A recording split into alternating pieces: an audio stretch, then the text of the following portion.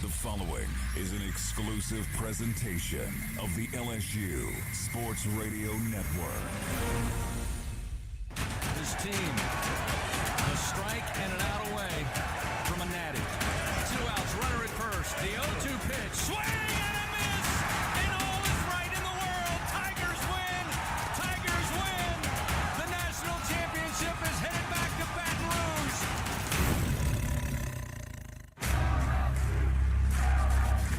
The powerhouse of college baseball is on the air. Play ball. This is LSU Fighting Tiger Baseball from the LSU Sports Radio Network.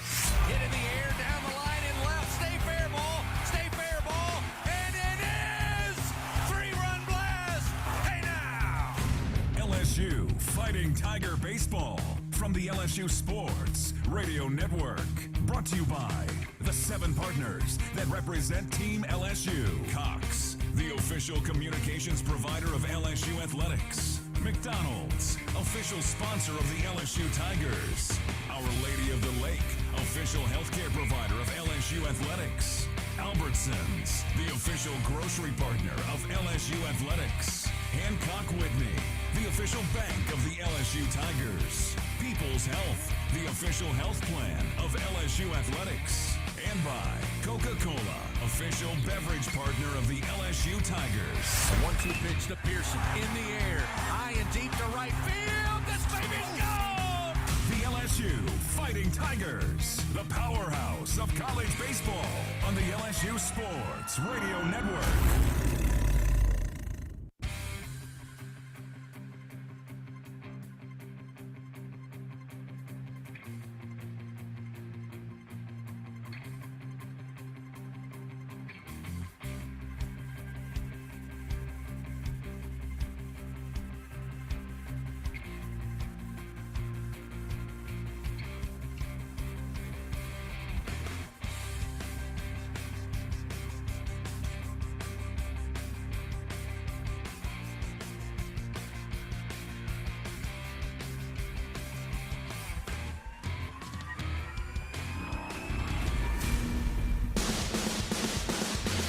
Coming up, it's the Hub International On Deck Show.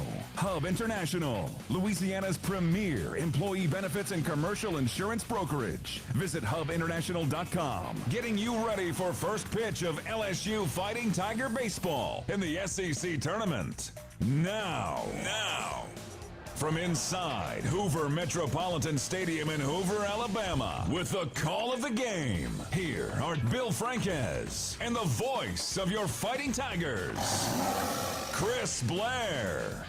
It is semifinal Saturday here in the SEC baseball tournament. The first of the semis features for the second time this week the number 10 seed South Carolina Gamecocks taking on your 11th seed Fighting Tigers of LSU. Hello, everybody. This is Chris Blair, along with Mr. LSU Baseball, Bill Franquez, our straw stirring the drink back in the Capital One studios, Jeff Palermo, welcoming you once again to Hoover Metropolitan Stadium here in Hoover, Alabama, for today's play-by-play story. These two teams have certainly earned their way to Saturday. The Gamecocks coming into the tournament, a 6-game losing streak, have certainly turned it on, led by catcher Cole Messina, blasting their way through the week. They go 3-1, battled out of the losers bracket to get here today. LSU and Jay Johnson, well, certainly a team on a mission for the last 4 to 5 weeks. So far, 3-0 here in Hoover, behind 31 runs off 34 hits with 7 dingers. The Gamecocks and Tigers had an epic battle on Thursday. LSU came from behind in the top of the 9th to win that contest 11-10. The pitching for everyone getting thin at this time of the week. But today, LSU going to look to junior lefty Javen Coleman, making just his 7th start of the year, second against SEC competition. The Gamecocks will counter with sophomore right-hander Roman Kimball, making his 8th start on the year, his 5th against the SEC. So find your favorite chair, grab your favorite beverage, and settle in with us for the first of the semifinals here in Hoover. It's South Carolina, it's LSU, and it's coming up next on the LSU Sports Radio Network. As a full-service industrial contractor, Bartlett Group specializes in maintenance, turnarounds, and capital mechanical projects, refractory, soft crafts, fabrication, and more. Just a few of the companies that Bartlett represents include Excel Scaffold, DECS, Deltec Manufacturing, GMTS, and Precision Refractory. Bartlett boasts the best talent retention record with highly trained and seasoned professionals. Our mission, to deliver first-class service with the best scaffold system and experts. At Bartlett, our strength is our people, driving our growth and success. Choose Bartlett Group, where exceptional is standard. Hey, Tiger fans 12 and younger, don't miss your chance to be a part of Mike's Kids Club. Presented by Shell, the exclusive kids club of LSU Athletics. Join Mike's Kids Club for only $25. Get the official Mike's Kids Club t-shirt, free admission to select LSU athletic events, and much, much more. To learn about upcoming events and to join, please visit LSUMKC.com. The Mike's Kids Club, presented by Shell.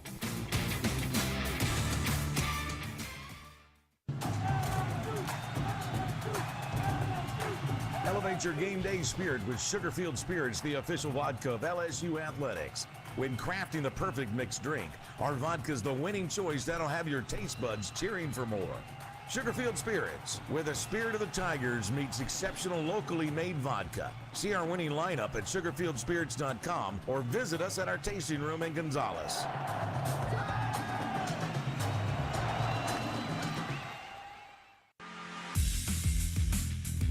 Back on the Hub International On Deck Show, getting you ready for LSU Fighting Tiger baseball. Deep shot to left center field. Brown going back at the wall. It's gone! Time now to talk with Tigers. Presented by your local Southern Quality Ford dealers on the LSU Sports Radio Network. We're back here at Hoover Met. It's the semifinal round of the SEC tournament, LSU versus South Carolina. Time for Talking with Tigers. We're joined now by LSU pitcher Will Helmers. And Will, what a run it's been so far. 3 straight wins here in Hoover. Tigers are back in the semifinals. Just your thoughts on the way the team has performed so far. Yeah, it's been outstanding. You know, just being here my whole career, this is the best we've done in the SEC tournament in the past 4 years. And so it's something really special to me to kind of blow through this tournament a little bit. And here we are today, about to play South Carolina again and get after it. So it should be pretty good. Just your thoughts on the game on Thursday. Tigers coming back from a 4-run deficit, then a 3-run deficit to win. What did it show about the character of the club to make a comeback like that? I think that's the point exactly, is this team has such a strong character. We've had it the whole season. I think everybody's just finally starting to see it. Everything's gelling and things are coming together. That was one of the best wins of my entire career at LSU, one of the most exciting for sure. And I think things are starting to come together and turn that corner, and I think it's about to heat up real quick. How much does it mean to you guys to win this tournament? I know the NCAA tournament is on the horizon, but the focus right now is here in Hoover. What would it mean to the club to win a tournament like this? I think it's a huge deal. It gives us some experience for later in the postseason, most definitely. And we're just going to take it one game at a time here today, and then hopefully tomorrow. And so hopefully we can just focus on one pitch, one inning at a time, and go from there, and hopefully notch up some wins. So, of course, when you play your 4th game in 5 days, depth of pitching is a concern. You guys do have a lot of arms available. Javen Coleman gets the start today. Just your thoughts on Javen and what you guys expect from him. Yeah, Javen's going to go out there, pound the zone, compete like hell, and we got a lot of guys behind him, guys that'll come back from the previous 3 days, and we only used 4 pitchers the first 2 games, so we got some pretty good depth in the bullpen. So we're looking primed and ready to roll. All right, man, we appreciate it. Great job so far this week and really over the last month of the season. Looking forward to today. Good luck today against South Carolina. All right, absolutely. Go Tigers. Will Helmer's with us. We're talking with Tigers prior to today's game with the Gamecocks. A lot more to come after this on the LSU Sports Radio Network. I learned patience from my adoptive dad. All he had to say was, "Hey, you got this. Just breathe." Hey, we're pretty good. yeah. Might have to start a band. I got it. Learn about adopting a teen from foster care. You can't imagine the reward. Visit adoptuskids.org to find out more. This message is brought to you by Adopt US Kids, the U.S. Department of Health and Human Services, and the Ad Council. When are 3 letters more than 3 letters? When they represent 14 storied universities, generations of tradition and unbridled passion, stadiums and arenas swelled with diehard fans, more than 260 national titles, thousands of All-Americans, and hundreds of Olympians. And the one conference where every catch, shot, swing, and stride just means more.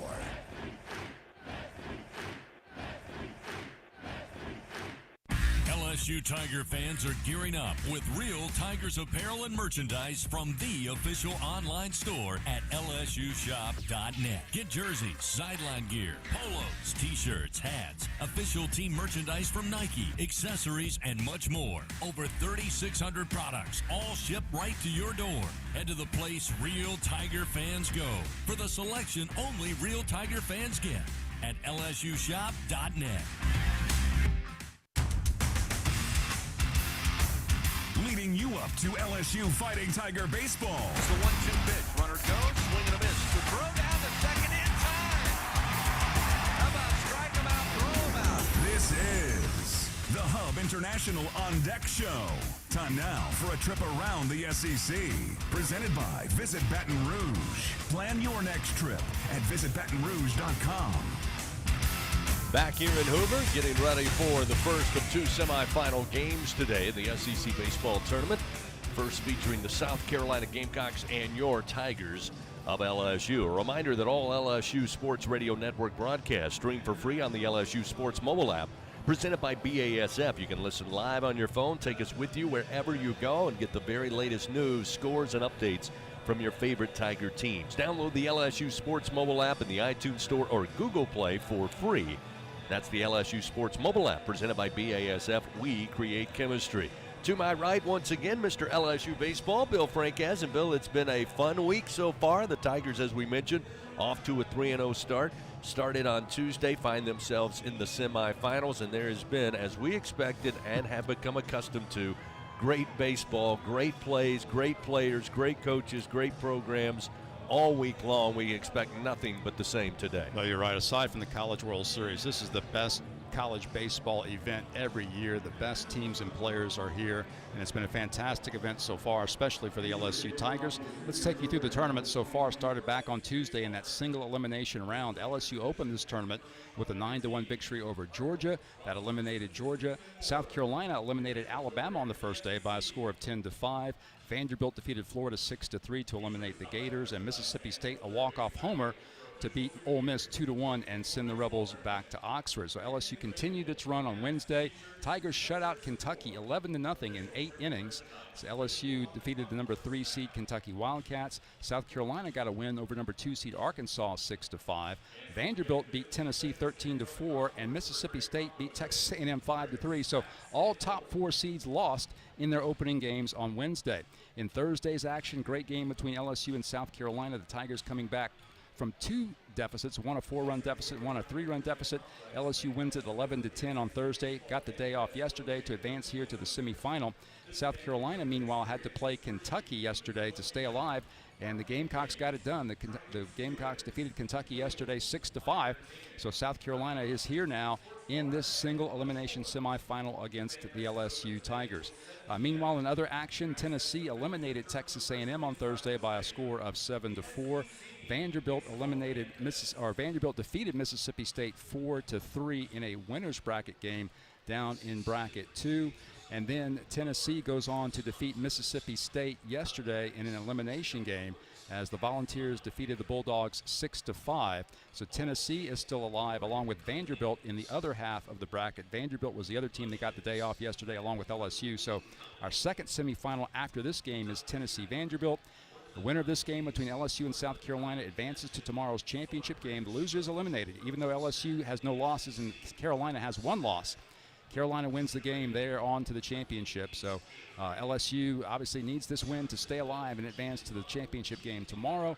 So LSU, South Carolina, followed by Tennessee, Vanderbilt. The 2 winners play tomorrow at 2 o'clock for the SEC Tournament Championship. All right, thank you, Bill. Fans have the right equipment to take on any job. Link to the land. Just visit Sunshine, your hometown John Deere dealer in Louisiana at sunequip.com. We continue leading you up to first pitch just after high noon here in Hoover on the Hub International On Deck Show. When we come back, we'll take a look at the starting pitchers. Bill may be able to peek into what's available as well for the Tigers out of the pen. Important semifinal game will continue right after this on the LSU Sports Radio Network. When it comes to investing in your home's comfort, it's never just one thing. You want to make sure you get an air-conditioned system that's reliable, affordable, energy efficient, backed by a strong warranty, and is installed by a dealer you can trust. That's why people who insist on the best choose Trane. Plus, right now, Trane is offering special financing. So what's not to love? Visit TraneSouth.com to find a local Trane dealer today. It's hard to stop a Trane. Subject to credit approval. Ask for details. Thanks for calling Toyota. This is Jan. Hi, Jan. I just adopted a new best friend, and I'm looking for a Toyota so we can make the most out of summer. With a new RAV4, you can take your pup for a drive up the coast. You can take a Prius to the park for some tug-of-war. Or you can take a Tundra to kayak at a remote lake. One problem, Jan. Oh? My new best friend's a cat. Your summer starts here, but it all ends June 3rd. Toyota, let's go places. Dealer inventory may vary. See your participating Toyota dealer for details. Now batting in the cleanup position, Janny King, the king of clean. Tiger fans, Janny King is a proud partner of LSU Athletics and even more proud to provide you, the players, and every fan that comes to a game here with a healthy stadium that has been cleaned by our team of professionals. Let us clean and disinfect your business. Go to JannyKingCleans.com now. That's JannyKingCleans.com. Janny King, the king of clean. The Hub International On Deck Show continues.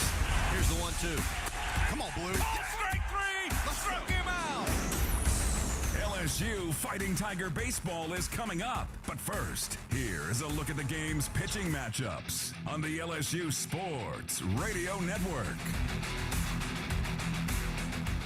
Both teams back in their dugouts as they get ready to start semifinal Saturday here in Hoover, South Carolina, and LSU. LSU Athletics would like to thank its Team LSU corporate partners, Cox, McDonald's, Our Lady of the Lake, Albertsons, Coca-Cola, People's Health, and Hancock Whitney. A warm day here in Hoover. No surprise, it's the end of May, Memorial Day weekend. It's going to be hot. We'll get your full game day forecast coming up in just a bit. But right now, let's take a look at the starting pitchers for both the Gamecocks and your Tigers. With that, here's Bill Franquez. Bill? Roman Kimball, a redshirt sophomore right-hander out of New Hartford, New York, 5'11", 185 pounds, on the mound today for South Carolina. He's a transfer from Notre Dame. He pitched for Notre Dame in 2022, sat out last season due to an injury, and now is here at South Carolina. On the year for the Gamecocks, Kimball is 2-2 with a 5.86 ERA. This will be his 15th appearance and his 8th start of the year. He has made 5 starts this season against SEC teams. He's worked 27 2/3 innings. He's given up 18 runs on 19 hits, 40 strikeouts, but 30 walks in 27 2/3 innings, so control could be an issue for Kimball. He's given up 6 doubles and 6 home runs, although his batting average against is only 194. Now, as I said, he's started 5 games against SEC teams. He's kind of had mixed results in SEC play. Had a real strong outing against Arkansas back on April 19th, 2 1/3 shutout innings. But his last 2 SEC outings haven't been as good. He pitched just an inning against Missouri, gave up 2 runs on 2 hits with a couple of walks. His last start came against Georgia on May 9th, worked just a third of an inning, gave up 4 runs on 2 hits with a couple of walks as well. So Kimball's got a live arm as we've looked at the scouting report, 90 to 94 on his fastball. He's a 4-pitch guy. He also works in a slider at 80 to 83. Curveball at 75 to 78, and a changeup at 81 to 84. Talented arm, a guy with a lot of experience. He was part of the Notre Dame team that advanced all the way to the College World Series in 2022. So certainly he'll present a strong challenge to the Tigers today. LSU counters with junior left-hander Javen Coleman, a 4-year junior for the Tigers. Of course, we know how Javen recovered from Tommy John surgery after being injured in the 2022 season. He was a big reason why LSU advanced to a super regional in 2021 with his excellent work in NCAA tournament games up in Eugene, Oregon. Was injured the next year in 22, sat out 23, actually came back near the end of 23 with a remarkable rehab. Got back within a year and actually contributed last year at the end of the season and pitched in Omaha during the Tigers National Championship drive. So Javen's been a great story, a young man who's very committed to this LSU program. This year, he is 3-1 with a 4.84 ERA. He'll be making his 11th appearance and his 7th start of the season In 22 and a third innings, he's given up 12 runs on 16 hits, 17 walks, 24 strikeouts, just an opponent batting average of 200. For Javen, it'll be his first start and first appearance in a game since April 30th. He started the midweek game against Grambling. First appearance in an SEC game since April 6th when he started against Vanderbilt. You may also remember he started at Arkansas back on March 28th. He was the opposing pitcher to Arkansas's Hagen Smith, and Coleman gave the Tigers a very competitive effort against Arkansas. 2 and a third innings, gave up just a run on 2 hits with 3 strikeouts. So looking forward to the matchup, Javen Coleman versus Roman Kimball, Chris, and which should be a very exciting SEC semifinal. Absolutely. Should be a great one here. Plenty of fans in attendance, lots of purple and gold, as you would imagine, as we get set for this first semifinal game. We'll continue leading you up to first pitch. Up next, we visit with head coach Jay Johnson. We'll get his thoughts on coming into the semi-Saturday here on the LSU Sports Radio Network. Hey, Tiger fans. No game day is complete without Noel Spirits from Noel Family Distillery. Founded by a father-daughter duo, Noel Family Distillery is the only Louisiana distillery offering authentic tequila. Their additive-free tequila captures the spirit of Louisiana, creating a spirits experience worthy of the Tigers and their loyal fans across the country. Noel Tequila is proud to be the official tequila of LSU Athletics. Enjoy Noel Tequila at the box or grab a bottle of your own at many fine retailers. Learn the unique Noel Distillery story at noeldistillery.com. What does it mean to be the best? How do you achieve success? For Our Lady of the Lake Health and LSU, we do it by working as a team. We achieve greatness together. Our partnership means student athletes get the best care so they can perform their best and be there for the team. Our Lady of the Lake Health and LSU. Together, we roar. Albertsons is making shopping and saving easier than ever. Check out Albertsons For You in our mobile app where you can shop for groceries and save weekly with digital coupons all in one place. With Albertsons For You, you can earn rewards points every time you shop and redeem them for free groceries. Brand new Albertsons For You members receive $5 off their next $25 purchase just for signing up. Download the Albertsons app or go to albertsons.com to sign up. Albertsons, fresh food, local flavors. It takes hard work to be the best in the game. Planning, commitment, resilience, sweat. That's why Old Dominion Freight Line, the #1 national LTL carrier for quality, works hard to be the best in the game and is proud to support those striving to be the best in theirs. Old Dominion Freight Line, official freight carrier of LSU Athletics, helping the world keep promises. Back on the Hub International On Deck Show with first pitch of LSU Fighting Tiger baseball just around the corner. Pack your bags. LSU is headed to Omaha. Time now to visit with Tiger skipper Jay Johnson on the LSU Sports Radio Network. Coach, here we are, semi-Saturdays at the SEC tournament. Before we talk about this matchup with South Carolina, I got to ask, how was Fleming's the second time around for the guys? It's great. It's become a postseason tradition. We've won a lot of games over the last couple years, post Fleming's dinner, so we'll probably just keep rolling with it. Sounds good to me. The guys needed rest. Obviously, a tough start, again, Tuesday, then Wednesday, then Thursday. How did you make the most of it to get the team ready? Yeah, I think it helps the pitching more than anything else. And then the position players, we've kind of been rolling with mostly the same crew to get them off their legs. We had a good recovery deal in the morning yesterday around 10:30. We wanted to get their bodies back on the noon-ish start for today. So Coach McMillan, our strength coach, did a good job with that. Then it was kind of nap time at the hotel. It was like kindergarten. And then we fed them, So it's like and then we had our meeting last night once we knew we were playing South Carolina and got ready to go. So it was a good day, and we're ready to roll. Speaking of the Gamecocks, an instant classic on Thursday, 11-10, you guys get the win. Every team goes through it at this point when you make it to Saturday, and that is pitching starts to get a little thin. I know that Javen Coleman going to get the start for you, but what's the plan overall? Yeah, we have a good grouping of guys. Now you're getting past, Tuesday and Wednesday where, a guy like Griffin had 3 days rest. Gavin had 2 days rest. That's real positive, but we like Aiden Moffitt in this game today, so I'm sure you'll see him. We still have Kate Anderson sitting there who we like for today or tomorrow, should we be able to advance. So the combination of guys getting a little bit of rest coming back and guys that are still fresh is helpful for us today. South Carolina team, as we mentioned, you had not seen. The three first teams you played, you had not seen in the regular season. Having seen them on Thursday, what do you expect and what's the challenge? Yeah, first, my heart goes out to Cassis. He broke his hamate bone yesterday. He's a great hitter. And, man, when that ball went off the bat on Thursday night, I wasn't sure if it was gone or not because he's got a pretty swing. So hopefully he gets ready for their regional in time. I think key is limiting the free bases. And then with Petrie and Cole Messina, we have to try to keep them in the park. If we can do that, we think we got a chance to be successful. Real quickly, Roman Kimball going to get the start for South Carolina. What do we know about him? He's got a good arm, good fastball.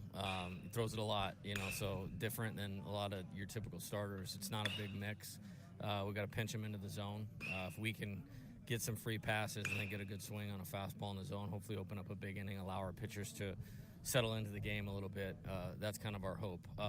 It's an interesting 11-10 game the other night. I actually think both teams actually pitched better than what those numbers showed. We got some good fortune with their errors, and we're able to take advantage of that. Well, Coach, looking forward to it. Welcome to the semis, and best of luck. Get after them. Awesome. Thanks, Chris. Head Coach Jay Johnson, everybody. We'll take a timeout. We come back, we'll set you up with the starting lineup. Your Tigers and Gamecocks. Semi-Saturday in the SEC tournament. Coming up on the LSU Sports Radio Network. Going to the track, the wall, see ya! Tiger fans, have you ever wanted to watch LSU baseball on TV but hear the action from the LSU Sports Radio Network? Just sync the game with the LSU Sports mobile app. It's easy to do. Just pause the TV. Use the LSU Sports mobile app to stream the audio on your smartphone or tablet. Connect to a smart speaker, then wait for the audio to catch up to the point your TV is paused. Push play, and you are all set. Sync the game with the LSU Sports mobile app for iOS and Google devices. Download it today. Tigers win! Tigers win! When are 3 letters more than 3 letters? When they represent 14 storied universities, generations of tradition and unbridled passion, stadiums and arenas swelled with diehard fans, more than 260 national titles, thousands of All-Americans, and hundreds of Olympians. And the one conference where every catch, shot, swing, and stride just means more.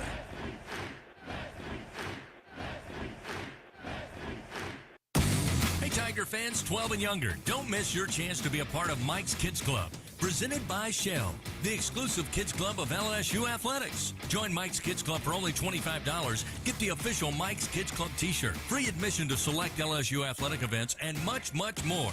To learn about upcoming events and to join, please visit lsumkc.com. The Mike's Kids Club, presented by Shell.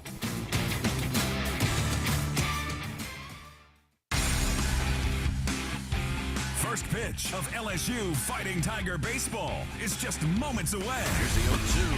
High in the air to left center field. Waldsmith will just watch it. See ya! But first, as the Hub International On Deck show continues, here are the starting lineups.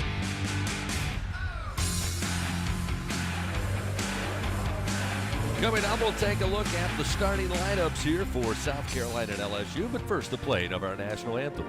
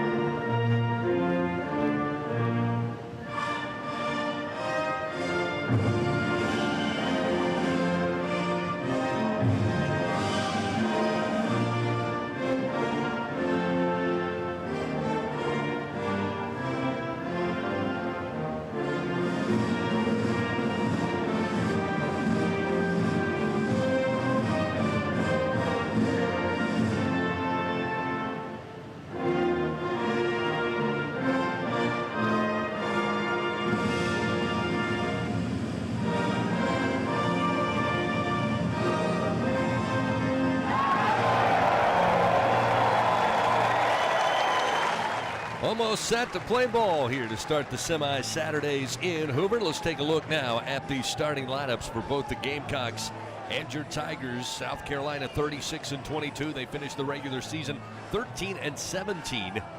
in regular season, or rather SEC play. Austin Brindling, the center fielder, will lead it off, a senior hitting .301. Ethan Petrie will bat second, play first base with a .308 average. Blake Jackson in right field will bat third.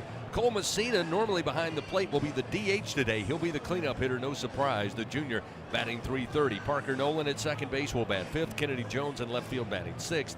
Dalton Reeves will be the catcher today. He'll bat in the 7-hole. Talmadge Lecroy will be the third baseman batting eighth, and Will Tippett, the shortstop, will round out the order. Now for your Tigers of LSU, 39-20 on the season, also 13-17 in SEC play this year. Again, Michael Braswell will lead it off, the junior shortstop, followed by Tommy White, the junior third baseman. Jared Jones will be at first and bat third. Josh Pearson, the cleanup hitter, will bat in left. Hayden Travinsky, the DH in the 5 spot. Stephen Milam at second base will bat sixth. Jake Brown with back-to-back starts in center field will bat seventh. Ashton Larson in right field batting eighth. And Alex Malazzo will be behind the plate catching and batting ninth. That's the starting lineup. First pitch, South Carolina LSU, coming at you after this on the LSU Sports Radio Network. Find more at L'Auberge Baton Rouge. More excitement, more gaming, more staycation action. Football fans get more too with our 22-foot video wall. Don't miss out on the area's best Asian food at Red Lotus or fine dining at its best at 18 Steak. Let our exceptional staff take care of your every need. Add more to your story in the heart of South Baton Rouge, only at L'Auberge. Must be 21 to enter. Gambling problem? Call 1-877-770-STOP. In the morning when the roaches are running, you got the Bengal roach spray. Bengal roach spray is a miracle in a can. Just spray the baseboard in the kitchen and bathroom, and in just a little while, your roaches are dead on the floor. It's incredible. Bengal roach spray is odorless, clean, and easy to use. Bengal guarantees roach extermination overnight.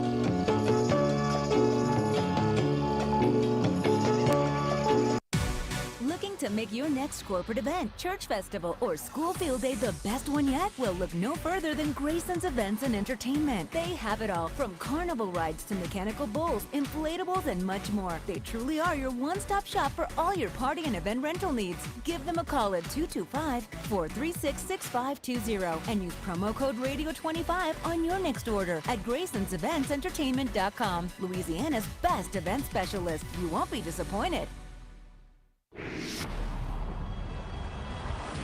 17 SEC championships. His team, a strike and an out away from a natty. 26 regional titles. 2 outs, runner at first. 19 trips to Omaha in the College World Series. The 0-2 pitch. 7 national championships. Swing and a miss! And all is right in the world. Tigers win! Tigers win! The national championship is headed back to Baton Rouge.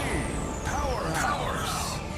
This is LSU Fighting Tiger Baseball.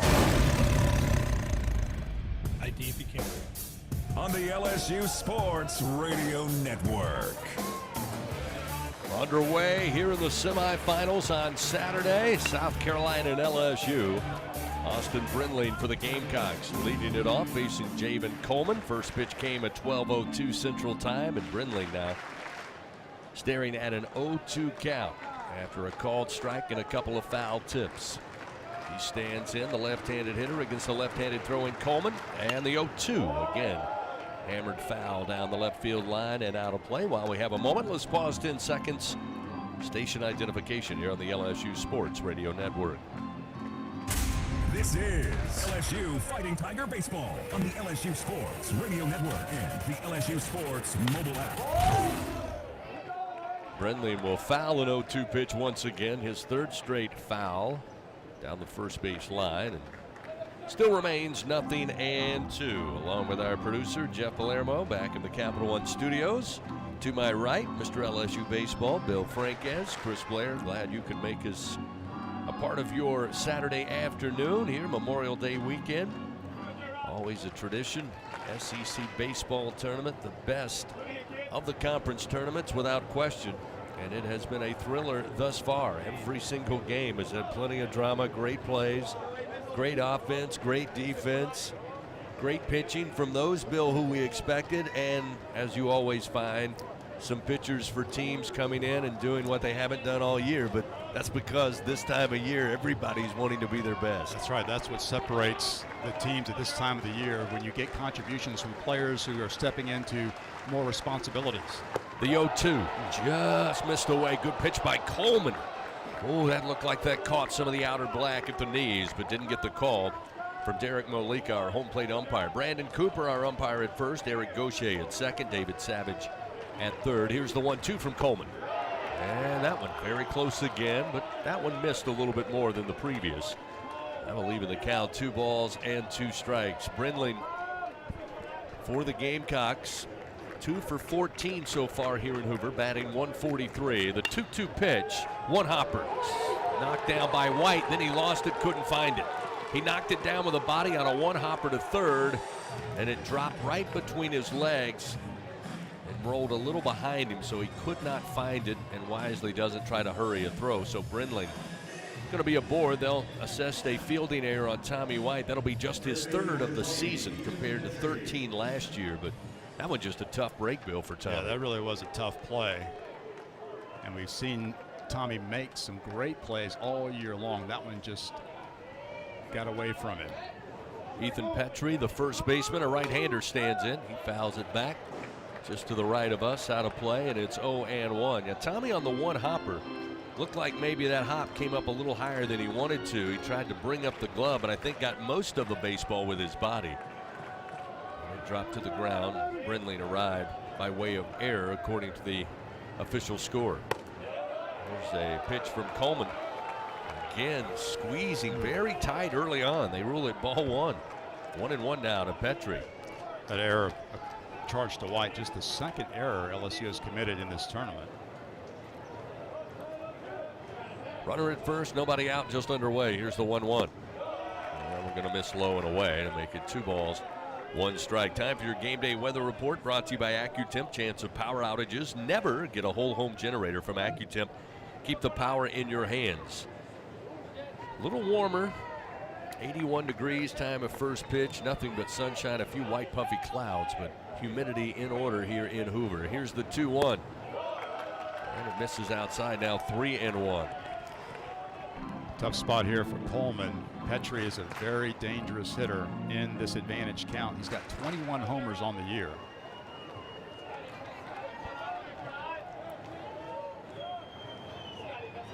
Runner at first, the 3-1.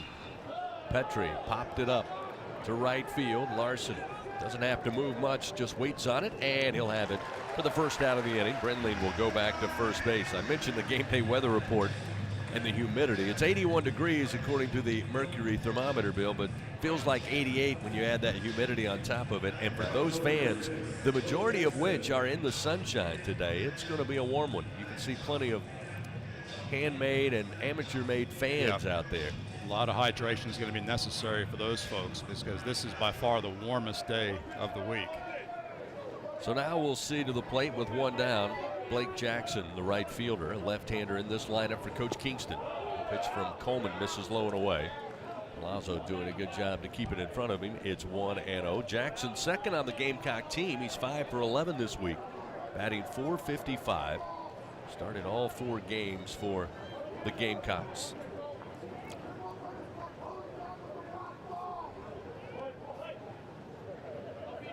Coleman from the stretch, the 1-0. Swing and a miss.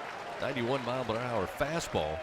Just under the letters. Jackson late getting around. It's 1-1. Jackson has tremendous speed. We saw him reach on a bunt single against the Tigers back on Thursday.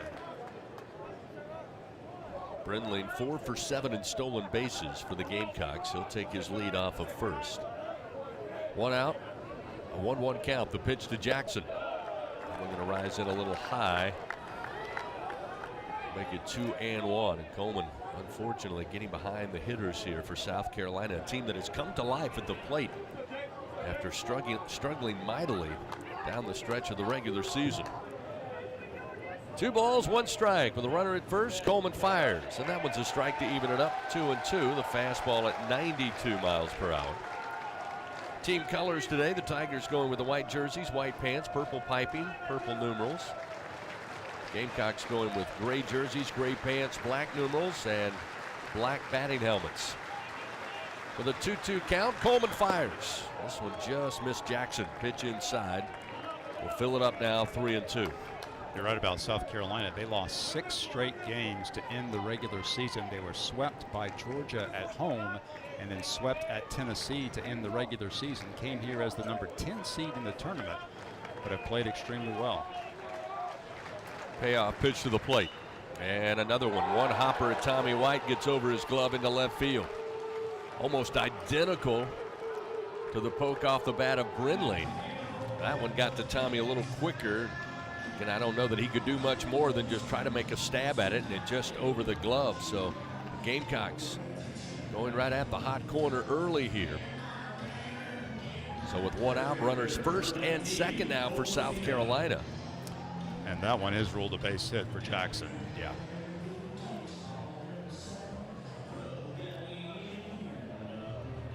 So that will be the first single. And with one out, that will bring Cole Messina, who's been as hot as any player in this tournament. The first pitch from Coleman. A called strike with a breaking ball, and it's 0-1. Messina batting .615 through 4 games. 14 runs batted in, 4 home runs, 1 dibble. He scored 7 runs. The 0-1. Big swing, but this one foul, headed towards the seats down the line in right. And Coleman works ahead, 0-2. Messina also Carolina's leading hitter on the year, batting .330 this season, 19 doubles, 1 triple, 20 home runs, and 67 RBI. He does have the second highest number of strikeouts on the club. The 0-2, swing and a miss. Javen Coleman retires Messina. Got him to chase the heater a little outside on the plate, and a big punch out for Coleman. Jay Johnson telling us before the game, he said, guys, South Carolina, you got to look out for Petrie and Messina, along with others, but those two are the big ones. And if you can limit their damage, things might go well for the Tigers. And here in the first, Coleman gets Petrie Bill to fly out to right, and then a strikeout to Messina. Strikeout number 65 this season for Messina, and a big one for Javen. Now he's got to close the deal. Now a left-handed hitter once again for Parker Nolan.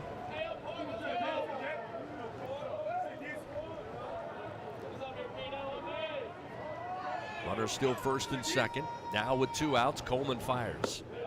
And that breaking ball just missed. Just a little low and away. 1 ball, no strikes. And you look at the lineup here for South Carolina against the left-handed throwing Coleman. It's left, right, left, right, left, right, left, right, and a switch hitter.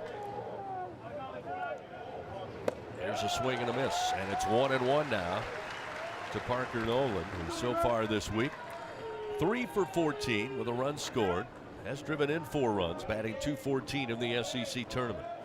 Nolan had a big 2 RBI single for Carolina against the Tigers back on Thursday. 1-1, and that one misses outside. That 2-run single by Nolan was part of that 4-run 6th inning for South Carolina when it looked like they had seized control of the game.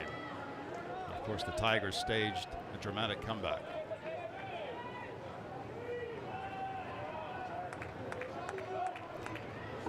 Two balls, 1 strike, 2 outs.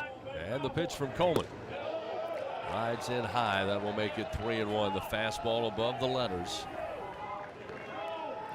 And a hitter's count here for Nolan. Nolan's a veteran SEC guy. Started his career at Vanderbilt before transferring to South Carolina.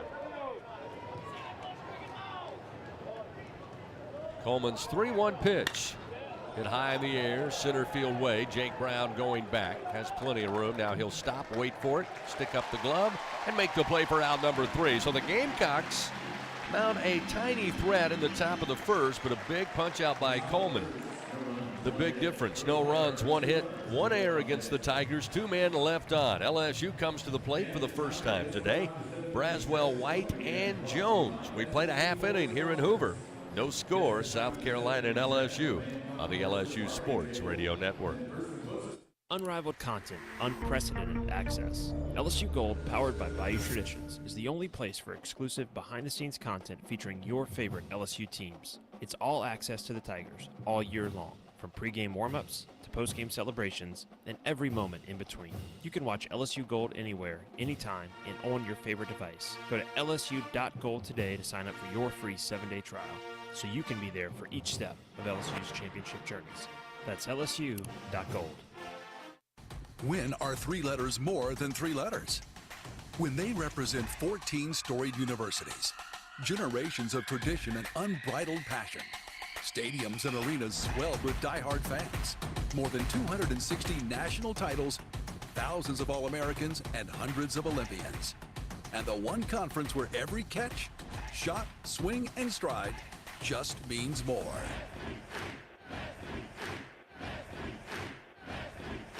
And here's Heather with the weather. Well, it's beautiful out there, sunny and 75, almost a little chilly in the shade. Now, let's get a read on the inside of your car. It is hot. You've only been parked a short time and it's already 99 degrees in there. Let's not leave children in the back seat while running errands. It only takes a few minutes for their body temperatures to rise, and that could be fatal. Cars get hot fast and can be deadly. Never leave a child in a car. A message from NHTSA and the Ad Council. The action continues from Hoover and the SEC Tournament on the LSU Sports Radio Network. Scoreless as we head to the bottom of the first inning. Tigers with a pretty good start, Javen Coleman. I guess the only thing, Bill, that stands out, maybe the pitch count a little elevated there, but otherwise a good start by Coleman. That's what you're asking for. And that's what the Tigers asked of Thatcher Hurd on Thursday in this first meeting against South Carolina. And though 2 get aboard, they get nobody in. And the Tigers now with a chance in the bottom of the first inning. Again, it'll be Braswell, White, and Jones to lead it off. You look at this lineup, Bill, it's pretty much been the same. Jake Brown has entered the starting lineup, but the order pretty consistent, and it's almost as if this might be the sweet spot for Jay Johnson. Certainly has been the answer so far this week with, again, a ton of runs, 31 runs on 34 hits so far through 3 games. I think you're right. I think he feels very comfortable with this lineup. Jay uses the term flow when discussing lineups, and this lineup appears to be flowing exactly the way he wants it to right now. And it's been triggered by this guy at the plate, Michael Braswell, who's just played exceptionally well, especially over the last month.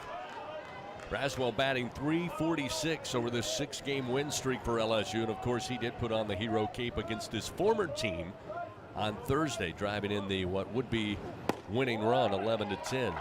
There's a first pitch strike to Braswell, and it's 0-1. Kimball, the right-handed hurler, 5.86 ERA on the year. Again, a lot like Javen Coleman, not a ton of opportunities, but needed here in Semi-Saturday. As Bradwell belts this one to right center field. Brindling on the run, and on the run makes the play for out number 1. Braswell gave it a good ride, but better play by Austin Brindling, covering a ton of grass out there in right center field. South Carolina's got some speed in the outfield. Brindling in center and Jackson in right. Brindling did a marvelous job that time going to the gap in right center field to make a catch.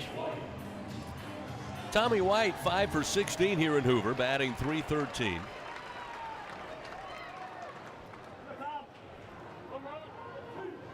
And a grand slam to right field against the Wildcats on Wednesday. So 1 home run for White as this breaking ball missed down. And it's 1-0 to Tommy. Tommy, no surprise, a big part of this 6-game win streak as well, batting .448.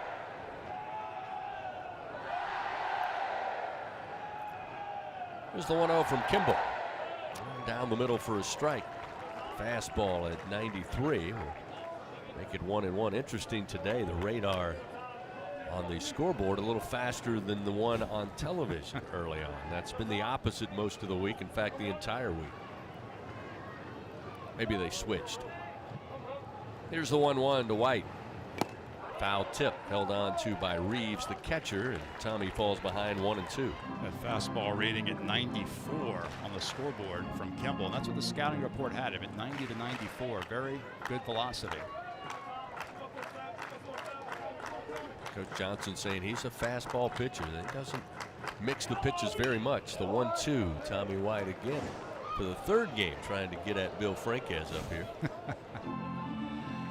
but it's just above us. Tommy's due. He uncharacteristically did not have a hit in the game on Thursday. Tigers still able to prevail, though. Nobody on, one out. Bottom of the first inning. 1 ball, 2 strikes. Here's the pitch to White. And he goes opposite field, base hit to right. It'll drop in front of Jackson, and Tommy White with a 1-out single has a runner aboard for LSU. And that's Patton, Tommy White right there, Bill, right, to go opposite field, just pepper it that way. Such command of the bat. And they have their first base runner, and that will bring Jared Jones to the plate here for LSU. Jones batting just 154 this week, 2 of 13, but one of those 2, well, both of those 2, I should say, but one of them was big. His first hit here in Hoover was the grand slam to left against the Wildcats to open up that ball game on Wednesday. So Jones stands in, Kimball ready to work, and the pitch. And it's a called strike. Looked a little outside. Jones looks a little surprised, but nonetheless, he'll readjust here. It's 0-1. That grand slam by Jarrett on Wednesday, one of 2 grand slams in the game, as White also hit one. 0-1 the count. Pitch to the plate. Jones hammers one, line drive to left, but it comes down quickly enough for Kennedy Jones to get to it. Sounded great, looked great off the bat. But dropping quickly, staying well in play in this massive ballpark results in out number 2. A good contact that time by Jones. Looked like it had a chance to get past Kennedy Jones in the outfield, but he makes a pretty routine play. So now we'll see Josh Pearson. Pearson, a .241 batter on the year. Batting an even .300 so far here in Hoover. And the first pitch lifted in the air down the line in left, and Jones able to get to it about a step and a half in fair territory for out number 3. So the Tigers come up empty in the bottom of the first. No runs, 1 hit. They left 1 man on. We played a full inning. First game of the semifinals. No score between the Gamecocks and Tigers. Top of the second coming up here on the LSU Sports Radio Network. Hub International is Louisiana's premier employee benefits and commercial insurance brokerage. Hub can insure just about any risk that your business faces. Did you know Hub even insured the bonuses for our football coaches in 2022? Hub specializes in the construction, healthcare, real estate, and hospitality industries. Chances are you're probably already doing business with someone who does business with Hub. Turn to the agency that the Tigers, Saints, and Pelicans choose. Hub International. Visit them today at hubinternational.com. Cheer on the Tigers with Oxbow Rum, the official rum of LSU Athletics.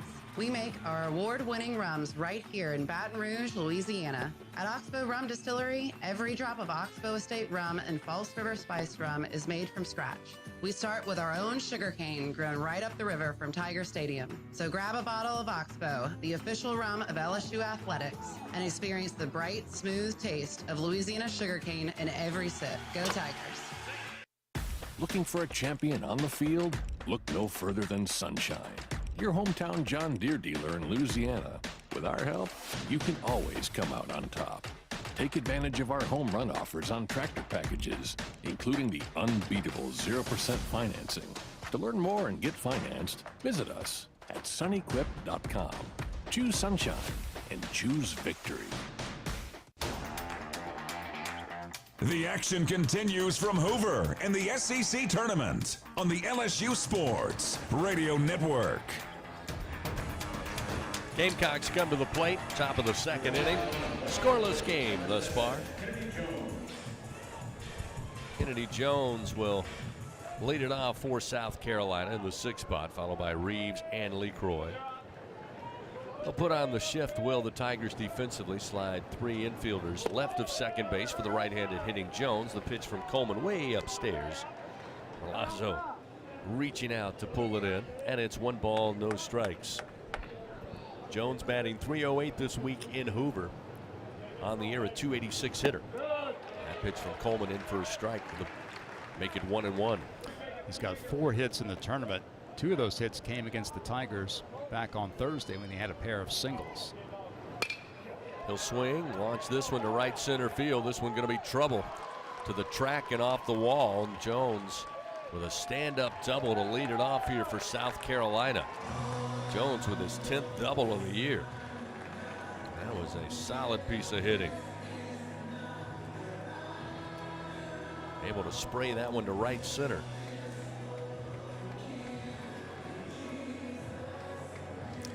The second straight inning, South Carolina has a runner in scoring position, this time with nobody out.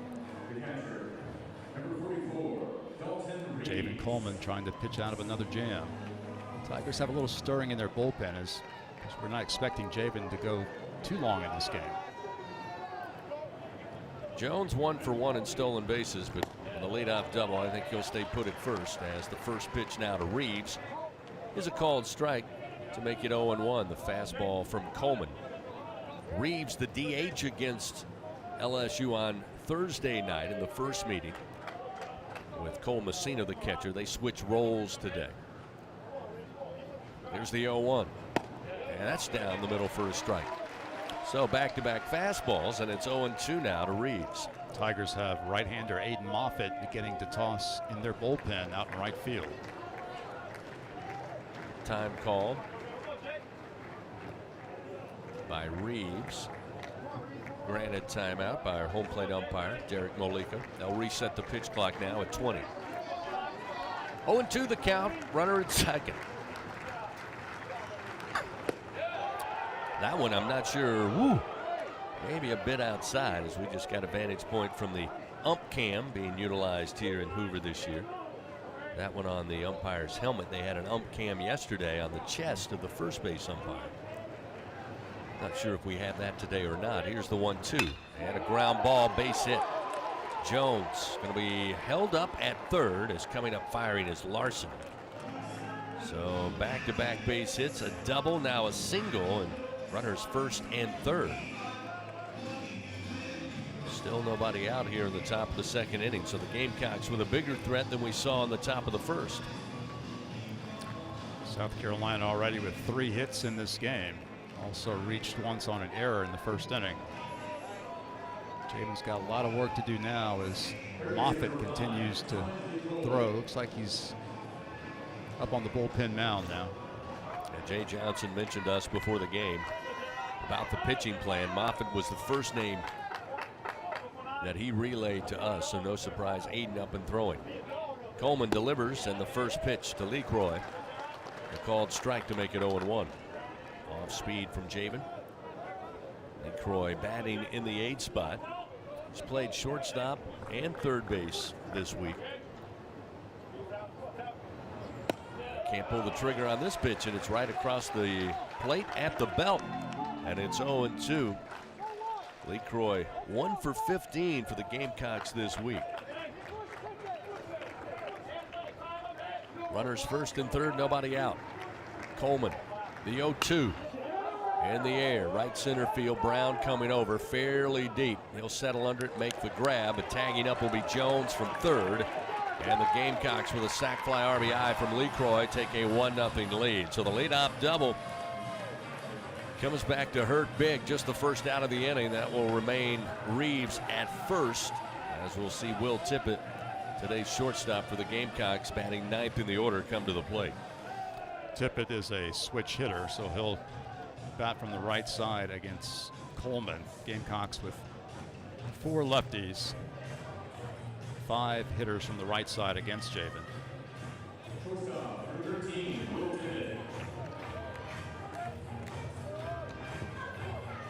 So Reeves will take his lead off of first.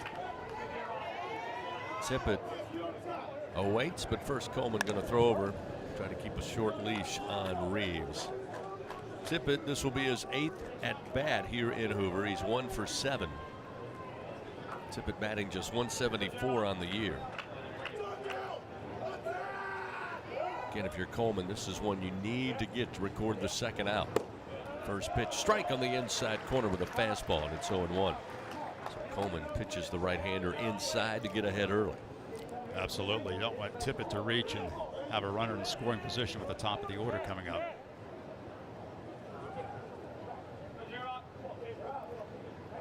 Coleman's 0-1 pitch.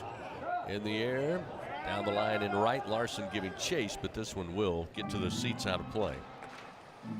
So this is the third straight 0-2 count for Javen. Reeves came back and singled against Coleman, but he did retire LeCroy on the sac fly. Young LSU fan made a heck of a play out there on the grass. Getting applause from the fans here at Hoover. Always appreciating good defensive play, whether it be on the field or off the field. 0-2. Coleman fires. And a called strike 3 at the letters. Derek Molika with a very slow but demonstrative punch out behind the plate.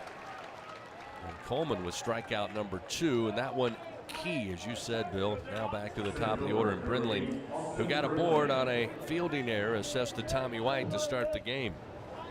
This is another big help for Javen. Want to end it here and not have to face Petrie with potentially 2 runners on. 1-0 South Carolina leading, 2 outs, top of the second. Coleman fires, and it's a strike at the belt. Pitch number 40 on the day for Coleman. Done a nice job of these last few hitters of getting ahead.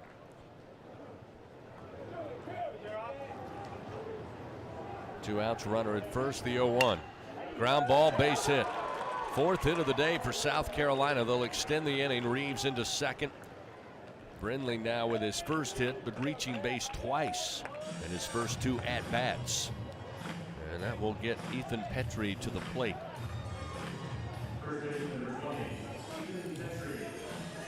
So Coach Johnson has a decision to make. Do you bring in the right-hander Moffitt to face Petrie or stick with your lefty Coleman? Looks like they'll stick with Javen here and play a shift. Thursday night was a hit parade between these two teams. The Tigers with 13, South Carolina with 12, as now Nate Yeske going to make his way out to the mound, the pitching coach for LSU. And it's interesting, Jay Johnson talking after the game, even talked to me earlier today about, he didn't think the pitching for either team was all that bad. He just gave a tip of the cap to the batters for both the Gamecocks and the Tigers. But 11 runs for LSU on 13 hits. South Carolina 10 runs on 12 hits. They did have 4 costly errors. In fact, I think, Bill, their last 2 games, they have 7 errors. Yeah, 7. That's been the only weakness, really, in the way they've performed this week. They have committed 7 errors in the last 2 games, and they've committed 9 errors for the entire tournament. But they've overcome those errors for the most part, except in the Thursday loss to LSU. Coach Yeske done with the meeting. He'll make his way back to the dugout. Ethan Petrie, dangerous hitter, batting .306. As we told you, .412 coming into today. Did fly out to right field. His first time up. He's got runners first and second, 2 outs. South Carolina leading early, 1-0. Coleman's first pitch. Popped him up, shallow center field. Brown on the run. Brown sliding, and Brown makes the grab. Hey now. Jake Brown made it look easy. Freshman center fielder comes in, takes a slide, and gloves it for out number 3. But the Gamecocks get on the board, 1 run on 3 hits. A leadoff double hurts the Tigers there in the top of the second. We head to the bottom of the second. LSU has 5, 6, and 7 due up. Travinsky, Milam, and Brown when we continue on the LSU Sports Radio Network. Going to the track, the wall, see ya! Tiger fans, have you ever wanted to watch LSU baseball on TV but hear the action from the LSU Sports Radio Network? Just sync the game with the LSU Sports mobile app. It's easy to do. Just pause the TV. Use the LSU Sports mobile app to stream the audio on your smartphone or tablet. Connect to a smart speaker, then wait for the audio to catch up to the point your TV is paused. Push play, and you are all set. Sync the game with the LSU Sports mobile app for iOS and Google devices. Download it today. Tigers win! Tigers win! The SEC is more than the Southeastern Conference. It's the Saturday Electrifying Conference, the Sunday Elite Conference, the Stadium Erupting Conference, the Stunning Eyeballs Conference, the Superbly Entertaining Conference, the Storied Enduring Conference, and, more often than not, the See You Later Everyone Else Conference. This is the SEC, where it just means more. Some people won't give you the real talk on drugs, but it's time we know the facts. Fentanyl is killing people. It's a powerful opioid, often made illegally and commonly mixed with illicit drugs. It can even be pressed into counterfeit pills that resemble prescription medications. Just 2 milligrams, about the size of a few grains of sand, can potentially be lethal. This isn't an ad to scare you, but it is an ad to make you think twice. Get the facts. Go to realdealonfentanyl.com. This message is brought to you by the Ad Council. Fighting Tiger Baseball, live from Hoover and the SEC Tournament on the LSU Sports Radio Network. South Carolina takes the early lead, 1-0.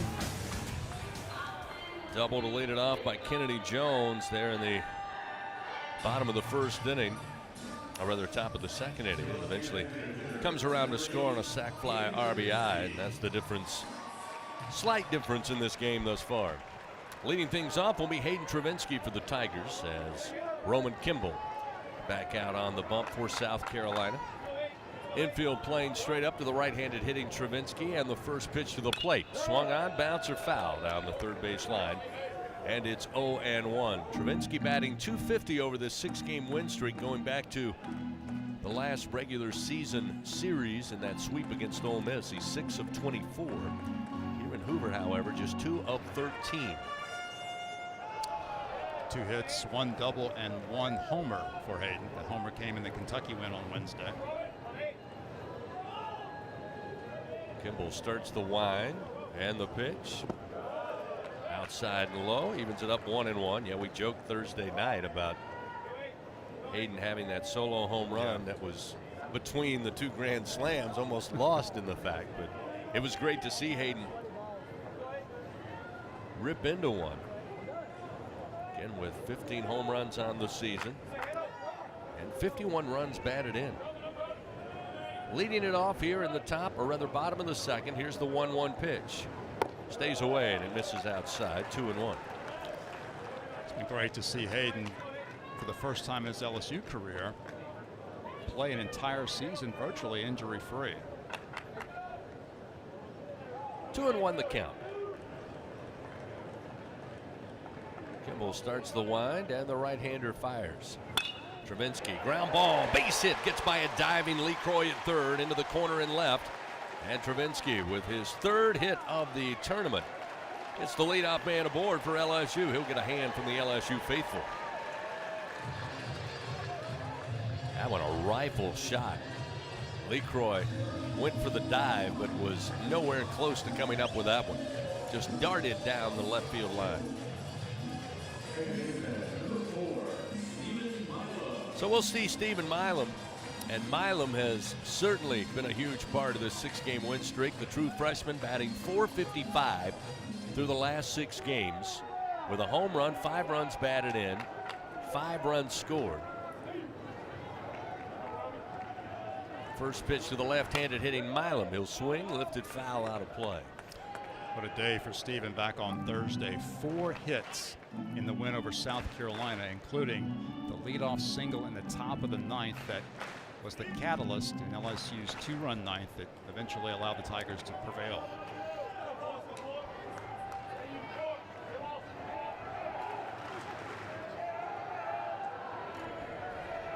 Milam awaits on the 0-1 delivery. Kimball will fire. Milam swings but misses. It's 0-2. Chased a fastball a little up.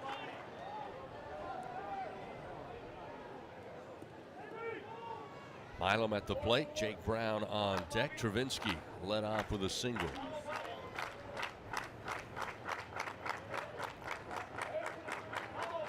The 0-2 to Steven.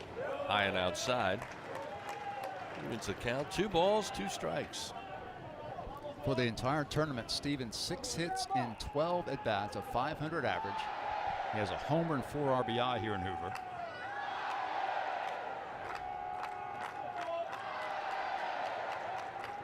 Count, I stand corrected, is now 1-2. As again, Milam will foul this one back over the top of the overhang, out of play. Still 1 ball and 2 strikes. Bill, did you take advantage of your day off yesterday? Got some paperwork done. That's probably the biggest amount of production. That sounds exciting. Yeah, it was thrilling. Well, we're out there kind of on an island, so there's not a whole lot to do. It's a little remote.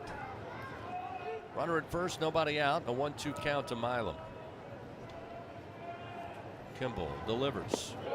And it misses low. Good eye by Steven. He started that front foot but stayed away, and it's now 2-2. Those 4 hits, by the way, by Milam on Thursday tied his season high. He also had 4 hits in a game very early in the season against VMI.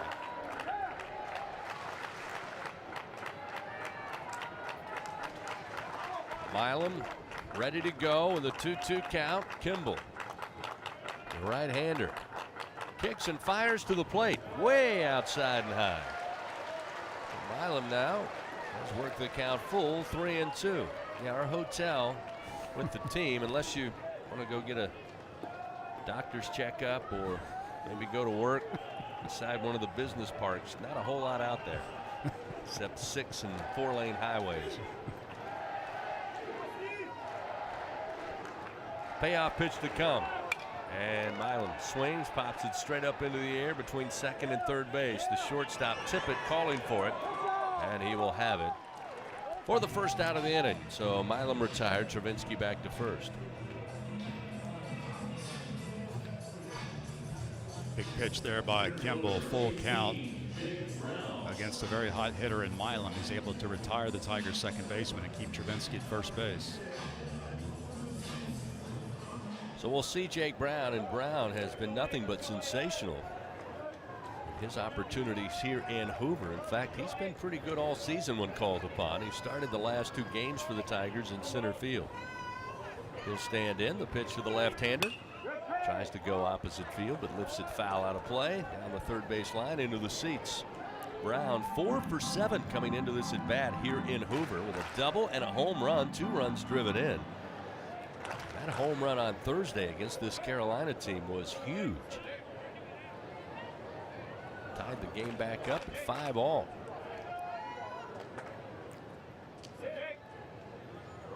Here's showing bunt, and this one comes inside, going to hit him. So Brown hit by a pitch, will head down to first.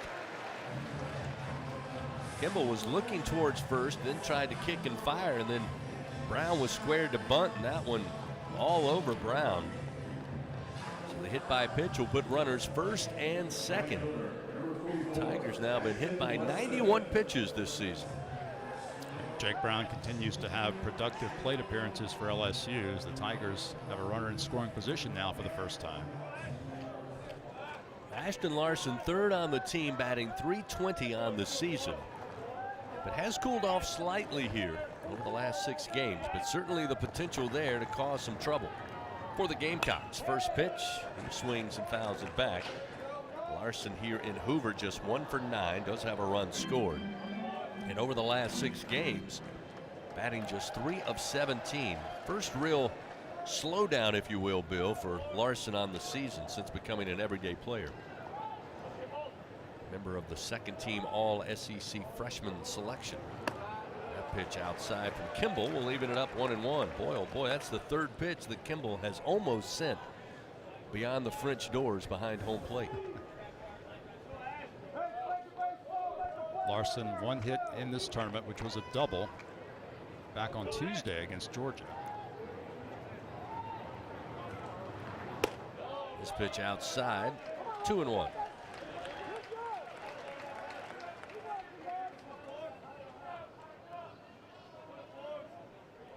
Actually, that double came against Kentucky on Wednesday, so that was his first and only hit so far. 1 out, runners first and second. Carolina leading 1-0. And Larson popped it straight up. Shallow center field. Going back is Tippett again. He's calling for it, and the shortstop has it for the second out. So now with 2 down, it'll be Alex Milazzo, the veteran catcher, coming to the plate, batting for the first time today, and he has had a week. 5 for 11 with 4 runs scored, a double and 3 runs batted in.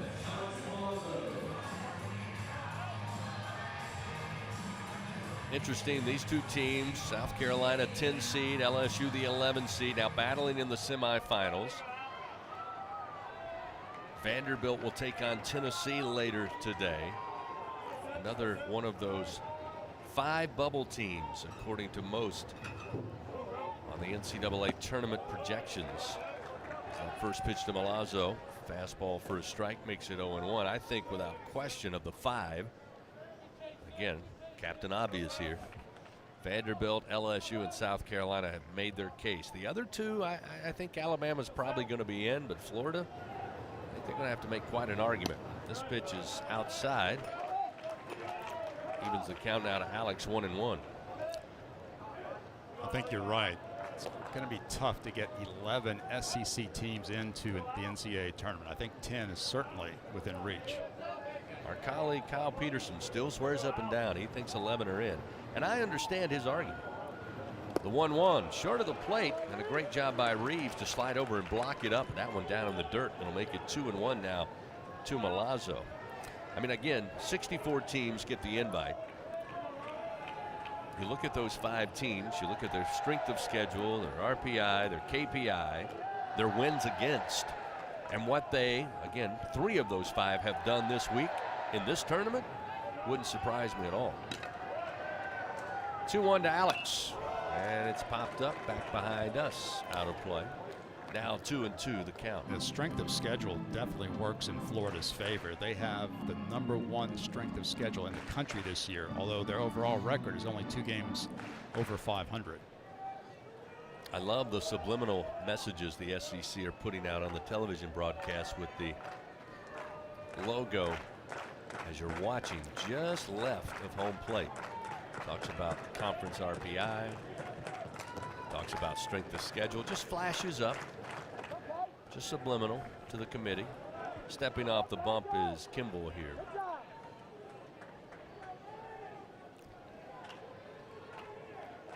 Two outs. Tigers have runners first and second, trailing South Carolina 1-0. Milazzo at the plate with a 2-2 count.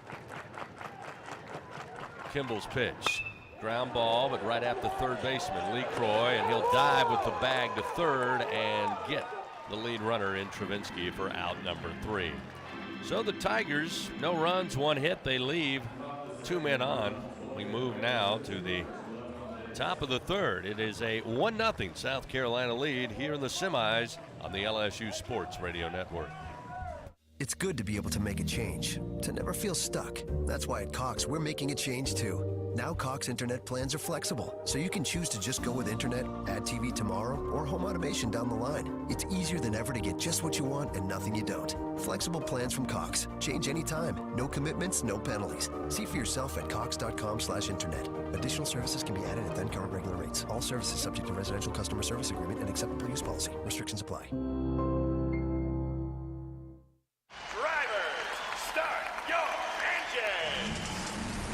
Have to be in the race to be in the race. The NASCAR Powerball Playoff is back. Enter for a chance to win a VIP trip for 2 to the NASCAR Cup Series Championship race at Phoenix Raceway. You could win the grand prize of $1 million. Purchase a 5-board Louisiana Powerball ticket and scan for entry details. Must be at least 21 to purchase. NASCAR used with express permission. NASCAR LLC is not a sponsor of this promotion. Hey Tiger fans, no game day is complete without Noel Spirits from Noel Family Distillery. Founded by a father-daughter duo, Noel Family Distillery is the only Louisiana distillery offering authentic tequila. Their additive-free tequila captures the spirit of Louisiana, creating a spirits experience worthy of the Tigers and their loyal fans across the country. Noel Tequila is proud to be the official tequila of LSU Athletics. Enjoy Noel Tequila at the box or grab a bottle of your own at many fine retailers. Learn the unique Noel Distillery story at noeldistillery.com. Back to the Hoover Met with live coverage of Fighting Tiger baseball in the SEC tournament on the LSU Sports Radio Network. 1-0 game, South Carolina leading LSU. Head to the top of the third inning here at the Hoover Met. A reminder, fans, scratch-made dishes, wall-to-wall TVs, craft beers, and cocktails. Find your nearest location, order online, or in the app. It's Walk-On Sports Bistro for the win. Gamecocks will have Jackson, Messina, and Nolan. Dangerous part of their order. 3, 4, and 5 due up as Javen Coleman continues his work on the mound. 2 innings, 4 hits, 1 run. So far, 2 strikeouts as the first pitch to Jackson missing low, and it's 1-0. You can see there the best non-conference win percentage. Another one of those messages on the LED just behind home plate. There's the strike to Jackson. It evens it up 1-1.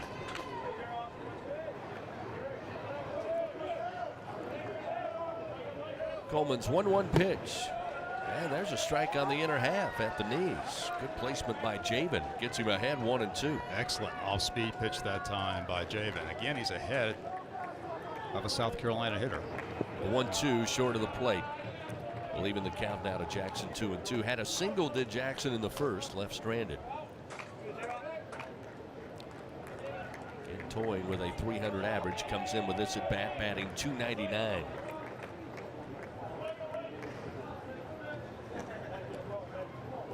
Two pitch to the left-hander, went around, chased one low, dropped by Milazzo. He'll pick it up, throw to Jones in time.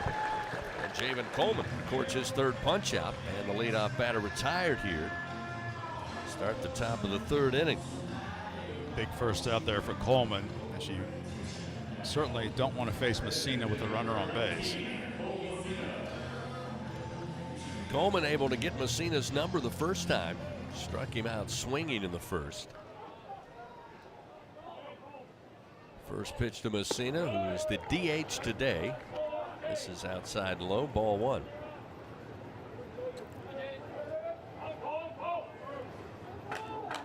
Tigers will move three infielders left of second base. Braswell deep in the hole at 6, and Milam well shy of the second base bag to the left. 1-0, short of the plate, blocked up by Milazzo. It's quickly 2-0. Messina is 6 feet tall, 230 pounds, out of Summerville, South Carolina. 2-0 pitch across the plate for a strike. Nice delivery with a breaking ball from Coleman to make it 2-1. He was a second-team All-SEC selection this year. Pitch misses away. Now 3 balls, 1 strike.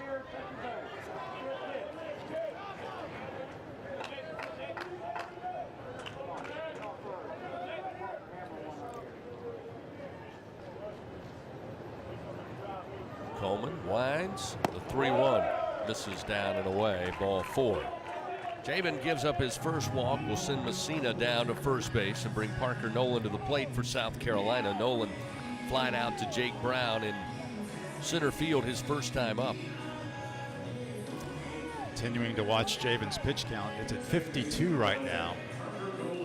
His longest outing of the year was 77 pitches way back on February 25th when he started a game against Stony Brook.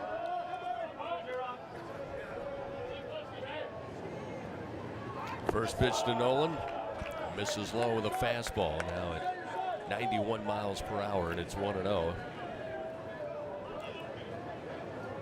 Aiden Moffitt, the right-hander, is back up and throwing in the Tigers' pen. 1 out, 1 runner on for the Gamecocks, leading 1-0. The 1-0 pitch misses outside, make it 2-0. Now Coleman trying to find the strike zone again.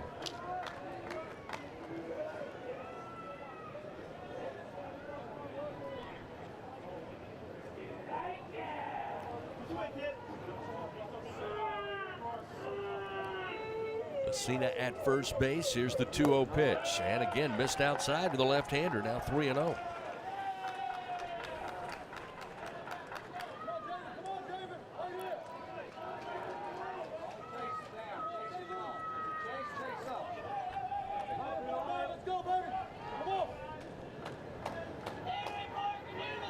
Three balls, no strikes, and the pitch. Take was on by Nolan, and there's a strike to make it 3-1. Continual theme for Coach Johnson this week, taking on a Georgia team that has plenty of power in their lineup. Kentucky, certainly one of the more potent offenses this season, and South Carolina here of late. The free passes had to be at a minimum. It's one of the things he really dialed in on with his pitching staff. South Carolina's been effective with runners on so far this week in the tournament. The 3-1, low and inside, ball 4. So back-to-back walks, second walk given up by Coleman will once again put multiple runners aboard for South Carolina with just 1 out. Tigers have been pretty good at limiting free passes so far in this tournament. The staff had walked 12 in its 3 previous games here, but now back-to-back walks issued by Coleman. He's at 57 pitches. Jay has made the call to Aiden Moffitt to face the right-handed hitting Kennedy Jones. So the Tigers make a pitching change here in the top of the third with 2 men on and 1 out for the Gamecocks. Pitching change powered by your hometown John Deere dealer in Sunshine. We'll give you Aiden Moffitt's numbers and get back to action here in Hoover. South Carolina leading the Tigers 1-0 here in the top of the third on the LSU Sports Radio Network. Looking for a champion on the field? Look no further than Sunshine, your hometown John Deere dealer in Louisiana. With our help, you can always come out on top.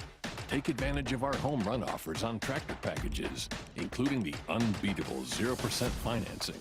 To learn more and get financed, visit us at sunequip.com. Choose Sunshine and choose victory. What does it mean to be the best? How do you achieve success? For Our Lady of the Lake Health and LSU, we do it by working as a team. We achieve greatness together. Our partnership means student athletes get the best care so they can perform their best and be there for the team. Our Lady of the Lake Health and LSU. Together, we roar. Hey Tiger fans, no game day is complete without Noel Spirits from Noel Family Distillery. Founded by a father-daughter duo, Noel Family Distillery is the only Louisiana distillery offering authentic tequila. Their additive-free tequila captures the spirit of Louisiana, creating a spirits experience worthy of the Tigers and their loyal fans across the country. Noel Tequila is proud to be the official tequila of LSU Athletics. Enjoy Noel Tequila at the box or grab a bottle of your own at many fine retailers. Learn the unique Noel Distillery story at noeldistillery.com. Fighting Tiger Baseball, live from Hoover and the SEC Tournament on the LSU Sports Radio Network. Aiden Moffitt will take over on the mound for LSU. The Gamecocks here in the top of the third, leading 1-0. After back-to-back walks from Javen Coleman. With 1 out, the Gamecocks now have runners first and second. Kennedy Jones, who had the leadoff double, came around to score that first run of the game. Will be the first batter for Aiden Moffitt to face.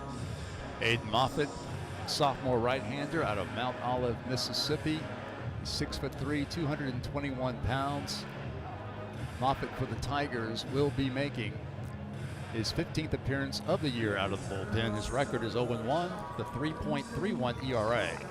He's worked 16 in the third innings. He's allowed 15 hits and 6 earned runs. He's walked 11 and struck out 20. Allowing a 246 opponent batting average. He has given up 3 home runs on the year, and he is facing a high leverage situation here in his first career postseason appearance. So Jones will stand in, righty on righty matchup. Gamecocks have Messina on a walk at second, Nolan likewise at first. Swing and a miss on the first offering. Breaking ball from Moffitt off the outer portion of the plate. Jones unable to get to it. Jones definitely looking fastball that time from Moffitt, but Moffitt comes with the off-speed pitch and gets a swing and miss. Well, we've got some equipment failure on the part of Jones. He'll give it to a manager and now make his way back to the plate. Moffitt again, one of those out of the bullpen that certainly has pitched well of late, which is a big part of LSU winning 17 of their last 22 as Jones drives one to center, but a line drive at Jake Brown, who comes in to field it for the second out of the inning. So a good start for Aiden Moffitt, not yet out of the woods. Jones apparently snapped his sunglasses on that swing and miss, so that was the equipment failure. So now we'll see the DH Reeves. Reeves with a base hit back in the second inning. Righty on lefty matchup as Moffitt delivers. And on the hands, fouled back, and it's 0-1. It's the first appearance for Moffitt since May 12th. He pitched in Game 3 at Alabama. Worked 2/3 of an inning in that contest. The week before, on May 5th, against Texas A&M, had a very strong relief outing. 3 1/3 innings with no runs on 3 hits. Runners first and second, 2 outs. Moffitt kicks and fires, and a swing and a miss. Dials it back. Reeves chased it low, and it's 0-2.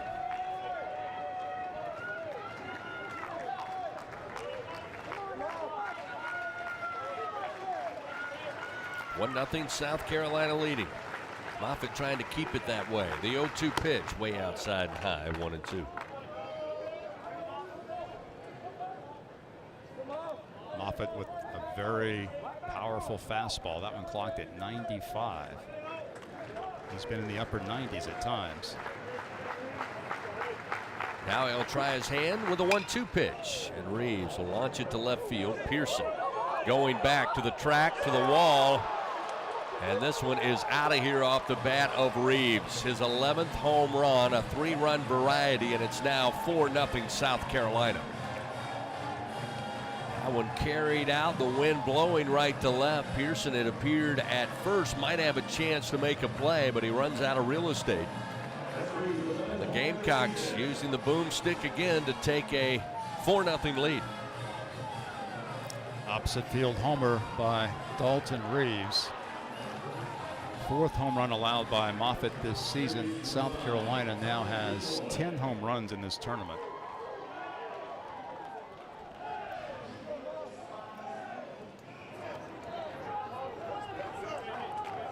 So with the bases cleared, it'll be LeCroy at the plate. He takes a healthy hack, but swings and misses on a fastball at 97. Make it 0-1.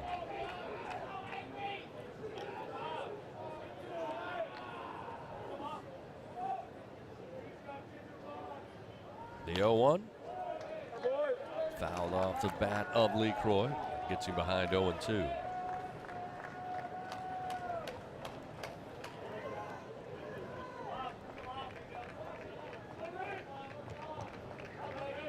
That home run by Reeves sets a new SEC tournament home run record. The 0-2 off the end of the bat. Skies it to shallow right field. Larson coming in, and Larson's there for the 3rd out of the inning. But now 39 home runs here in Hoover, a new SEC tournament record. Unfortunately, that one came off the bat of Reeves in a Gamecock uniform. And South Carolina plates 3 runs on that one hit to now lead 4-0 over LSU here on semifinal Saturday in Hoover. We move now to the bottom of the 3rd. Tigers will have Braswell, Tommy White, and Jared Jones, the top of the order, when we continue on the LSU Sports Radio Network. Tiger fans, this is Eddie Kennison, former LSU football wide receiver. If you know me, you know I'm all about making big plays. Tigers win! Tigers win! That's why I joined the team at LSU Sports Properties. Our goal here is to help businesses make big plays both on and off the field. If you want to give your brand that competitive edge and be a part of the biggest stage in college sports, give the corporate sponsorship team at LSU Athletics a call. Your brand, our fans. Utilize the power of LSU Athletics to promote your business and sponsor LSU Athletics today. Call 225-578-2788. Go Tigers. When are 3 letters more than 3 letters?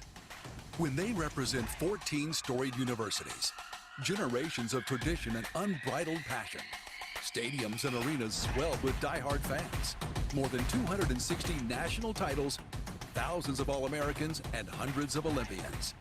And the one conference where every catch, shot, swing, and stride just means more.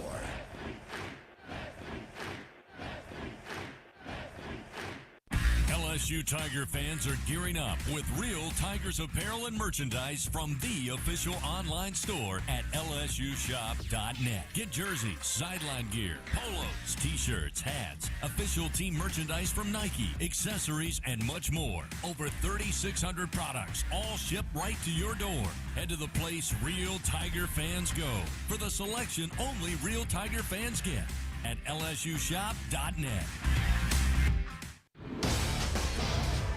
Coverage continues from Hoover in the SEC Tournament. Fighting Tiger Baseball on the LSU Sports Radio Network. Tigers trailing South Carolina 4-0. A big 3-run home run off the bat of the DH Reeves for the Gamecocks. Extends their lead as LSU comes to the plate. 2nd time through the order, Michael Braswell leads it off here in the bottom of the 3rd. The first pitch from Kimball, high inside for 1 ball, no strikes. Braswell flied out to right field his first time up. This pitch a called strike to even it up, 1 ball and 1 strike. Again, the wind blowing.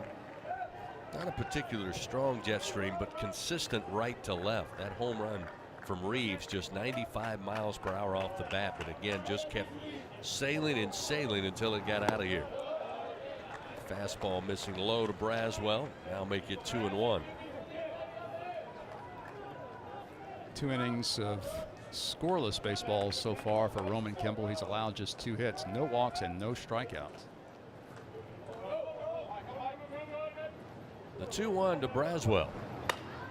And a little flare, and it gets over the top of LeCroy at third. Drops gingerly into left field. Like to get the MPH on that hit. Couldn't be much.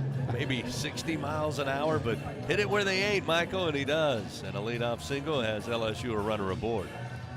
Braswell now with 6 hits in this series. He is 6 for 13. While we have a moment, let's pause 10 seconds. Station identification on this, the LSU Sports Radio Network. This is LSU Fighting Tiger Baseball on the LSU Sports Radio Network and the LSU Sports mobile app. Tommy White now to the plate. Braswell at first base. Kimball's pitch to Tommy. Going to hit him in the helmet. Oh, right in the left side of the helmet. Tommy now walking over, goes down to a knee.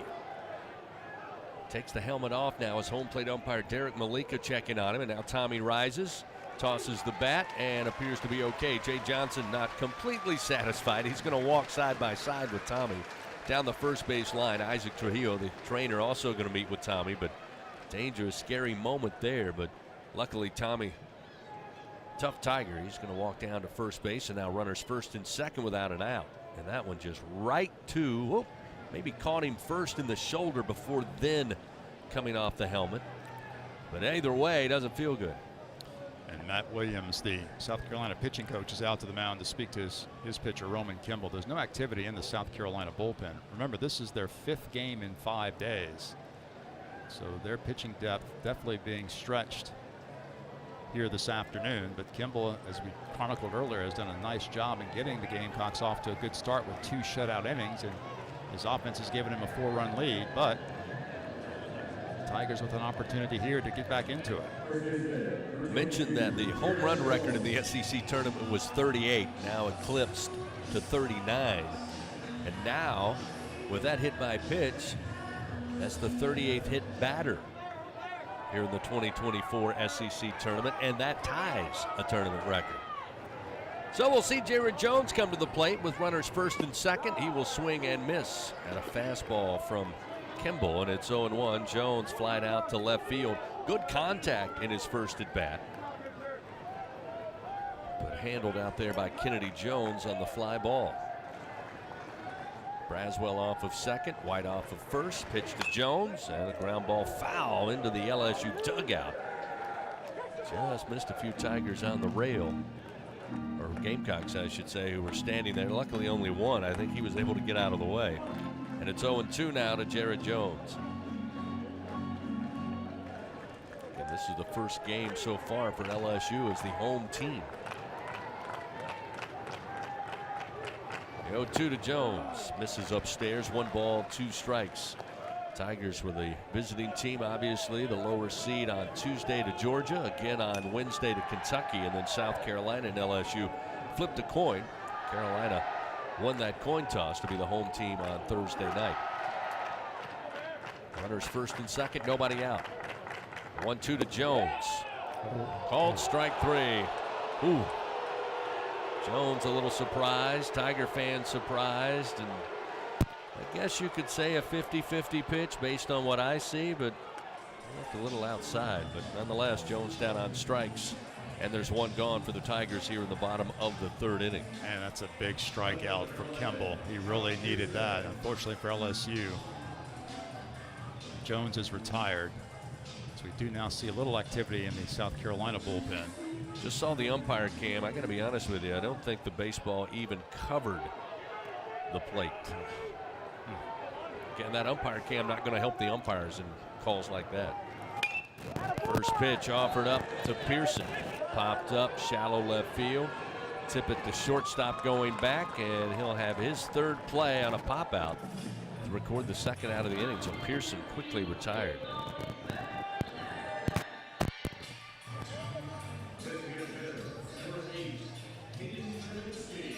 Well, now we'll see Hayden Travinski.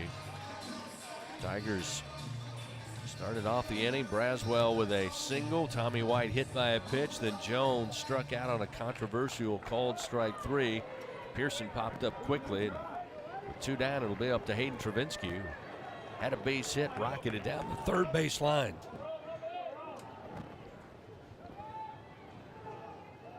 Kimball's first pitch, swing and a miss on a breaking ball.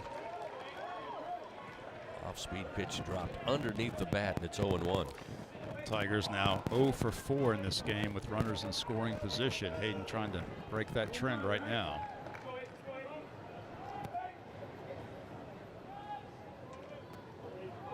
The 0-1 pitch. Tapper foul. The Gamecock dugout. And now quickly 0-2 to Travinski. Kimball again. So far giving up just 3 hits. Hasn't walked a batter, has hit a batter.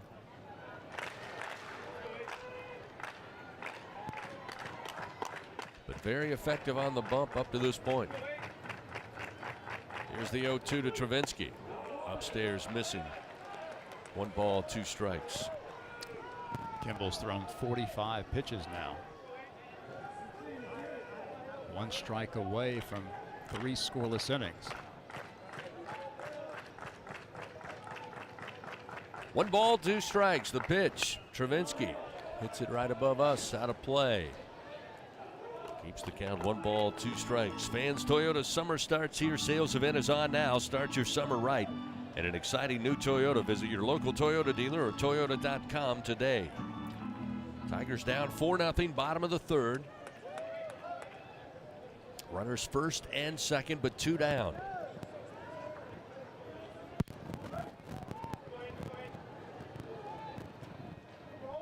Here's the 1-2 to Hayden. Short of the plate. Gets away from Reeves. Karams left of home plate. And the Tigers will advance runners to second and third. That will even the count now to Travinski. 2 balls and 2 strikes. But it gets 2 in scoring position now for the veteran Travinski. Now a base hit potentially can score 2 runs for LSU. Travinski on the year a .286 hitter with runners in scoring position.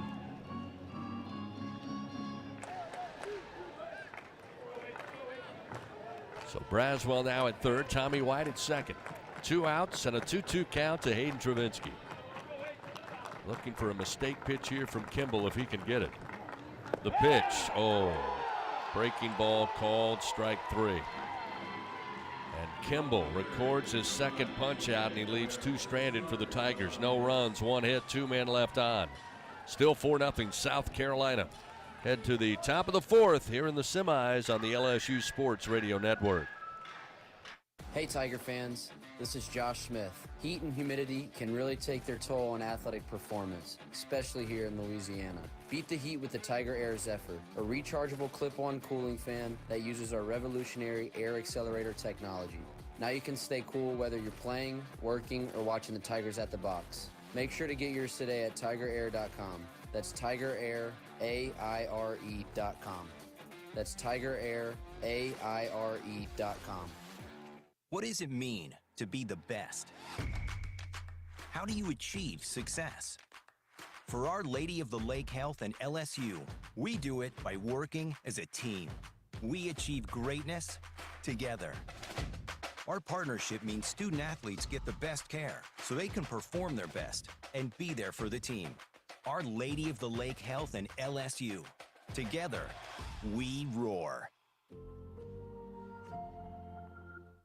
Baton Rouge isn't just the capital of Louisiana, it's the capital of college baseball. The fans, the players, the entire atmosphere. When it comes to baseball season, there's no better place than Baton Rouge. And the fun extends beyond the box, with plenty to do off campus. Explore some of Baton Rouge's best fights, visit our incredible museums, and enjoy the sweet sounds of swamp blues. Born right here in Louisiana's capital city. Check out visitbatonrouge.com for more things to do on your next trip. The action continues from Hoover and the SEC Tournament on the LSU Sports Radio Network.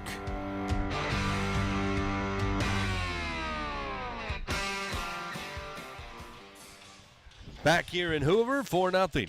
South Carolina leading LSU. The Tigers with a threat there in the top half, or rather bottom half of the third, but they leave two runners stranded at second and third. Gamecocks beneficiary of a Reeves 3-run homer to left to open up a 4-0 lead.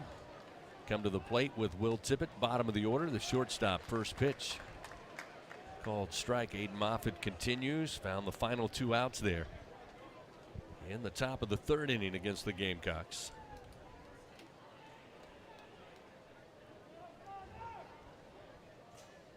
Moffitt's 0-1. Base hit, ripped to center field off the bat of Tippett. Again, the number 9 hitter now, 1 for 1. That will get the Gamecocks back to the top of the order with Brindling, who is 1 for 2 today. South Carolina already with 6 hits in this game as they bat in the top of the 4th inning. It's a club that didn't have great offensive numbers during the year, coming in hitting .274 on the year as a team, which was 10th in the SEC. But they've been hot here in Hoover. So Brindling, the left-handed hitter, comes to the plate, and the first pitch from Moffitt missed outside. And it's 1-0.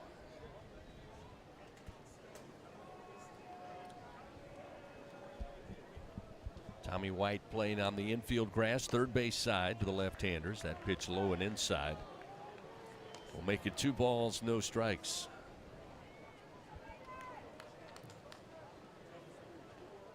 Tippett 13 of 14 in stolen bases over there at first base.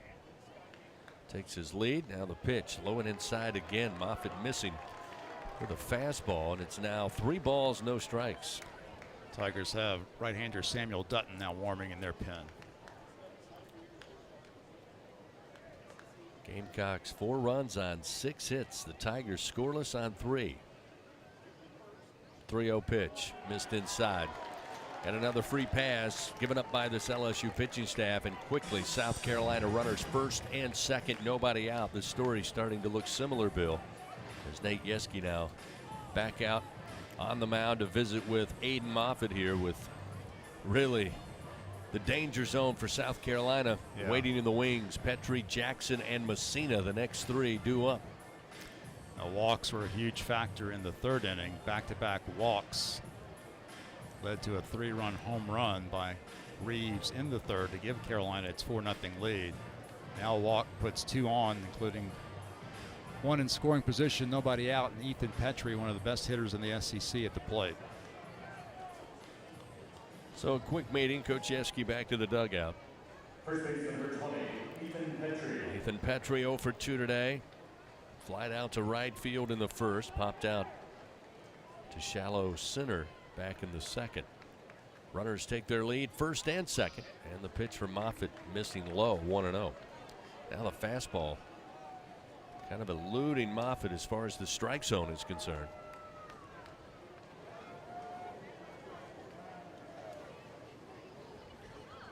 The 1-0 that time goes back with a little more juice and a swing and a miss. 97 miles per hour. That fastball looked good. It's 1-1. Yeah, there you see the potential of an Aiden Moffitt. Excellent velocity. The 1-1 reaches back again. This one at 94, but missed inside of the belt. 2-1.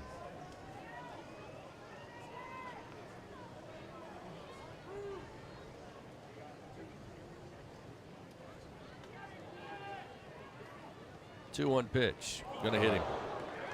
That's going to load the bases for the Gamecocks with nobody out. That is going to bring Blake Jackson to the plate. He's 1 for 2 today.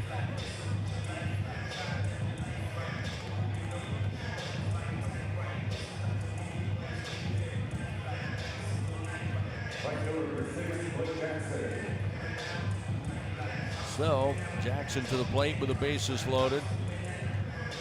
The Tigers have yet to record an out here in the 4th. Very precarious spot here as the first pitch is upstairs, ball one.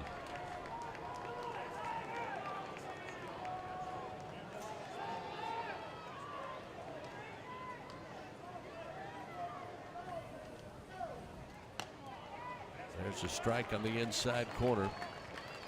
He's back to the fastball at 95 and evens up the count 1-1.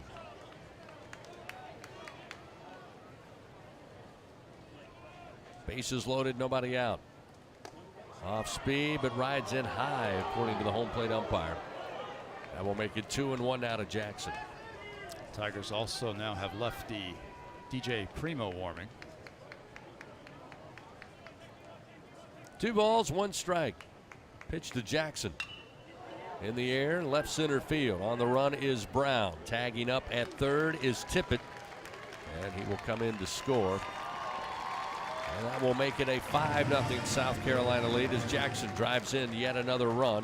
His 24th RBI. First out, 2 more to find. And hopefully the next one comes from Cole Messina, but that is far from being a given.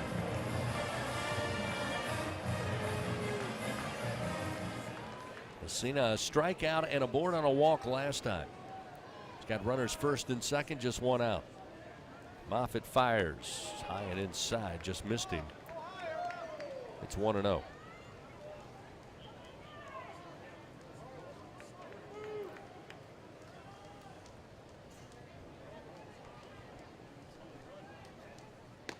Way outside, missing. Palazzo having to go chase. Now 2 balls, no strikes as Alex says, calm down, let's find the strike zone. Palazzo, an extension of the coaching staff out there, trying to settle his right-hander down. 5-0 South Carolina leading here. 1 out, runners first and second. Moffitt's pitch, off speed, a base hit off the bat of Messina to left field. Picked up by Pearson, the runner coming home. The throw goes to third, but it comes out of the glove of Tommy White. And safe into third is Petrie. Well, Pearson heads up play, had no chance to throw it home, came to third, but the ball just stayed right to the bag and popped out of the mitt of Tommy White. Otherwise, Petrie easily out at third, but Messina adds another RBI. Just like that, it's now 7-0 South Carolina. This one getting out of hand quick. Jay Johnson on his way out to the mound now. The Gamecocks have runners second and third, just 1 away. And he'll make the call to the bullpen. The Tigers make another pitching change, powered by your hometown John Deere dealer in Sunshine. Gamecocks leading 7-0 here in the top of the 4th from Hoover. Back after this on the LSU Sports Radio Network. It's good to be able to make a change, to never feel stuck. That's why at Cox, we're making a change too. Now Cox internet plans are flexible, so you can choose to just go with internet, add TV tomorrow, or home automation down the line. It's easier than ever to get just what you want and nothing you don't. Flexible plans from Cox. Change anytime. No commitments, no penalties. See for yourself at cox.com/internet. Additional services can be added at then current regular rates. All services subject to residential customer service agreement and acceptable use policy. Restrictions apply.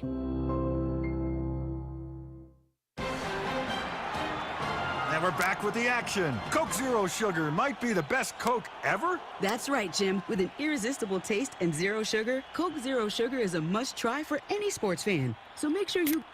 Wait, Jim, I didn't mean try it right now. We're still on the air. Best Coke ever?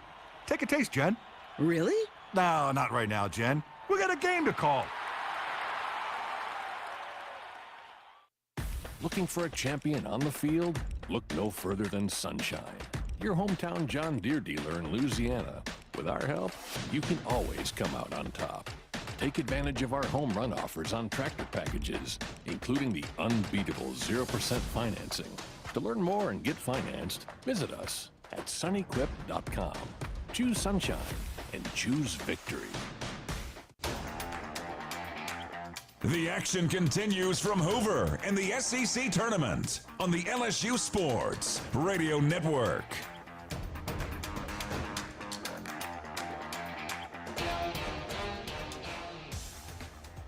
6-0 South Carolina now leads. They had 1 run in the top of the second, a 3-run blast to left field off the bat of Reeves in the 3rd inning. Now they've plated 2 runs on 2 hits.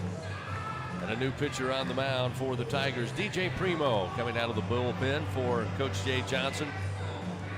Again, just 1 out. And the Gamecocks with runners 2nd and 3rd. As Primo makes his appearance for the first time here in the SEC tournament. Gamecocks, by the way, 6 runs on 7 hits. Tigers so far being controlled by Roman Kimball. He's given up 3 hits, but 0 runs this far.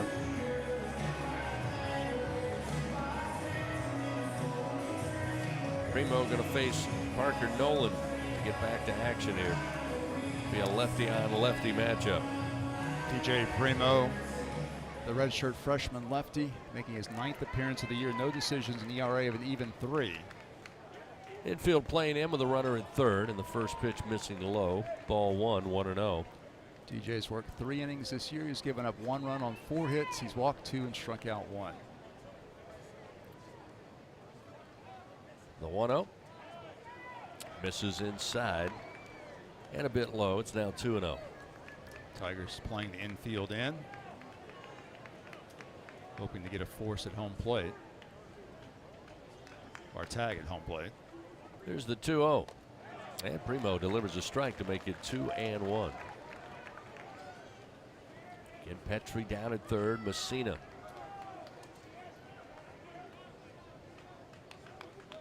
with the RBI single made his way to 2nd on the throw to 3rd. There's a swing and a miss. Primo now evens the count, 2-2. Primo's got good velocity on his fastball, usually in the 93 to 94 range.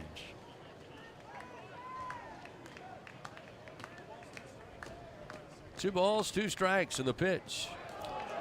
They just missed. Maybe a tad high, though. I thought Velasco did a great job of letting the home plate umpire take a look at it, but he ruled it ball 3, so now 3-2. Pitch to the plate, and it's fouled back out of play off the bat of Nolan. Both Jay Johnson and Nate Yeski not too pleased with Derek Malika's strike zone on that previous pitch.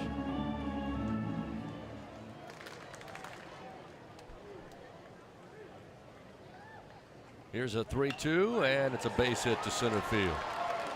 Nolan going to deposit it there. That will score Petrie, and Messina on his way home will score from 2nd. And now it's an 8-0 South Carolina lead as the Gamecocks continuing to bash their way through the SEC tournament.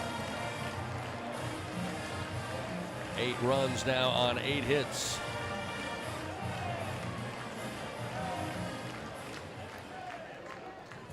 And now we'll see Kennedy Jones, who's 1 for 2, had a double to lead off the 2nd, came around to score the 1st run for South Carolina. Also lined out to Jake Brown in center his last time up. So with a runner at 1st, still just 1 out. The pitch to Jones.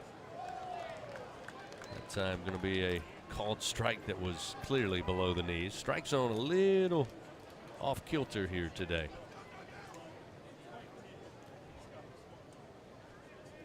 Here's the 0-1. Missed low. 1 ball, 1 strike. Now here's the final line on Aiden Moffitt. He goes 1 inning, gives up 5 runs on 3 hits, 1 walk, no strikeouts.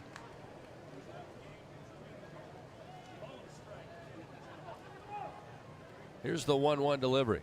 Swing and a miss. We'll make it 1-2. And the line on LSU starter Javen Coleman was 2 1/3 innings for Javen. He's charged with 3 runs on 4 hits, 2 walks, 3 strikeouts. 1 out. Runner at 1st. The 1-2 from Primo. And a swing and a miss. Jones down on strikes for the first time today. DJ Primo gets his first strikeout out of the bullpen, and finally 2 outs here in the top of the 4th. But that will bring the DH to the plate. He opened the game up, Dalton Reeves, with a 3-run homer down the line and left. In the 3rd inning, make it a 4-0 South Carolina lead. They've doubled that now. They lead 8-0. Pitch to the plate. Missed outside, and it's 1-0.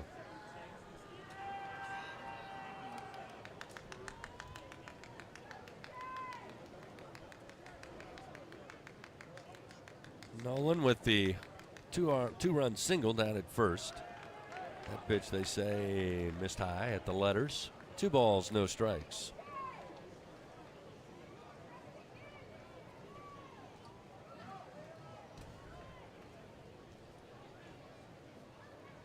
Two-0 pitch and a swing and a miss. That'll make it 2-1. That time Primo. Nice off-speed delivery.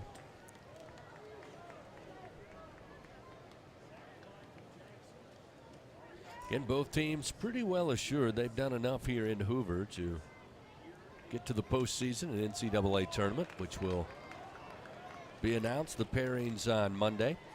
3-1 now as that one missed high outside. In fact, the 16 regional sites will be announced tomorrow night at 7:30 p.m. by the NCAA. 3-1 down the middle for a strike. That will even, or rather fill the count now as Primo goes back to the fastball again with good run at the moment. And the entire 64-team field announced on Monday, 11 a.m. It will be televised on ESPN2. Runner at first, 2 outs, and the payoff pitch, swing and a miss. Got Reeves to chase upstairs with the heat. And Primo with 2 strikeouts. But South Carolina adding to their lead, plating 4 runs. They leave 1 man on. They now have 8 runs on 8 hits. They lead 8-0. Tigers, plenty of work to do. It'll be Milam, Brown, and Larson, 6, 7, and 8 when we continue on the LSU Sports Radio Network. The passion, the tradition, the rivalries. Sirius XM is your destination for all things college sports, and we've got you covered. On SEC Radio, there is complete coverage of every school in the conference, including live games, plus 24/7 talk and analysis. So cheer along on the Sirius XM app and listen to your favorite team anywhere. And now you can get 3 months of Sirius XM free. Subscribe now. See offer details at SiriusXM.com/SEC Sports. The SEC is more than the Southeastern Conference. It's the Saturday Electrifying Conference, the Sunday Elite Conference, the Stadium Erupting Conference, the Stunning Eyeballs Conference, the Superbly Entertaining Conference, the Storied Enduring Conference, and, more often than not, the See You Later Everyone Else Conference. This is the SEC, where it just means more. Going to the track, the wall, see ya! Tiger fans, have you ever wanted to watch LSU baseball on TV but hear the action from the LSU Sports Radio Network? Just sync the game with the LSU Sports mobile app. It's easy to do. Just pause the TV. Use the LSU Sports mobile app to stream the audio on your smartphone or tablet. Connect to a smart speaker, then wait for the audio to catch up to the point your TV is paused. Push play, and you are all set. Sync the game with the LSU Sports mobile app for iOS and Google devices. Download it today. Tigers win! Tigers win! The action continues from Hoover in the SEC tournament on the LSU Sports Radio Network.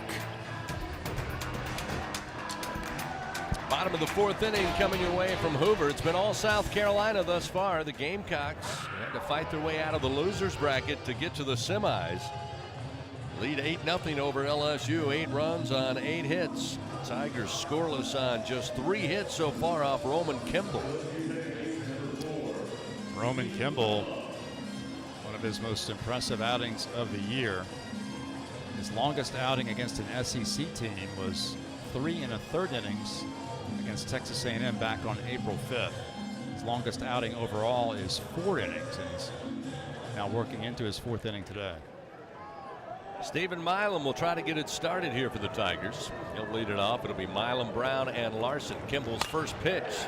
Milam drives it down the right field line. This one dropping quickly. This one a fair ball. Takes a bounce on the track and into the bullpen and right. A ground rule double for Stephen Milam, and that's the start the Tigers need as the freshman joins the double-digit double club. He has his 10th of the season. Stephen Milam continues to have a fantastic SEC tournament. Now 7 hits here in Hoover. including a double now and a home run. So now Jake Brown, who was hit by a pitch, to get aboard his first at bat, will stand in. He swung the bat extremely well this season, batting .286 in just 70 plate appearances. First delivery missed outside. Jake stayed away, and it's 1-0.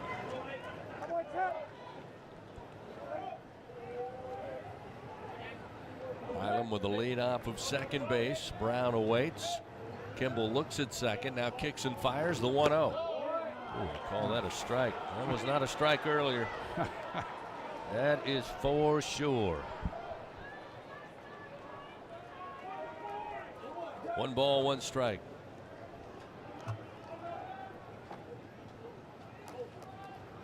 Kimball's 1-1 to Brown. Short of the plate. Blocked up by Reeves. Got away from him momentarily, but not far enough. Milam will wisely head back to second base. Big win for LSU softball last night. Had a chance to bring that up. An 11-1 on the road, taking on the Cardinal of Stanford.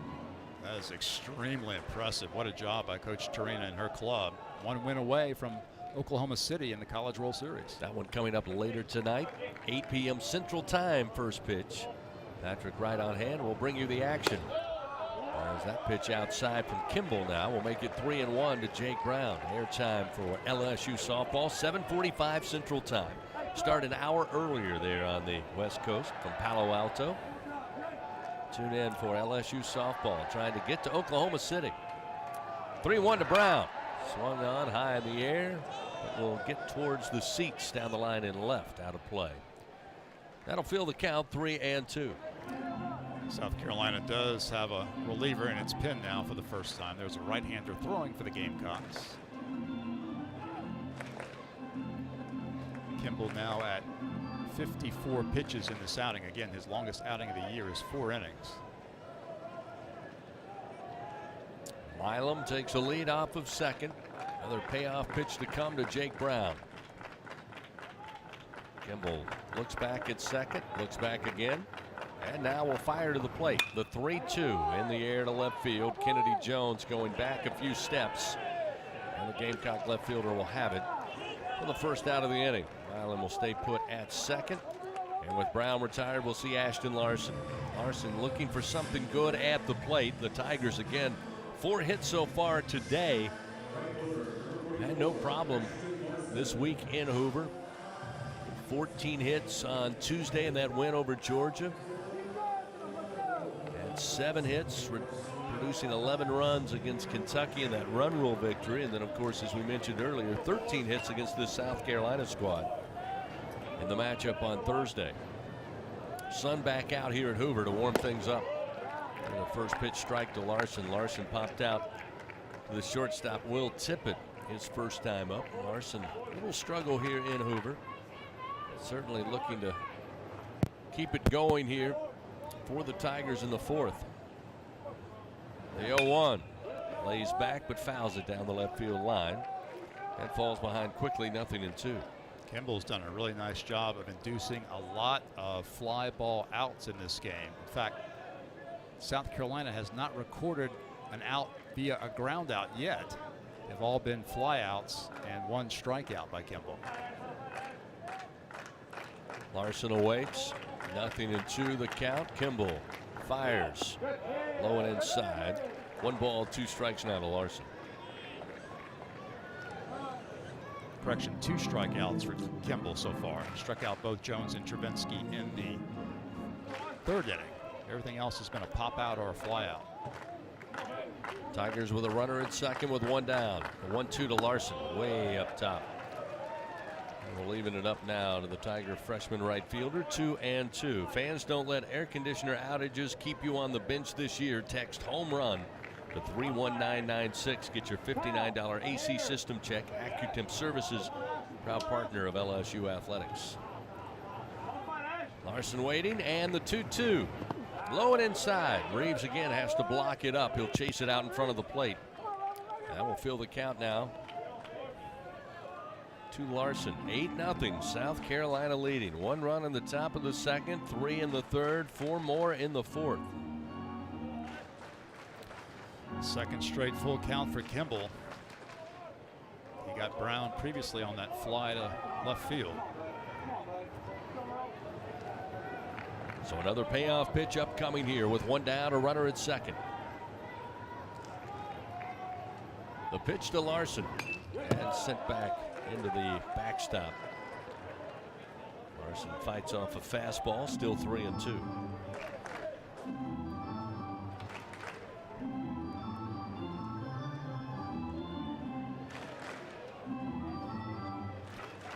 Larson this season has been a good clutch hitter. 306 with runners in scoring position, looking for his second hit here in Hoover. Milam with the lead off second base. Tippett holding him on the shortstop. Here's the 3-2 to Larson. Upstairs, and Ashton Larson draws a one-out walk. Great at bat for the freshman. That'll put runners first and second, bring Milazzo to the plate. First walk of the day for Roman Kimball, although he has hit 2 batters.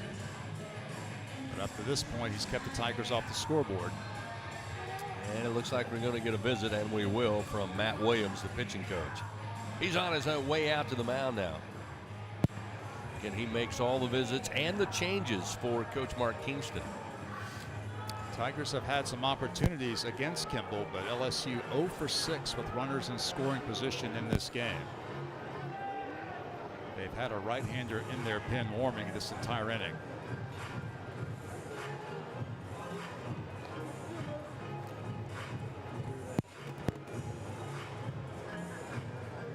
So the meeting still continues down there. Now our home plate umpire Derek Molika going out, maybe to force a decision one way or the other.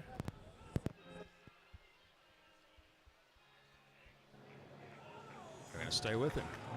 So Kimball will remain on the mound. He's thrown 62 pitches. Again, his season high is 77. That was very early in the year in a non-conference game.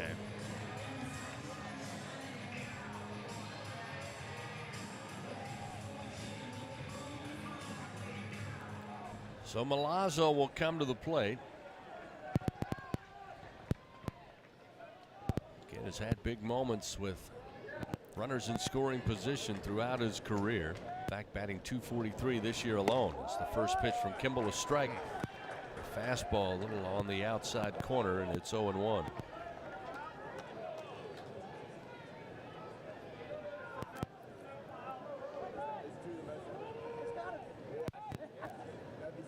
The 0-1 to Milazzo. This one high and outside. That will even the count. 1 ball, 1 strike.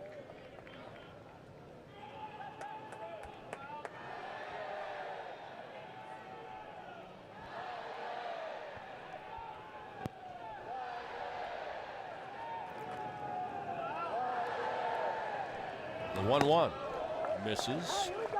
High on the pitch from Kimball. Now moves the count. 2 balls, 1 strike. Milam led off with a ground rule double to right field. Brown would fly out to left, and Larson walked. Tigers trying to get on the scoreboard here. Down 8-0 to South Carolina here in the 4th. 2-1. Missed high. Make it 3 balls, 1 strike to Milazzo now. Milazzo looking into Coach Jay Johnson. Would not surprise me if he puts the onus on Kimball here. We'll see if he's swinging away. With a 3-1 count, Kimball kicks and fires, and he does swing. Fouls it back into the screen. That will fill it up 3-2. The right-hander in the Carolina pen is Drake Quinn. He continues to warm. Tigers trying to make some noise against Kimball.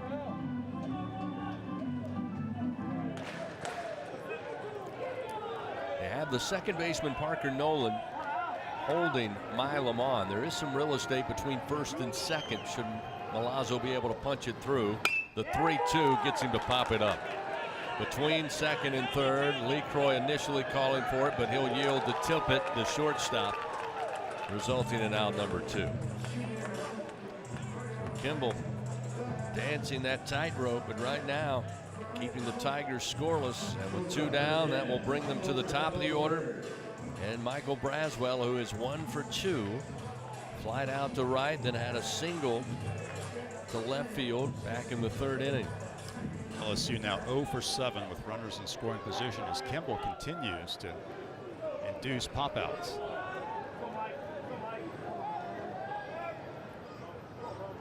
Kimball's pitch to Braswell. Big swing, but a bouncer foul left side. And we'll make it 0-1. Fans Dudley DeBosier stands up for the purple and gold. They fight for Tiger fans all across Louisiana. Dudley DeBosier, proud to be an official partner of LSU Athletics. 0-1 the count to Michael Braswell, who's had a great late season run, really been consistent in SEC play all year. The 0-1 to Michael, ground ball right at LaCroix, but it jumps over his glove into left field. They're going to wave the runner around in Milam. The throw will go to second base, and the Tigers are on the board with an RBI single from Michael Braswell. It's now 8-1 South Carolina. LaCroix knew it was going to take a tough hop, but instead of getting the body in front of it, Bill, he just tried to reach up the glove to his left, and it went right over the top. And we noticed on Thursday that LaCroix just looked uncomfortable playing defense. He was the starting shortstop on Thursday, bobbled a couple of ground balls, had a throwing error from third base on Thursday, and he just let that ball eat him up. It is ruled an error on the Gamecocks. For those of you youngsters watching the game, get your body in front of ground balls. That time LaCroix tried the Olay approach. Didn't work. Tommy White takes a big swing, pops it up, but back behind home plate out of play. And it's 0-1. Tommy today 1 for 1. He had a single in the first, left stranded. He was hit by a pitch in the third, made his way to second, but was left stranded. And the Tigers kept the lead to 7 now. 8-1 in the bottom of the fourth, striking with 2 outs in the inning. They have runners first and second for Tommy White. The 0-1 from Kimball, way outside. 1 ball, 1 strike. Kimball's velocity starting to go down now in his fastball. He's thrown 71 pitches. 1 ball, 1 strike to White. Kimball fires. Missed off the plate. Tommy loaded up the bat, but wisely held back. It's now 2-1.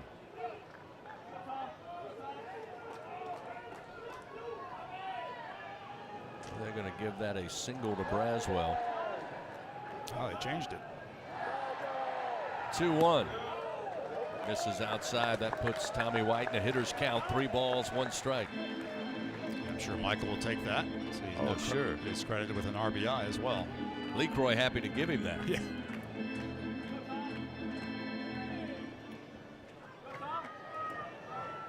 Again, you got Larson now, plenty of speed at second. Braswell at first, 2 outs and a 3-1 count to Tommy White. The pitch upstairs, ball 4. LSU now will have the bases loaded for Jared Jones.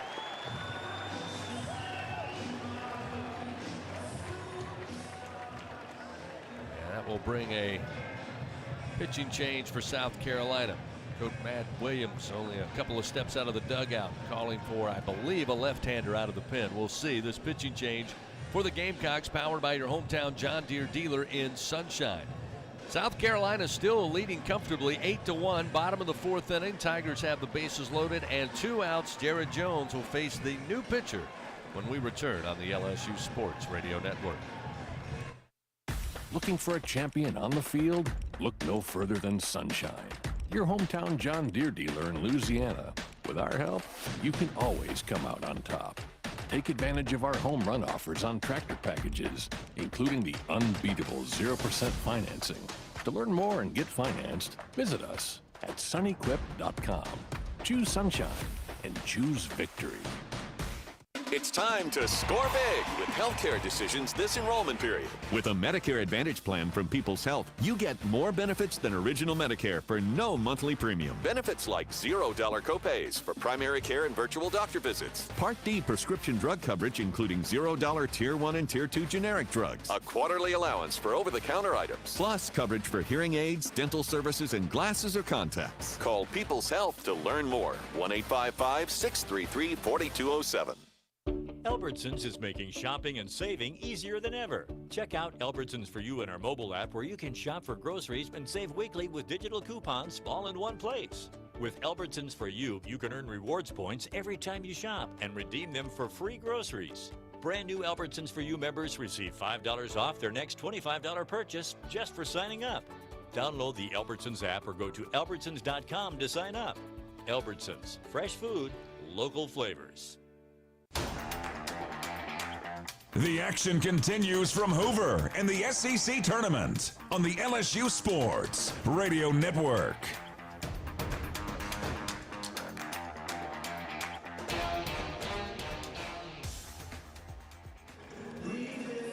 Back here at the Hoover Met, semi-Saturday, South Carolina so far leading 8-1. LSU, though, getting on the board here in the bottom of the fourth inning. Once again, Bill able to do so with 2 outs in the inning. Now they'll have runners at all 3 bases. After the walk to Tommy White, it'll be Jared Jones coming to the plate. He'll face a new right-hander in Drake Quinn, taking over for South Carolina. Drake Quinn is a 5th-year player. He's a transfer from Marist, 6'3" right-hander. On the hill now for South Carolina. He's making his 9th appearance. He has no decisions. His ERA is 5.40. He's only worked 10 innings this year. He's given up 6 runs on 7 hits, 5 walks, 11 strikeouts. He has allowed 3 homers on the year in his 10 innings of work. Scouting report says Quinn's going to be a max effort guy. Nothing overpowering, 89, 93 miles per hour. As the first pitch to Jones rides upstairs. That one, the changeup. Kind of a 3-pitch guy. Fastball, as I said, 89, 93. He's got a sweeping slider and a change at 85. This one misses away with that sweeping slider. Jones, no offering, and it's 2-0. Jared today flight out to left on solid contact. Was caught looking on a questionable called 3-strike in the 3rd inning. Bases loaded, 2 outs. Pitch to Jones. Call that a strike on the outside corner. Just able to nip the outer black. It's 2-1. Tigers were 0 for 7 with runners in scoring position until that Braswell single. They're now 1 for 8. 2-1 the count to Jones. The pitch high and inside will make it 3-1. That time the fastball comes in at 92 miles per hour. Again, going to set right in there in the low 90s. Certainly something Jones has seen a lot of this year, and more so. 3 balls, 1 strike. The pitch to Jarrett. High and inside, that's going to walk in a run. That will make it 8-2 as Larson will come in and touch home plate. So Quinn comes in with the bases loaded. Tough spot, and he walks Jared Jones. Now we'll face the left-handed hitting Josh Pearson, who's 0 for 2. A fly ball out to left. And then a quick pop out to the shortstop Tippett, which, as Bill pointed out, that was really Roman Kimball's strength. He was able to elicit fly balls and pop outs. But Tigers will be happy to take a couple of walks here till they pull the hook on Drake Quinn, if that's what happens. Bases continue to be loaded with 2 outs. And the pitch almost hit Pearson. Josh danced out of the way as it was thrown behind him. I don't know how that missed him. And you ask yourself, why did Josh get hit? Well, kind of don't know how to react when the pitch is thrown behind you standing in the batter's box. He just kind of lifted 1 foot, then the second, and it somehow missed the bottom of his legs, both legs. The 1-0, strike at the letters. Ooh. I'm not sure about that one either. It's 1-1. Let's say the letter high strike has been in play today. 1 ball, 1 strike. Off speed, that one on the inside corner to Pearson, and now Quinn working quickly, gets ahead 1-2. Tigers 2 runs on 2 hits so far here in the 4th. Bases loaded, 2 outs, and a 1-2 count to Josh Pearson. Quinn fires. Pearson swings, but a foul ball towards the camera well first base line. Keeps it 1 ball, 2 strikes. Josh looking for his first hit in this tournament since he doubled in the 5th inning of the game against Georgia. Bases loaded, 2 outs. The 1-2 to Pearson, way upstairs. The off-speed pitch nowhere close. And it's now 2-2. He singled and doubled on Tuesday against Georgia. He also did double in Thursday's game against South Carolina in the 4th inning. So looking for his first hit since the 4th inning of Thursday's game. 2 balls, 2 strikes with the bases loaded and 2 outs. Pearson swings and a slow bouncer foul down the first base line. Keeping an even count. Again, don't let air conditioner outages keep you on the bench this year. Text the words home run to 31996. Get your $59 AC system check from AccuTemp Services, proud partner of LSU Athletics. 8-2, South Carolina leads. 2-2 to Pearson, and it's a ground ball, base hit. Gets by a diving Parker Nolan at second. That will score Braswell. White on his way in. And Josh Pearson, the pride of West Monroe, with a 2-run single to cut the lead in half. It's now 8-4 South Carolina. Josh Pearson has had some very impactful hits in postseason games throughout his career, including here in this tournament, as he delivers another 2-run single just as he did in the opening game win over Georgia in the 1st inning of that contest. Now he brings the Tigers within striking distance. The Tigers down by only 4. Still with a threat with 2 outs. Hayden Travinski will come to the plate. Hayden today 1 for 2. Had a single back in the 2nd. Was caught looking in the 3rd. But a nasty breaking ball from Roman Kimball. Now he'll face Drake Quinn with runners on the corner. Still 2 outs. Pitch to Hayden, thrown behind him. Hayden ducks down out of the way. Luckily he was able to get the bat out of the way. And it's 1-0, and that's going to bring Dalton Reeves, the catcher, out to visit with the reliever, Drake Quinn. The Tigers have struck for 4 runs, all with 2 outs here in the bottom of the 4th inning. 4 runs on 3 Bingo Pest Product base hits.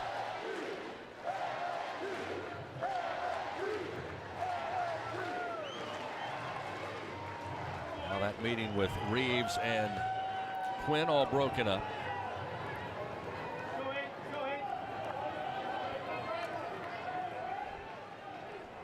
One ball, no strikes to Hayden Travinski. Jared Jones at 3rd, Pearson at first base. Pitch to the plate, off speed, missed outside. Make it 2 balls and no strikes. Hayden might see one he can drive here, but that's going to be another mound visit first. Yeah, it looks like they have a right-hander ready to go down to the bullpen for South Carolina. And the Tigers going to boo Matt Williams, the pitching coach. They wanted to keep Drake Quinn there on the mound. We'll wait and see. It appeared via camera that a right-hander was ready to go. Sometimes Coach Williams will keep us in suspense here, so he'll have a meeting on the mound. May force the home plate umpire to come out and force the decision. Trying to get a number down there. Just couldn't see through the screen. Looks like 14 is the right-hander, Eli Jones. And Jones actually has been their #1 starting pitcher throughout the season. Looks like they're going to go to him. So the Tigers putting 4 on the board here in the 4th inning. Another pitching change for South Carolina. Powered by your hometown John Deere dealer in Sunshine. The Tigers striking with 2 outs so far, 4 runs on 3 hits. They've got runners on the corners. Hayden Travinski will face the new pitcher for the Gamecocks when we come back. It's an 8-4 South Carolina lead here on Semi-Saturday in Hoover. Back after this on the LSU Sports Radio Network. Looking for a champion on the field? Look no further than Sunshine, your hometown John Deere dealer in Louisiana. With our help, you can always come out on top.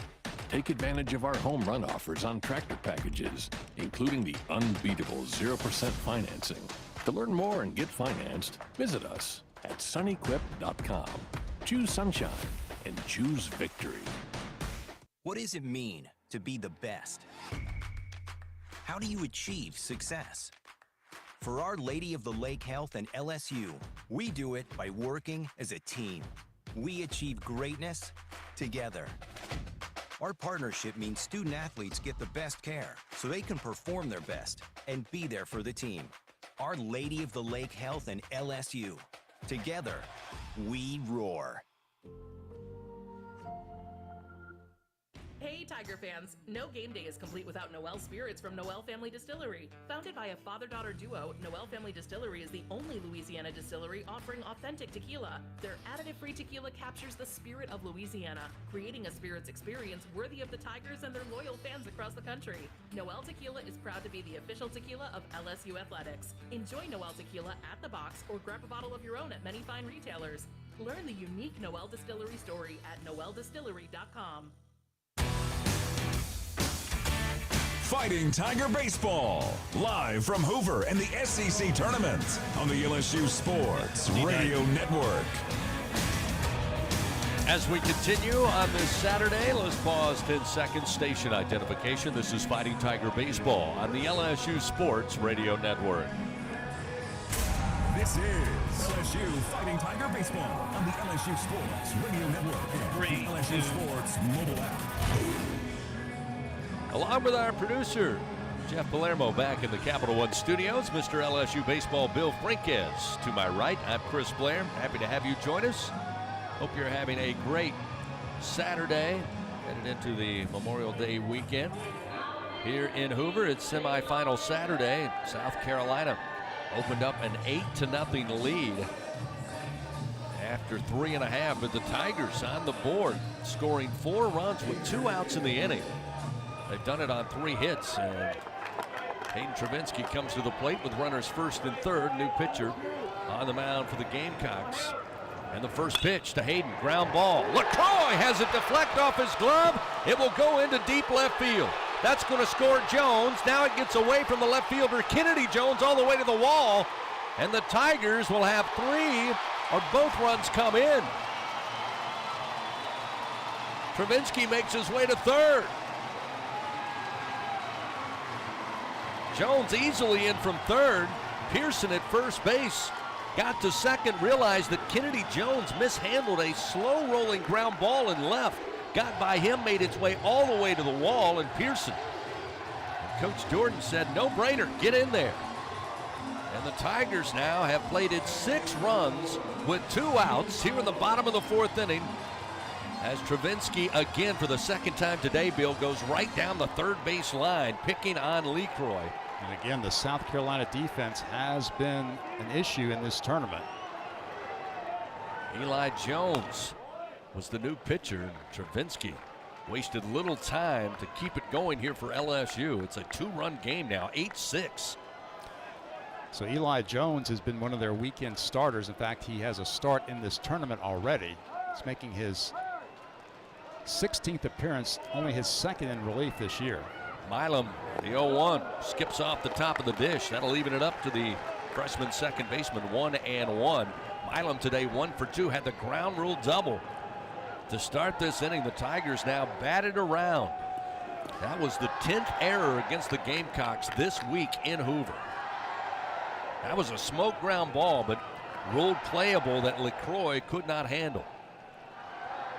Here's the 1-1 to Milam. Swing and a ground ball. Snagged at first by Petrie, and covering is Jones at first, who slid off the bag, but holds on long enough to record the 3rd out. But LSU makes it a ball game here. They played 6 runs on 4 hits, 1 error on the Gamecocks. The Tigers leave 1 man on. And after trailing 8-0 coming into the bottom of the 4th, we go to the top of the 5th. Carolina leading 8-6 on the LSU Sports Radio Network. Hey Tiger fans, there's nothing quite like game day at the box. To add to the excitement at the ballpark, your defending national champions invite you to enjoy our all-beef 44 Farms Tiger Dogs. The finest dogs in the land because they are made of all-natural Angus beef. To learn more, please visit them at 44steaks.com. That's 44steaks.com. 44 Farms, proud partner of LSU Athletics. NIL is dominating the college sports scene, and LSU has positioned itself at the front of the pack. But to remain competitive and stay ahead of the rest, we need your support. Bayou Traditions is the official NIL collective of LSU Athletics. Join the tradition and become a member by signing up online at BayouTraditionsCollective.com. Members receive exclusive access to LSU student athletes that you can't get anywhere else. Help ensure LSU remains a leader in the NIL arena. Sign up today at BayouTraditionsCollective.com. For the number you gotta dial. Life throws you a curve, you know that deadly devotion goes the extra mile. Throw your phones up, throw your phones up. There's a number you gotta dial. Throw your phones up, throw your phones up. Deadly devotion goes the extra mile. For the number you gotta dial. Throw your phones up. Fighting Tiger Baseball, live from Hoover and the SEC Tournament on the LSU Sports Radio Network. Well, it was 11-10 on Thursday. LSU got by South Carolina. While the Gamecocks came out swinging early in this one, building an 8-0 lead. You kind of had a suspicion, Bill Franquez, that this one might be another high-scoring affair. And right now we've got 14 runs between them. 8 for the Gamecocks, 6 for the Tigers, all 6 coming in the bottom of the 4th for LSU. And can't say it enough, all coming with 2 outs in the inning. Yeah, great rally by LSU. Tigers were 0 for 7 with runners in scoring position until Braswell's RBI single with 2 outs, and that got it going. LSU benefiting from an error in the outfield as well, putting up 6 runs on 4 hits, including RBI single from Braswell, an RBI bases loaded walk from Jones, a 2 RBI single from Pearson, RBI single from Travinsky, and a second run scored on that play on the error in the outfield by Kennedy Jones. And South Carolina opens with a pinch hitter here in the 5th against a new pitcher for the Tigers and Sam Dutton. Sam Dutton, the right-hander, will take over as they'll have a pinch hitter in for Lee Croy. He struggled mightily in the field. Had a couple of problems on Thursday in the first meeting, and the Tigers have picked on him today. This one coming back at us. Look out, Billy. Whoo, man. That one just hit the top of the roof. If I would have had a glove, I would have stayed in there. Here's the 0-2 off the end of the bat. Tough ground ball, going to be fielded by Jones. Turns and throws, but throws it behind Dutton. Safely to first base will go Ellis. Oh, tough play. That one, kind of that in-betweener. Who's going to take it, Jones or Milam? Milam playing deep, backing up Jones. Jones got to it, then tried to turn, throw across his body, threw it up the first base line, and Dutton just could not reach it. So the pinch hitter gets aboard for South Carolina to start it here in the top of the 5th inning. Bill, you all set? I think I'm good. I might have pulled the muscle, though. I'll be honest with you. Find the trainer. Where's the trainer? Yeah, tough play there. In hindsight, Jones probably should have let Milam make the play, and he should have covered first base, but Jared made a great effort, but Ellis will get credit for a base hit. So an infield single has a runner aboard. Now Tippett at the plate. He's 1 for 2. The Gamecock shortstop. Pitch to the right-hander. Swing and a miss. Off-speed pitch there from Dutton. Grew up in Southside, Alabama, about an hour, a little more than an hour from where we are right now. Runner at first. Dutton. The 0-1, ground ball to Braswell, could be 2, flips to Milam, the relay to first, dug out by Jones. Tigers with a twin killing. Another double play brought to you by Old Dominion Freight Line, and the Tigers need it in a big-time fashion. Credit Dutton eliciting the ground ball, great relay from Milam. Braswell making sure he got the ball on the grounder first.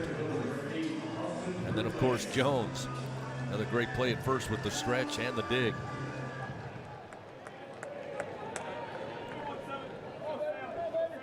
So with nobody on and 2 outs, brings the Gamecocks to the top of the order. Brindling, the center fielder, takes the first pitch from Dutton, misses low and away, and it's ball 1. Brindling today 1 for 2 atop that order. Board on an error to Tommy White at third in the first, a single in the second, got a board on a walk and scored in that 4th. Fastball just misses low. again, flip a coin. That's going to upset the LSU dugout. But that one's been a strike. Sometimes it's not a strike. You just never know. Every time you see Jay get up on the top step of the dugout, you know he's not happy with the strike zone, and he just did it. Tough break for Dutton. 2-0 the count now to Brindley with 2 down, nobody on. That pitch low and inside. That'll make it 3-0.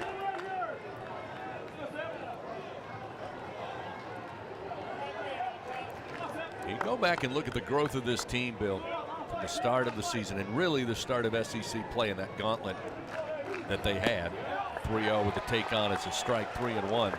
You heard Jay say a lot in some of those tough games they lost through the first 6 series in SEC play. We weren't able to turn some double plays, weren't able to get it done, had opportunities. They've done a much better job again of late. Here's a sharply hit ground ball, but foul. Jones makes a dive for it in foul territory and gets it, but it will just fill the count now 3-2 to Brindley. I think Stephen Milam establishing himself as the everyday second baseman has made a huge difference in the Tigers' ability to turn double plays. LSU extremely efficient when it has double play opportunities. 2 outs, nobody on. Brindley has reached base all 3 times today. Dutton's payoff pitch. Swing and a miss. Got him to chase low. Down on strikes is Brindley, and he's retired for the first time today. And old Mo has shifted dugouts here as we now head to the bottom of the 5th inning. Gamecocks lead 8-6, but the Tigers coming to the plate with old Mo. 7, 8, and 9 due up. Brown, Larson, and Milazzo when we continue on the LSU Sports Radio Network. And we're back with the action. Coke Zero Sugar might be the best Coke ever. That's right, Jim. With an irresistible taste and zero sugar, Coke Zero Sugar is a must-try for any sports fan. So make sure you...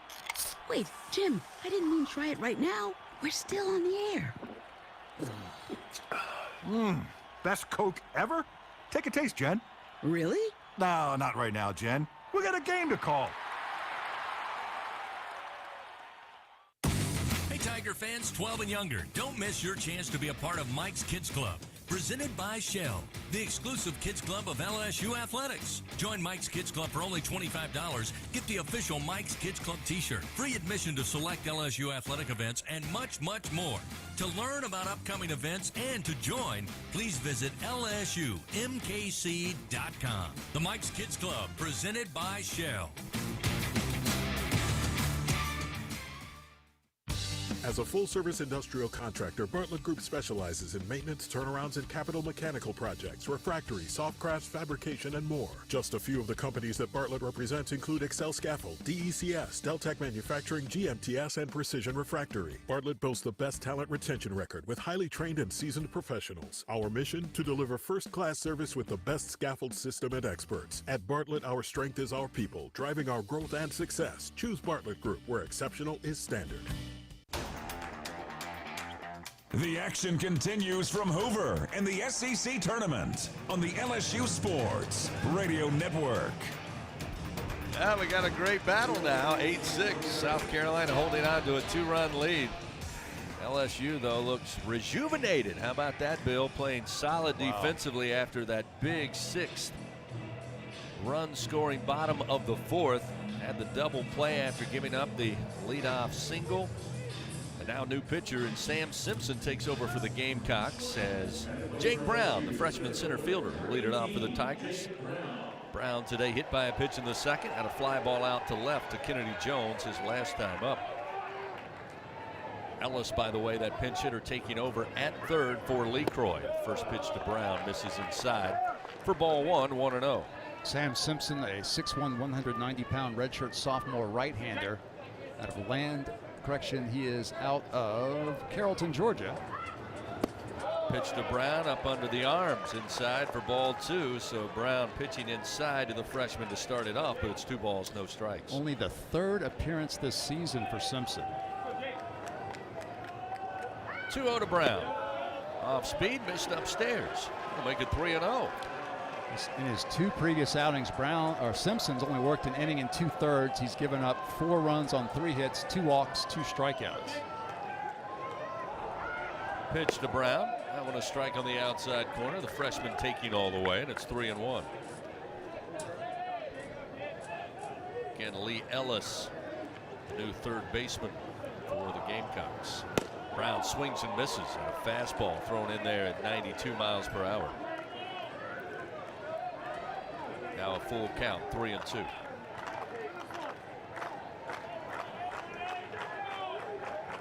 Simpson fires, and it's fouled back off the bat of Brown. 3 balls and 2 strikes. During that top of the 5th and bottom of the 5th, Bill Franquez and I discussed our strategy on foul balls up here in the booth. Here's the 3-2. Outside ball 4, Jake Brown. With a leadoff walk. He'll reach base for the 2nd time today. And great start for LSU. Will bring Ashton Larson to the plate. Now, Bill, on that last one, it was no doubt coming right towards you. In fact, hit the top, just very top of the booth, the open window here. But the problem was you went running. Yeah, that left you defenseless. Poor strategy. Yeah. So next time, I'm going under the desk. Yes. That's the fail-safe way. Yeah, they have some type of faux granite desk here. I think will protect you. First delivery to Larson, a breaking ball on the inside corner will make it 0-1. Larson today had a huge walk in the 4th inning. Eventually came around to score. Popped out to the shortstop Tippett back in the 2nd inning. Runner at first and Brown with plenty of speed. The 0-1, Larson will launch in the air. This one down the left field line, but this one behind the screen and into the crowd, out of play. And it's 0-2. Tigers sent 10 men to the plate in that 6-run 4th inning. 3 free passes in the inning definitely helped the Tigers' cause. Larson behind in the count, 0-2. Sam Simpson, the right-hander, hurls. Low it inside, they appeal to third. They say he did not go around. That'll make it 1 ball, 2 strikes. Coming up later today, it will be another matchup between Tennessee and Vanderbilt. And Vanderbilt, the winner of this tournament last year. Tim Corbin, one of those coaches. He's been interviewed several times here in Hoover. He's one of those, Bill, that comes to Hoover to win the tournament, and he makes no bones about it. He feels like it's a great way to prepare for the NCAA tournament, the grind you have to go through. The 1-2, a breaking ball hangs up. It's a ground ball handled by the first baseman, Petrie, and he will beat Larson to the first base bag unassisted for the first out of the inning. That does advance Brown down to second base and will bring Alex Milazzo to the plate. It's definitely hard to argue with Tim Corbin's success at Vanderbilt. 2 national championships, one in 2014, one in 2019. 2 other appearances in the College World Series finals when Vanderbilt finished as runners-up in 2015 and in 2021. So he definitely knows how to prepare a team for the postseason.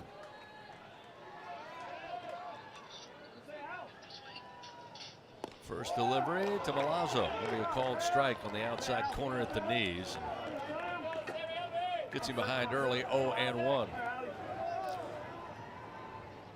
Milazzo today 0 for 2, aboard on a fielder's choice, popped out to Tippett at shortstop last time in the 4th. There's a nice overhand breaking ball for a called strike. Milazzo quickly down 0-2. Tigers now, after that 4th inning, are 4 for 8 in this game with runners in scoring position. Milazzo with a chance here with the speedy Jake Brown at second base. Time called as Milazzo will readjust. Now ready to go from the right side of the plate. 0-2 the count with 1 down. Simpson fires way outside. Fastball nowhere close, and it's 1 ball, 2 strikes. Milazzo looking for his 4th RBI of this tournament. 1-2 the count. Milazzo awaits. Missed outside. Good take. That one just off the plate to even it up, 2-2. The wind kind of shifting here, now blowing more left to right, mainly out. 2-2 hangs up. Milazzo lifts it to center field, but it will make its way to Brindley. Brown going to tag up from second. He'll make his way to third without a throw. So now with 2 outs, the Tigers have a runner just 90 feet away. And the last, Michael Braswell, to find a way to bring him in. Braswell with base hits in each of his last 2 plate appearances, including an RBI single in the 4th inning. course, Tiger fans excited to see today D1 baseball, the projection. LSU has worked their way into a 2 seed. South Carolina also projected to work their way into a 2 seed in the NCAA tournament. These two battling in the semis here in the SEC tournament.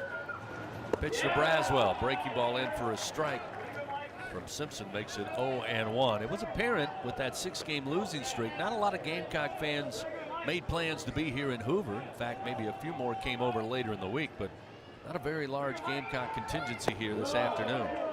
This one misses away to even it up. 1 ball, 1 strike. Field with purple and gold and a lot of orange and white already here at the park. They have been a strong presence for the Tennessee Vols all week long. 1 ball, 1 strike. Another breaking ball, this time a little too far in. Make it 2-1 now to Braswell. Braswell atop the order, 2 for 3. He's really played well all season long, especially in SEC games. Has a season high 11-game streak as that pitch missed away. And now 3-1 the count to Braswell. You would think here with Tommy White on deck that Braswell's going to see something he can drive. 2 outs and the 3-1. Misses outside. Braswell earns a walk. He'll reach base for the 3rd time today, 3rd time consecutively. And that will get Tommy White to the plate here with runners 1st and 3rd.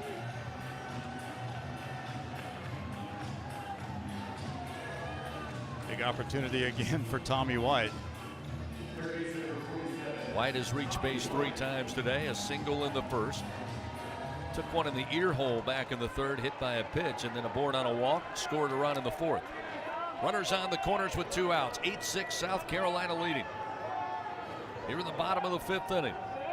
Pitch from Simpson. Swung on. Fouled back into the screen by White.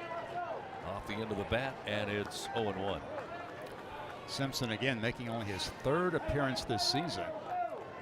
Looks to have pretty good stuff, though. He's just thrown that breaking ball for strikes.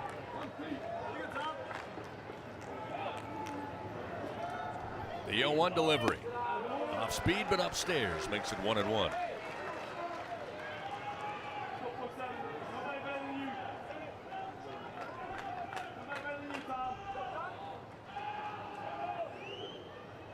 Two outs, runners 1st and 3rd. Here's the 1-1 pitch. Tommy swings and again just missed, sends it back. That one right at the belt. Tommy upset with himself.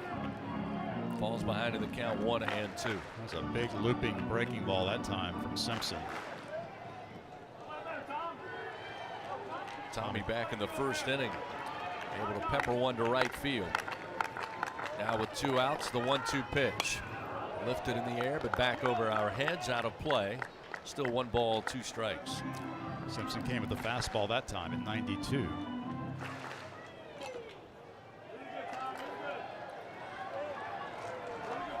Tommy will take the 2-strike approach once again. Wide stance in the plate. The 1-2, swing and a miss. Simpson gets it by him with a 92-mile-per-hour fastball. And the Tigers will strand 2 runners. They come up empty. No runs, no hits, but 2 men on. 8-6 South Carolina leading. We head to the top of the 6th here in Hoover when we come back on the LSU Sports Radio Network. Looking to make your next corporate event, church festival, or school field day the best one yet? Well, look no further than Grayson's Events and Entertainment. They have it all, from carnival rides to mechanical bulls, inflatables, and much more. They truly are your one-stop shop for all your party and event rental needs. Give them a call at 225-436-6520 and use promo code Radio25 on your next order at Grayson'sEventsEntertainment.com. Louisiana's best event specialist. You won't be disappointed.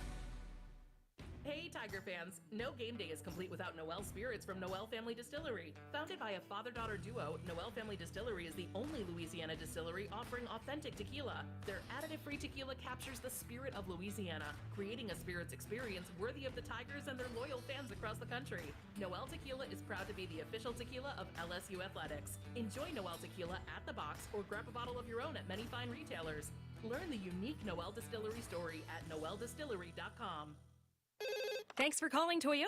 This is Jan. Hi, Jan. I just adopted a new best friend, and I'm looking for a Toyota so we can make the most out of summer. With a new RAV4, you can take your pup for a drive up the coast. You can take a Prius to the park for some tug-of-war. Or you can take a Tundra to kayak at a remote lake. One problem, Jan. Oh? My new best friend's a cat. Your summer starts here, but it all ends June 3rd. Toyota, let's go places. Dealer inventory may vary. See your participating Toyota dealer for details. The action continues from Hoover and the SEC Tournament on the LSU Sports Radio Network. South Carolina led early 8-0 after 4 innings. LSU, though, in the bottom, or rather 3.5 innings. In the bottom of the fourth, LSU would plate 6 runs, all with 2 outs. And that's a 2-run Carolina lead here. We start the 6th inning. 8-6, Gamecocks on top. Petrie, Jackson, and Messina due up, as Samuel Dutton will continue his work on the mound in relief for the Tigers. First pitch, a fastball missing inside, and it's 1-0 to Petrie, who's 0 for 2. Was hit by a pitch in the 4th and came around to score. There's a swing and a foul off the bat of Petrie to even it up 1-1. Samuel Dutton, his 2nd inning of relief following DJ Primo. Primo, by the way, went 2/3 of an inning, gave up 1 hit, but no runs, no walks, 2 strikeouts for the lefty. The 1-1, going to hit Petrie.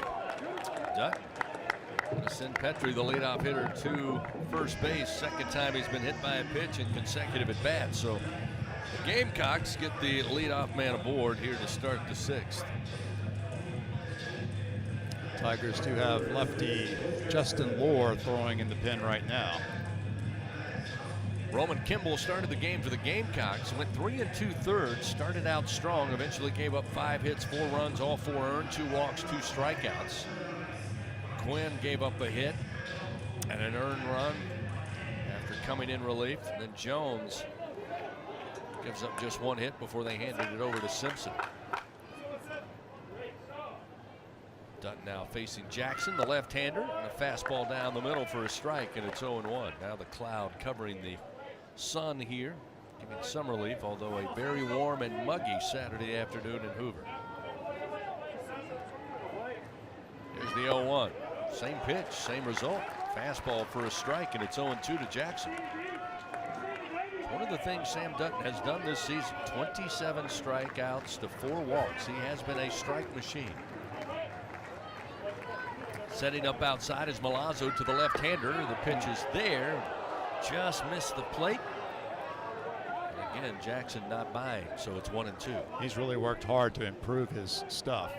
His breaking pitch is much sharper. His fastball is at a higher velocity as well. Runner at first, and the pitch. Jackson swings, and going up for it. Milam can't reach it, just over his head at second base. Running into third safely is going to be Petrie. So now runners on the corners with a flare off the bat of Jackson, just out of the reach of Milam.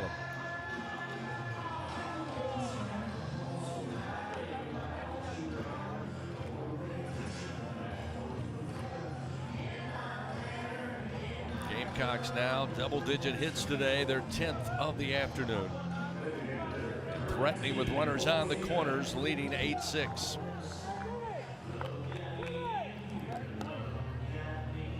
Time challenge here for Samuel Dutton, facing the hottest hitter in this tournament. Nobody out runners on the corners.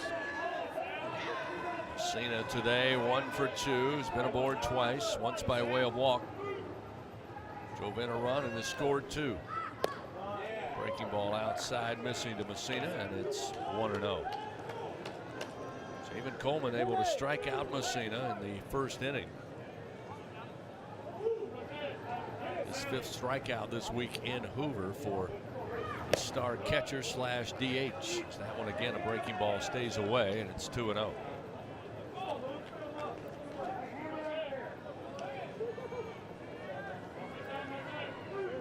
Petrie took advantage of that flare to right field, advancing from first to third.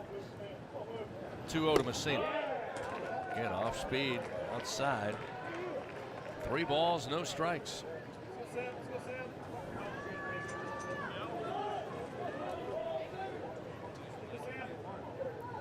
Nobody out here for the Gamecocks, top of the 6th.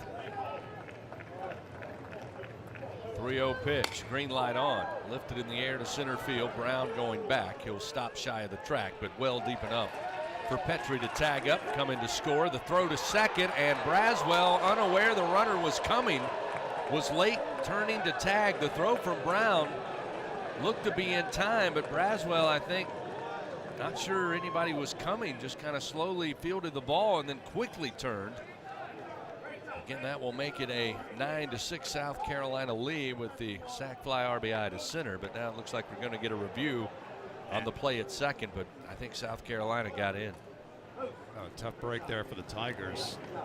Nice job by Brown getting the throw in accurately in time to get the runner Jackson, but it looked like Braswell, as you said, maybe wasn't aware, or looked like he kind of stumbled as he was fielding the throw and may have applied the tag late. Yeah, it took one hop in front of Braswell, then he had to turn inward towards home plate, kind of around the second base bag awkwardly, and Jackson's right hand gets in before he applies the tag on the forearm. So while we'll go under review, brought to you by Acme Oyster House, I don't think this will take very long. Again, watching multiple replay angles here, it's just Jackson with a great head first slide, got the right hand to the bag. Again, it wasn't that Braswell wasn't well aware. I take that back. He was. He just had to take the ball awkwardly and then spin inward to the bag, and that gave the window of opportunity for Jackson. So after review, he will be safe at second base. So with one out, Gamecocks increase their lead 9-6. They have a runner at second as Messina adds another RBI to his total this week. And we'll see Parker Nolan, a left-hander, who was 1 for 2. And no surprise Jackson was going to tag up. He is one of the speedsters for the Gamecocks.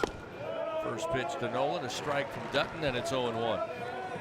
Nolan has been a real thorn in LSU's side in these two games. Two-run single back on Thursday. Two-run single in the 4th inning of today's game as well. The 0-1. Pitched inside, missing. 1 ball, 1 strike. And Nolan knows with Jackson at second base, he finds the outfield safely. Can give the Gamecocks another run. Here's the 1-1, and he does. Soft liner to left field. Pearson going to charge in and then mishandled the exchange, and Jackson will come in without a throw. And Nolan does just that. 33rd RBI on the season, brings Jackson in from second base, and now it's a 10-6 South Carolina lead. Wow, 5 RBI now for Nolan in the 2 games against LSU.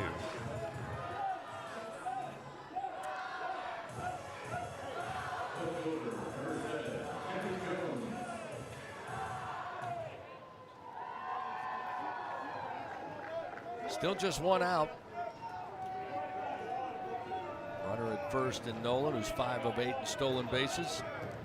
Kennedy Jones, the left fielder, takes the first pitch outside from Dutton, 1-0. Jones today a double to lead it off in the second, came around to score to make it a 1-0 South Carolina lead, then a line out and a strikeout.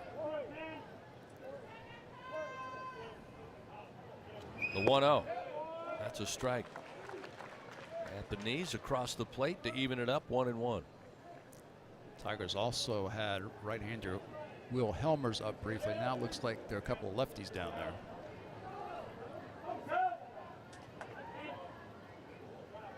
The 1-1 pitch.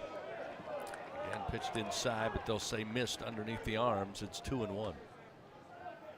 Cade Anderson, the lefty, is throwing for LSU.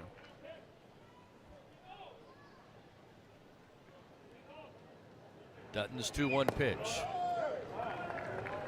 Missed low. Now 3-1 to Kennedy Jones.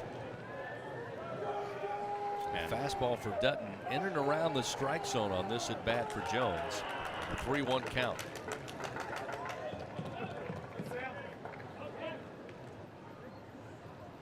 The pitch, swing and a miss. Jones swinging for the parking lot. It's 3-2.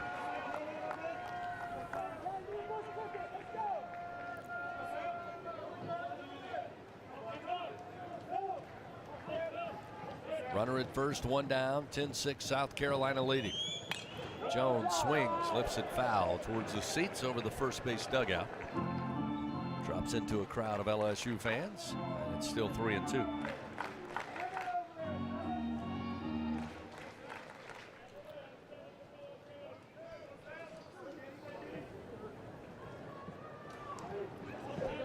Dutton from the stretch with one out, runner on. And a foul tip held on to by Milazzo. Down on strikes is Jones for a second straight time. Dutton with a big second out here in the 6th inning. Here comes Jay Johnson. Looks like we'll see Jay bring in a lefty, either Justin Lohr or Cade Anderson, to face the lefty Dalton Reeves for South Carolina.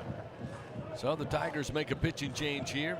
In the top of the 6th inning, the Gamecocks 2 runs on 2 hits in this frame. They lead now 10-6. Pitching change powered by your hometown John Deere dealer in Sunshine. Back to Hoover after this on the LSU Sports Radio Network. Looking for a champion on the field? Look no further than Sunshine, your hometown John Deere dealer in Louisiana. With our help, you can always come out on top. Take advantage of our home run offers on tractor packages, including the unbeatable 0% financing. To learn more and get financed, visit us at sunequip.com. Choose Sunshine and choose victory. What does it mean to be the best? How do you achieve success? For Our Lady of the Lake Health and LSU, we do it by working as a team. We achieve greatness together. Our partnership means student athletes get the best care so they can perform their best and be there for the team. Our Lady of the Lake Health and LSU. Together, we roar.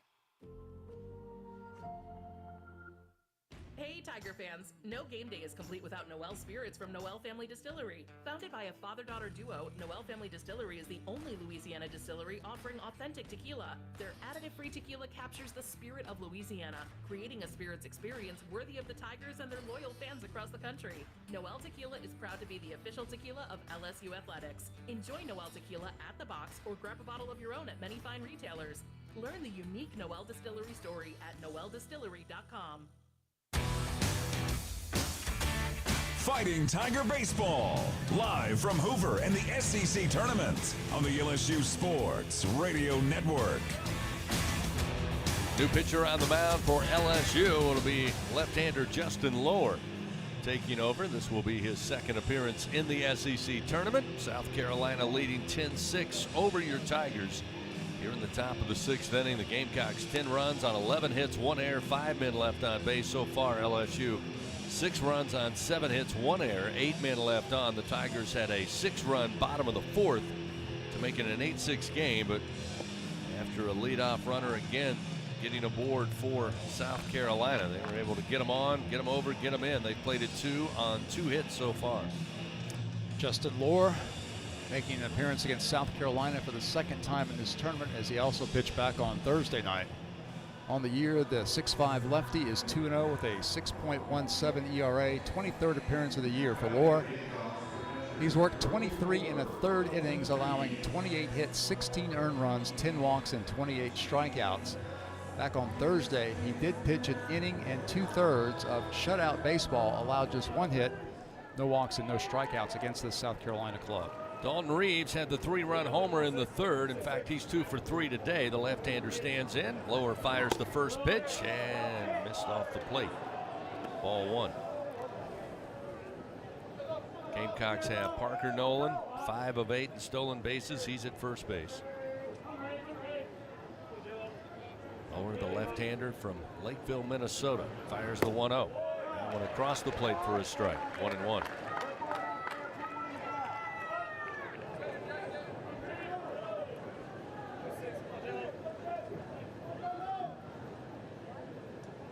Lohr checks the runner at first. Now the left-hander fires the 1-1. Hit in the air, foul territory, third base side. Tommy White with room on the run, and Tommy can't hold on. Went right into the railing of the camera deck, but had room to make the play and could not hold on.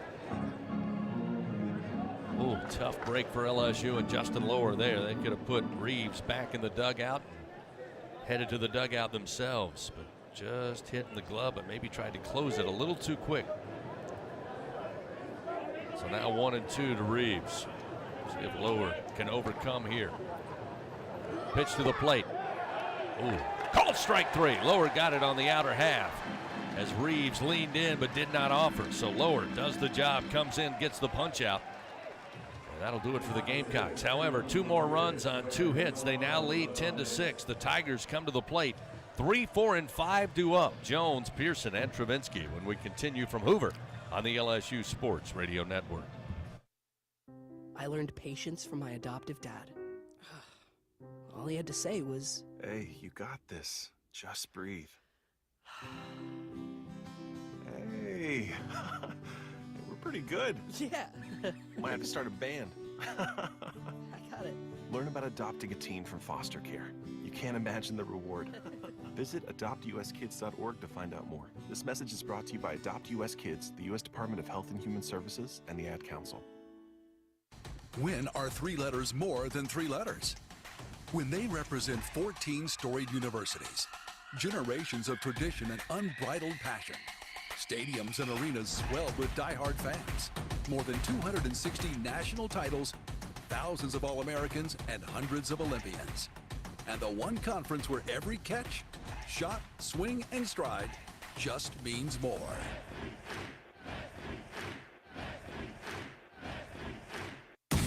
Hey, Tiger fans 12 and younger, don't miss your chance to be a part of Mike's Kids Club. Presented by Shell, the exclusive kids club of LSU Athletics. Join Mike's Kids Club for only $25. Get the official Mike's Kids Club t-shirt, free admission to select LSU athletic events, and much, much more. To learn about upcoming events and to join, please visit lsumkc.com. The Mike's Kids Club, presented by Shell.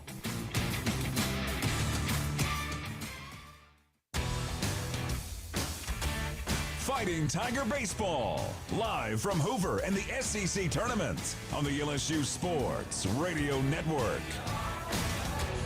On Thursday night, LSU trailed South Carolina after 6 by a score of 10-7.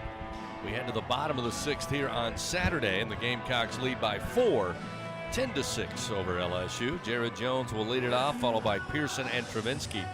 Sam Simpson, the right-hander, continues on the bump for South Carolina. Jones today 0 for 2. Didn't get a board on a walk. With the bases loaded to bring a run in. Scored himself in the 4th as well when the Tigers played at 6 runs. Simpson pitched around 2 walks in the 5th inning. Did a nice job of escaping any damage. Jones stands in. Simpson ready to work. And the first pitch. Short of the plate. They appeal to first. He did not go around. So says Brandon Cooper, and it's 1-0. Jones again 0 for 2. Again reaching base by way of walk. Did pick up another RBI on the year. He's got 53 for the Tigers. Looking to get it started here in the 6th. He'll swing high and deep left center field, giving chase. Brindley on the run, and this one is out of here. Jared Jones with a leadoff home run, a solo shot.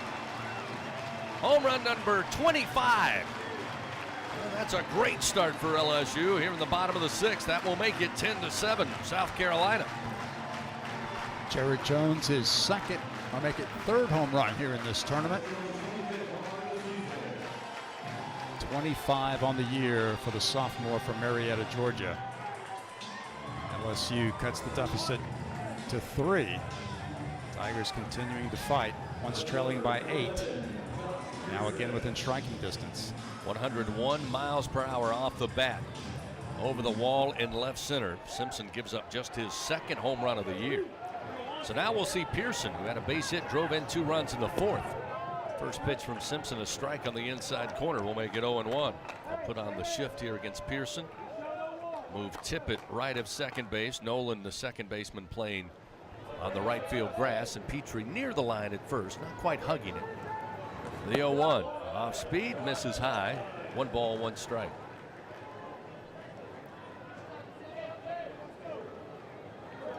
The Tigers now 7 runs on 8 hits.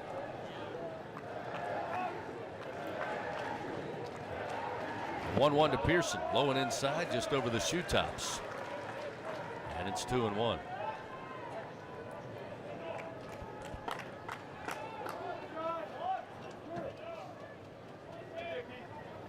Simpson working quickly, fires a fastball, again low and inside. He was upset with himself when he let it go. It's now 3-1 to Josh. Jared Jones, by the way, now has 7 RBI in this tournament with that solo homer. Second ribby of the day for Jones. A little more flash on that one. Yeah. Here's a 3-1 and a bouncing ground ball, but right at first it's foul off the bat of Pearson. That will fill it up 3-2. And the winner of this one move to the championship game tomorrow. Set for 2 o'clock Central Time. Take on the winner of Tennessee and Vanderbilt, who will play about 30 or 35 minutes following the action of this first semi matchup. 3-2 the count. Nobody on for the Tigers and nobody out. 10-7 Gamecocks lead. Here's the pitch to Pearson. Swung on. Rifled shot. One bouncer. Handled by Petrie. Knocked it down with his body. And he'll beat Pearson to the bag for the first out. Petrie, a big presence down the line, Bill, at first base. Just used his upper body to knock that one down as it was hot off the bat of Pearson. He was a wall there, playing close to the line at first base. Ball was hit very well by Pearson. Petrie using his 6'4", 235-pound frame to keep the ball in front of him. So now we'll see Hayden Travinski. Travinski 2 for 3 on the day, including a base hit with an RBI in that 4th inning. Had a single back in the second, caught looking back in the 3rd. Simpson fires. Travinski swings at a breaking ball, and it's 0-1.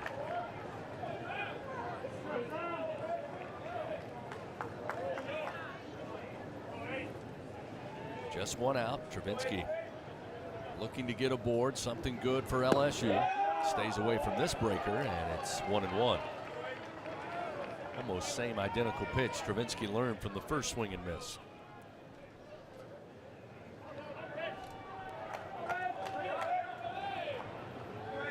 One ball, one strike. The pitch misses low. Good take by Travinski to get ahead in the count. 2-1. Hayden now batting .250 in this tournament. He is 4 for 16. 2 hits today.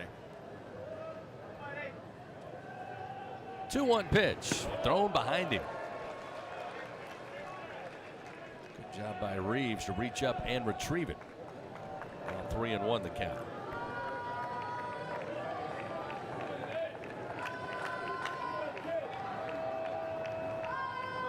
(3-1) to Hayden. Popped up, back behind us, and out of play. Fills the count 3-2.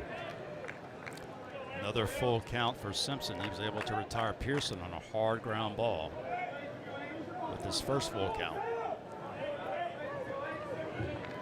Infield playing straight up to the right-handed hitter with one out. Payoff pitch, swing and a miss. Went back to the breaking ball. Travinski down on strikes for the second time, this time swinging. That brings 2 outs. And Stephen Milam to the plate. Simpson, the reliever, records his second strikeout.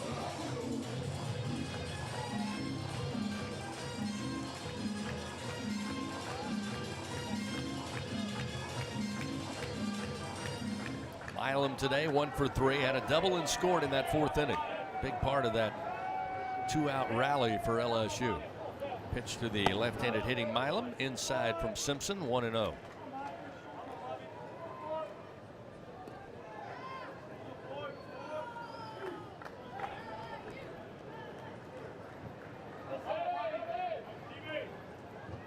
Simpson comes set.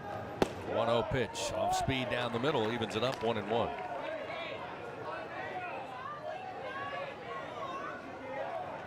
Simpson fastball going to be 92, 95. Had not pitched in quite a while for South Carolina.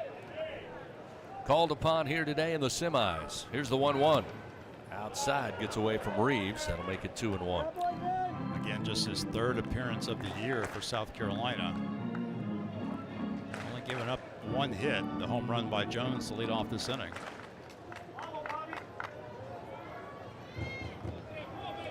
Two balls, 1 strike to Milam with 2 outs. Nobody on. Milam stays away on a breaking ball that missed inside. Good take by Milam to work the count 3-1.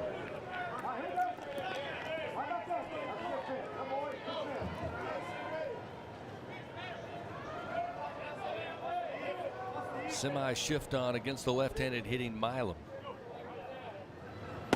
Pitch down the middle. Fill the count now 3-2. Just under the letters on the inside corner. Again, a full count against Simpson.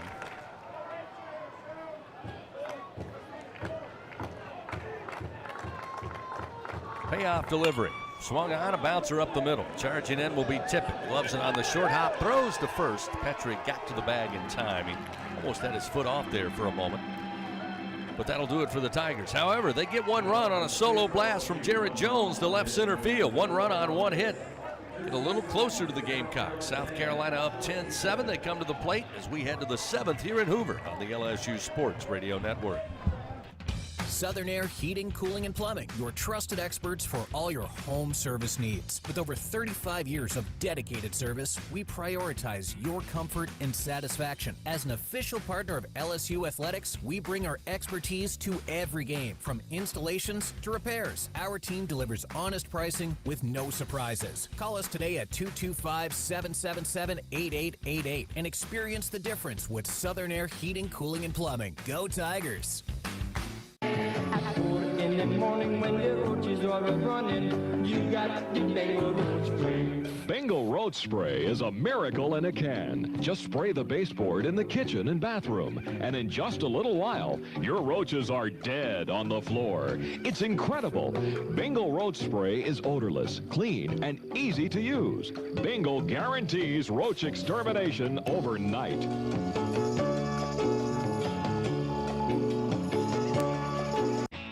When it comes to investing in your home's comfort, it's never just one thing. You want to make sure you get an air-conditioned system that's reliable, affordable, energy efficient, backed by a strong warranty, and is installed by a dealer you can trust. That's why people who insist on the best choose Trane. Plus, right now, Trane is offering special financing. So what's not to love? Visit TraneSouth.com to find a local Trane dealer today. It's hard to stop a Trane. Subject to credit approval. Ask for details.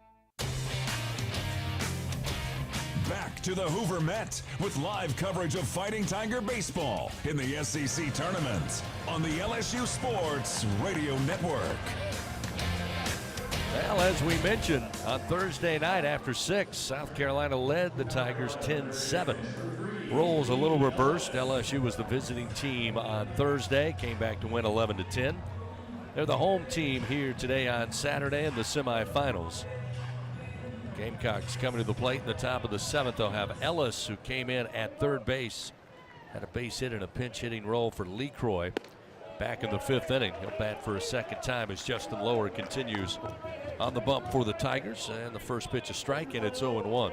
Ellis followed by bottom of the order Tippett, and then back to the top with Brindling due up for South Carolina. This pitch outside makes it 1-1 to Ellis, batting for just the 22nd time on the season, batting .286 here in 2024. The 1-1 just missed outside from Lower. Off-speed pitch now, 2-1 the count. These are the final numbers on Samuel Dutton. 1 2/3 innings, gave up 2 runs, 3 hits, no walks, 2 strikeouts. 2-1 pitch, missed low and inside. Now 3-1 to Ellis, an inexperienced infielder for the Gamecocks. Again, not a lot of at-bats this season. You got Tippett, who's 1 for 3 behind him. 3-1, missed low. That time the bat flipped up by Ellis. Didn't get it far enough, just went over the head of the home plate umpire. But Ellis will reach base for a second time today. Had a single first time, now a walk. Here in the 7th inning, the leadoff man aboard and Jay Johnson out. That may be all for Justin Lower. Yeah, that's a very disappointing walk by Lower against Ellis, who has only 21 at-bats all season. And Jay's going to make a change. So another pitching change for the Tigers, powered by your hometown John Deere dealer in Sunshine. It's a 10-7 South Carolina lead. Tell you about the new Tiger pitcher when we come back. The Gamecocks have a runner at first, nobody out. And Will Tippett, the shortstop, due up next on the LSU Sports Radio Network. It's good to be able to make a change, to never feel stuck. That's why at Cox, we're making a change too. Now Cox internet plans are flexible, so you can choose to just go with internet, add TV tomorrow, or home automation down the line. It's easier than ever to get just what you want and nothing you don't. Flexible plans from Cox. Change anytime. No commitments, no penalties. See for yourself at cox.com/internet. Additional services can be added at then current regular rates. All services subject to residential customer service agreement and acceptable use policy. Restrictions apply.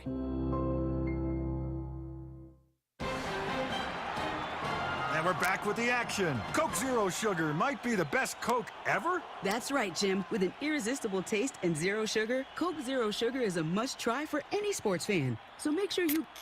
Wait, Jim, I didn't mean try it right now. We're still on the air. Best Coke ever? Take a taste, Jen. Really? No, not right now, Jen. We got a game to call. Looking for a champion on the field? Look no further than Sunshine, your hometown John Deere dealer in Louisiana. With our help, you can always come out on top. Take advantage of our home run offers on tractor packages, including the unbeatable 0% financing. To learn more and get financed, visit us at sunequip.com. Choose Sunshine and choose victory. The action continues from Hoover in the SEC Tournament on the LSU Sports Radio Network. South Carolina leading LSU in the first of two semifinal games here from the Hoover Met. 10-7 the Gamecocks lead here in the top of the seventh inning. The Tigers make another change. Bring in Will Helmers, recent LSU grad, will take over. The right-hander will face Will Tippett. Nobody out and a runner on here for South Carolina. Will Helmers earning his business degree from LSU a couple of weeks ago.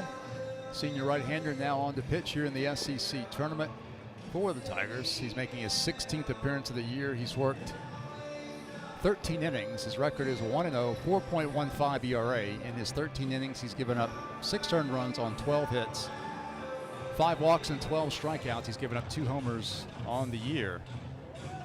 After the leadoff walk for South Carolina, nobody out, runner at first. It's Helmers trying to keep this deficit at 3 runs. Will Tippett comes to the plate for the Gamecocks. He's 1 for 3, a single in the 4th inning.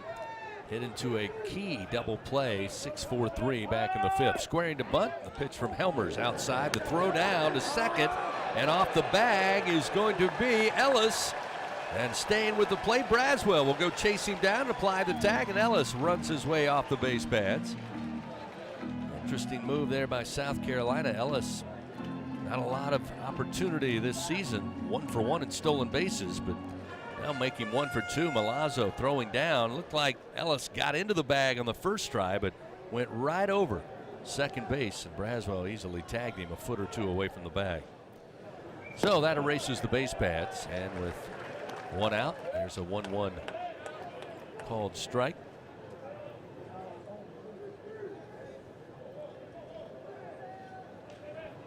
Helmers fires, nice breaking ball in for a strike, gets him ahead of Tippett now, 1-2. It's been a while since Will's had an opportunity on the mound.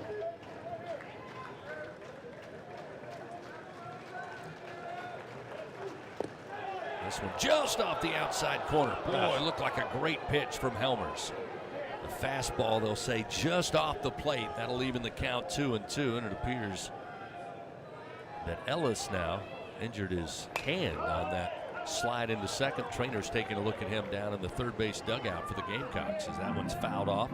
Spoils a fastball from Helmers. Tippett now working with a 2-2 count. This is Helmer's first appearance on the mound since May 5th. He pitched in Game 3 of the Texas A&M series. 2-2 pitch, breaking ball, a bouncer towards short. Braswell takes it on the hop, throw to first. Jones has it. For the second out of the inning. Not a routine play. Braswell had to circle around, come towards third base, took it on the short hop. Again, a good throw.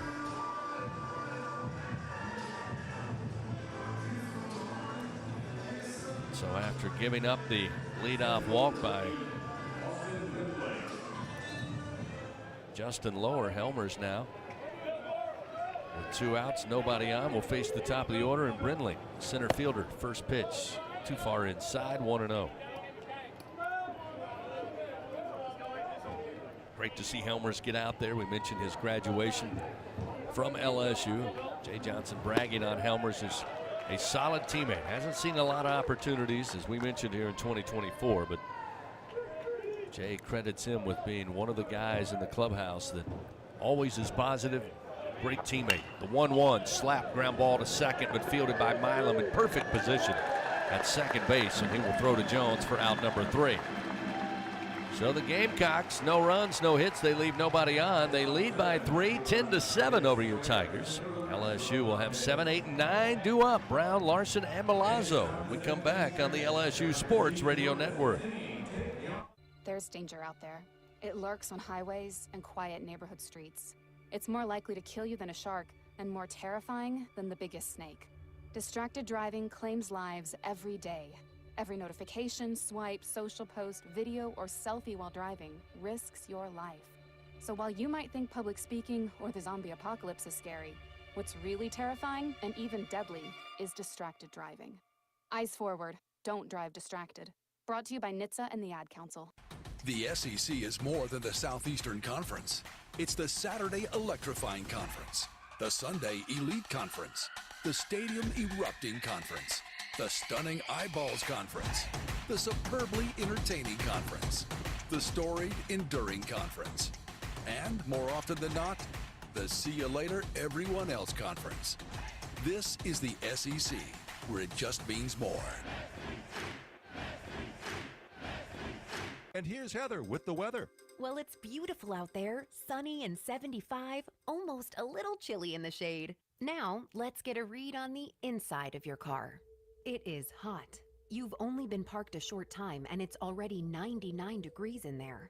Let's not leave children in the back seat while running errands. It only takes a few minutes for their body temperatures to rise, and that could be fatal. Cars get hot, fast, and can be deadly. Never leave a child in a car. A message from NHTSA and the Ad Council. Coverage continues from Hoover and the SEC Tournament. Fighting Tiger Baseball on the LSU Sports Radio Network. 10-7 South Carolina leading over LSU. While we have a moment, let's pause 10-second station identification on this, the LSU Sports Radio Network. This is LSU Fighting Tiger Baseball on the LSU Sports Radio Network and the LSU Sports 3, mobile app. 2. Back with you from the Hoover Met on this Saturday afternoon. Our producer Jeff Palermo back in the Capital One studios. Bill Franquez, Chris Blair with you here at the Hoover Met. Semi-Saturday, South Carolina and LSU meeting for the second time this week. Carolina with the edge at the moment as we head to the bottom of the 7th, 10-7. They lead over your Tigers. Jake Brown will lead it off. He's 0 for 1 today, but he's reached base twice. Hit by a pitch in the second and a board on a walk in the 5th inning. I'm going to take a moment here to send out congratulations to Dave Nitz, longtime voice at Louisiana Tech. We'll wrap it up this season after 50 years calling baseball for the Bulldogs. As the first pitch, Brown looking to bunt. Pitch missed low, and it's 1-0 to Brown. The 1-0. Breaking ball in for a strike. Evens it up, 1 ball and 1 strike. Nitz, of course, called all 3 sports during his time in Ruston. Finishing up with the Diamond Dogs. Here's the 1-1. Again showing bunt. This pitch is high and makes it 2-1. Nitz actually spent some time in my old neck of the woods at Georgia right? Southern in Statesboro. Wow, I didn't realize that. For a couple of seasons. He's always been very gracious to me coming to Louisiana. Here's a bunt. First base side coming off the mound is Simpson. He'll throw to first and he throws it away. Brown will make his way into second base. Now he's going to try to go to third. The throw coming in. Brown sliding safely, and he is on the bag and safe. Hustle play. I see you, Jake Brown. Never a doubt. The throw was in the dirt. Got by both Petrie and Nolan, who was backing him up at first base. They had to go track it down in foul territory down the line and right. Jake Brown kind of stumbled around first, but then put on the Jets. Coach Jordan gave him the green light. He never slowed up around second, makes his way to third. Huge play for the freshman. Lays down the bunt. And the error charge to the new pitcher, Matthew Becker. And Becker comes in to pitch. And he throws it away, and Jake Brown makes the Gamecocks pay. It's the second error of the day. First pitch, Larson gonna launch it to center field, going back. Brindling on the run will have it in center, but Brown will easily come in to score on the sac fly RBI off the bat of Larson. RBI number 15 on the year, and Brown will make it a 2-run Gamecock lead, 10-8. Here in the bottom of the 7th, just one away, and that will bring Alex Milazzo to the plate. Matthew Becker on now for the Gamecocks, the lefty, 6'3", 205-pound junior out of Chapin, South Carolina. Becker making his 20th appearance of the year. He's 5-3 with a 6.75 ERA. In 40 innings, he's allowed 44 hits and 30 earned runs, 15 walks, 55 strikeouts for Becker. 273 opponent batting average. He's given up 6 homers on the year.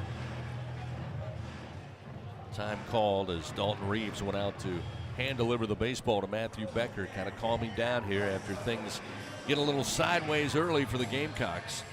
Again, 2 errors today. That's 9 over their last 3 games. So now we'll see Milazzo. 0 for 3 today. First pitch a strike to make it 0-1 from Becker. Milazzo did reach in the second on a fielder's choice.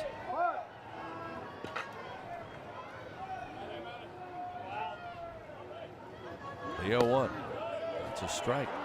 Inside corner. Right above the belt. Milazzo quickly falls behind. 0-2. A 2-run Gamecock lead now, 10-8. The 0-2 upstairs. Milazzo stays away, and it's 1 ball, 2 strikes. How about the hustle play from Jake Brown? Oh, yeah. A true freshman who was a dual position player in high school. Player of the year in Louisiana. He's made an impact just about every time he's touched the diamond. Here's the 1-2. Milazzo fouls it back. That one going into, did that make it into the Gamecock booth? Nope, into the main press area. Todd Polites make a play. He's over there. But you're right. That's certainly been one of the highlights of this tournament, has been the play of Jake Brown. Certainly we can expect more of Jake in the coming weeks in the postseason. Still 1 ball, 2 strikes to Milazzo. The pitch misses high. Very good eye by Alex there to even it up 2-2.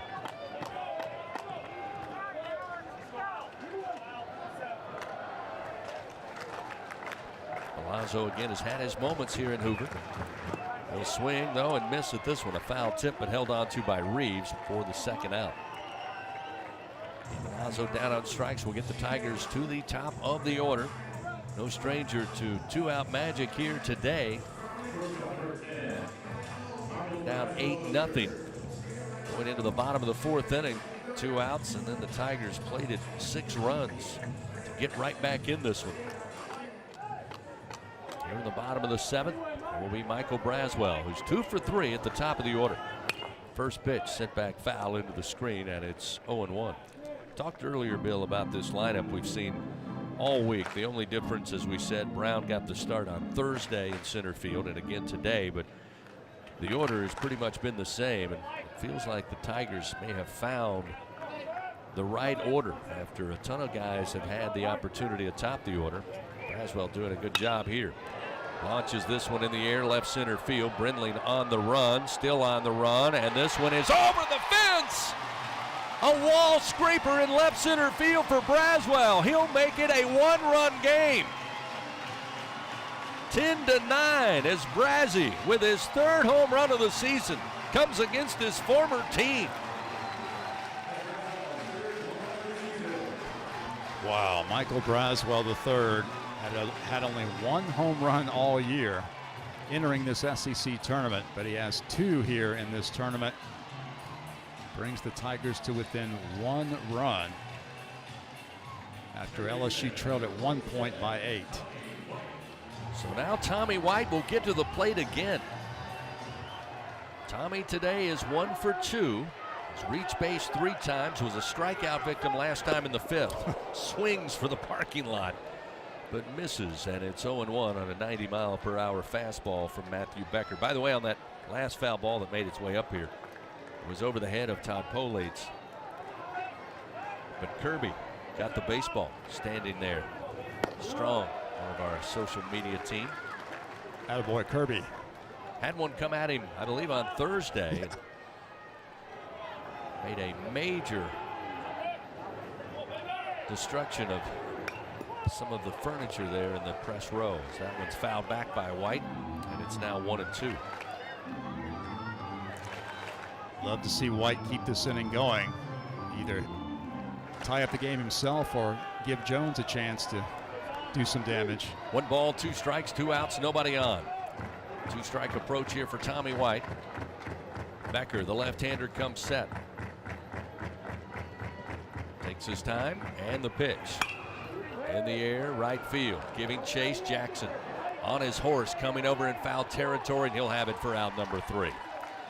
Jackson covering a lot of ground in right field.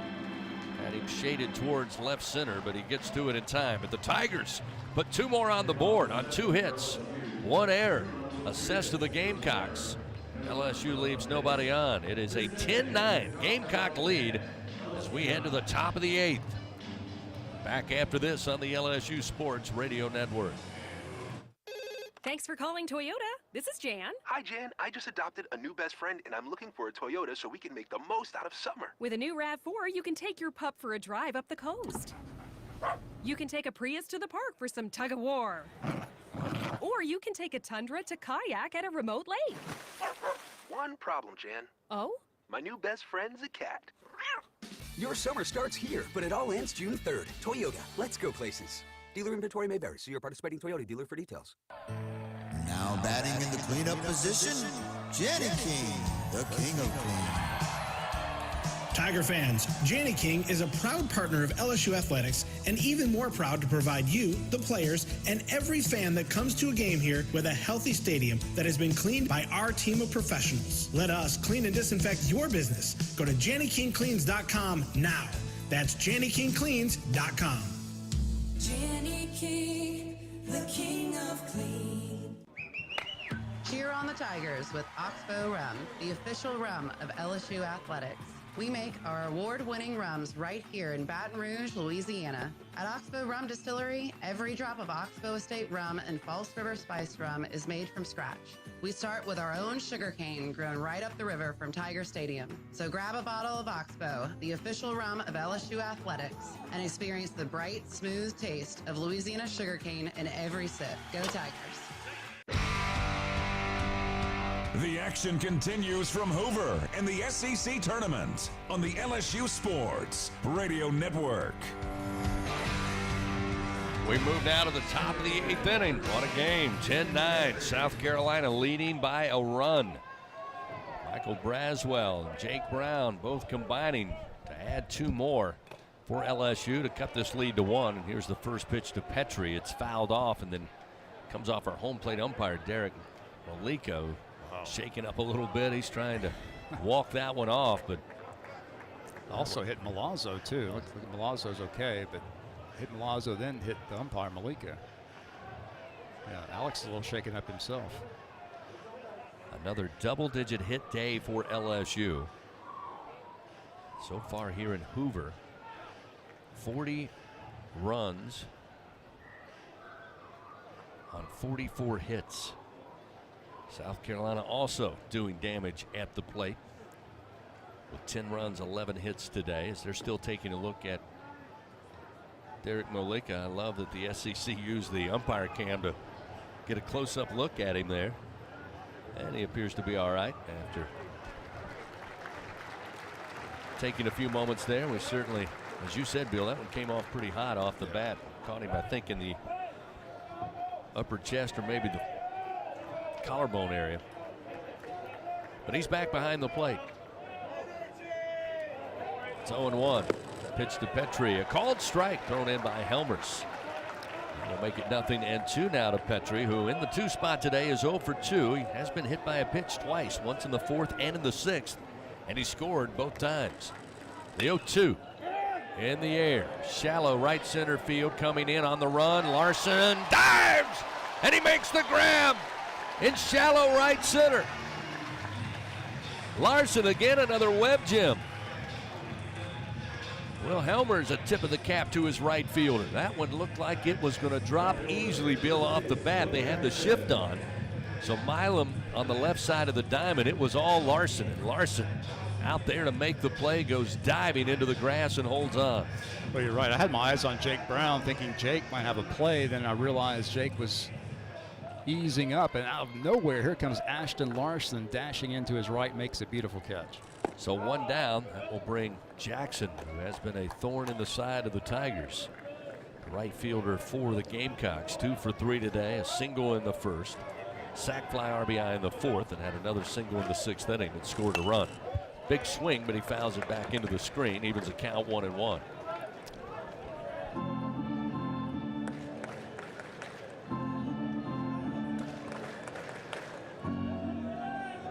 Will Helmers trying to get keep that momentum for LSU as that pitch got away inside to Jackson, and it's now 2-1. Will Helmers, by the way, an imposing figure.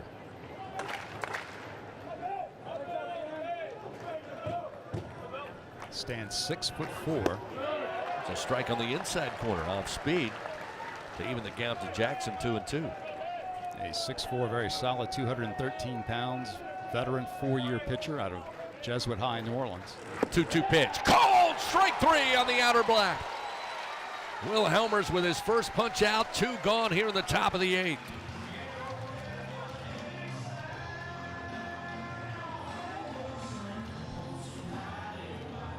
So Jackson retired. That will bring Cole Messina, who's not only been a thorn in the side of the Tigers, but basically every team the Gamecocks have faced this week. Messina 1 for 2. That time going to be called here. Messina making his way back towards the South Carolina dugout. He's got 2 RBI in today's game. RBI single in the 4th and a sac fly in the 6th. So for the tournament, he only has 16 RBI so far in 5 games. So he's been pretty productive, I would say. Offensive timeout here. Coach Kingston and Messina meeting near the on-deck circle. Now that is all finished up. Mark Kingston, the head coach of the Gamecocks, trying to share some strategy here against Will Helmers. Again, 2 gone, nobody on. It's a 1-run Gamecock lead, 10-9. Here in the top of the 8th inning, Helmers' first pitch, breaking ball, launched in the air center field. Brown on the run to the track, stops and makes the grab for out number 3. Messina gave it a ride, but the Hoover Met holds it in. Brown makes the play. And a great top of the 8th keeps the momentum for the Tigers as we head to the bottom of the 8th. They trail the Gamecocks by a run. 10-9 South Carolina. Tigers have Jones, Pearson, 3, 4, and 5 due up when we continue on the LSU Sports Radio Network. Unrivaled content, unprecedented access. LSU Gold, powered by Bayou Traditions, is the only place for exclusive behind-the-scenes content featuring your favorite LSU teams. It's all access to the Tigers all year long, from pregame warm-ups to postgame celebrations and every moment in between. You can watch LSU Gold anywhere, anytime, and on your favorite device. Go to lsu.gold today to sign up for your free 7-day trial, so you can be there for each step of LSU's championship journeys. That's lsu.gold. When are 3 letters more than 3 letters? When they represent 14 storied universities, generations of tradition and unbridled passion, stadiums and arenas swelled with diehard fans, more than 260 national titles, thousands of All-Americans, and hundreds of Olympians. And the one conference where every catch, shot, swing, and stride just means more.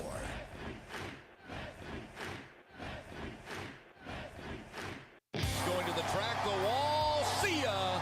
Tiger fans, fans, have you ever wanted to watch LSU baseball on TV but hear the action from the LSU Sports Radio Network? Just sync the game with the LSU Sports mobile app. It's easy to do. Just pause the TV. Use the LSU Sports mobile app to stream the audio on your smartphone or tablet. Connect to a smart speaker, then wait for the audio to catch up to the point your TV is paused. Push play, and you are all set. Sync the game with the LSU Sports mobile app for iOS and Google devices. Download it today. Tigers win! Tigers win! The action continues from Hoover and the SEC Tournament on the LSU Sports Radio Network. Jared Jones will lead it off for the Tigers. We hit the bottom of the 8th inning here in the semifinals. First of 2 today from the Hoover Mets. South Carolina leading by a run, 10-9. Jones will stand in. Matthew Becker continues on the bump. Lefty on righty matchup, and the first pitch across the plate for a strike, and it's 0-1. Jones today 1 for 3. Has been on base twice, had a walk with the bases loaded, bring in a run in the 4th and scored, then had the solo shot to left center in the 6th inning. The 0-1, Jones swings, but a ground ball down the third baseline, foul. And he falls behind early 0-2. Jones, Pearson, and Travinski due up for the Tigers.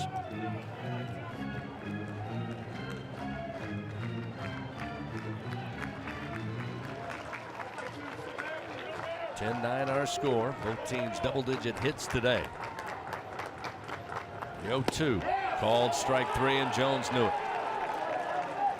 Beautiful breaking ball that time from Becker. And Jones down on strikes for the first time today. 1 gone.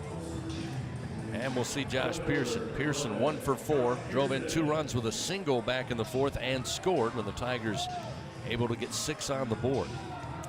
Looks like the Tigers do have lefty Griffin Herring warming in the pen.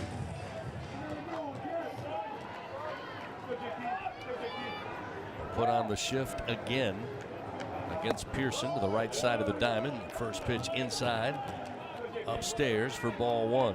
Last time, Petrie, the first baseman, able to knock down a rifle shot towards first to retire Pearson unassisted. The 1-0 again inside from Becker. And it's now 2 balls, no strikes.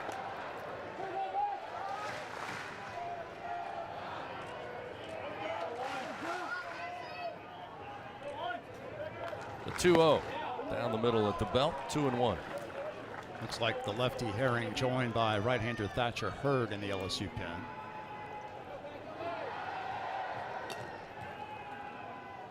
Two balls, 1 strike to Pearson with 1 out, nobody on.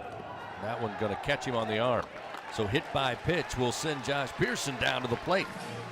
So the Tigers get the potential tying run aboard with 1 out here in the 8th inning, bringing Hayden Travinski to the plate.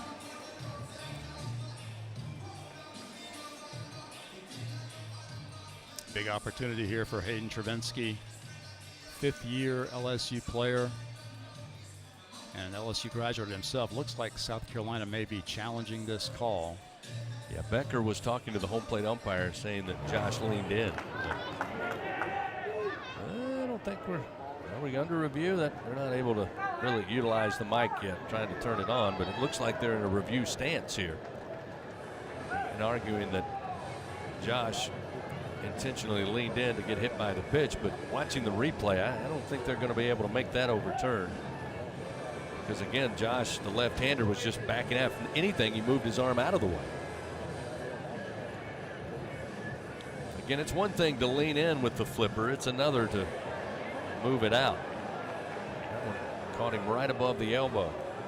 Again, microphone's either not working or they did not get an official call, but they are under review, brought to you by Acme Oyster House. So Pearson ruled hit by pitch is down at first. We'll see if they overturn this, but I got to be honest, just watching it, I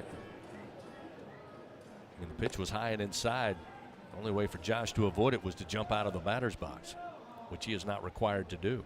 Now we'll get the call, but it does stand. Yep. Again, the ruling hit by pitch is confirmed. And that will have Pearson at first and Travinski at the plate.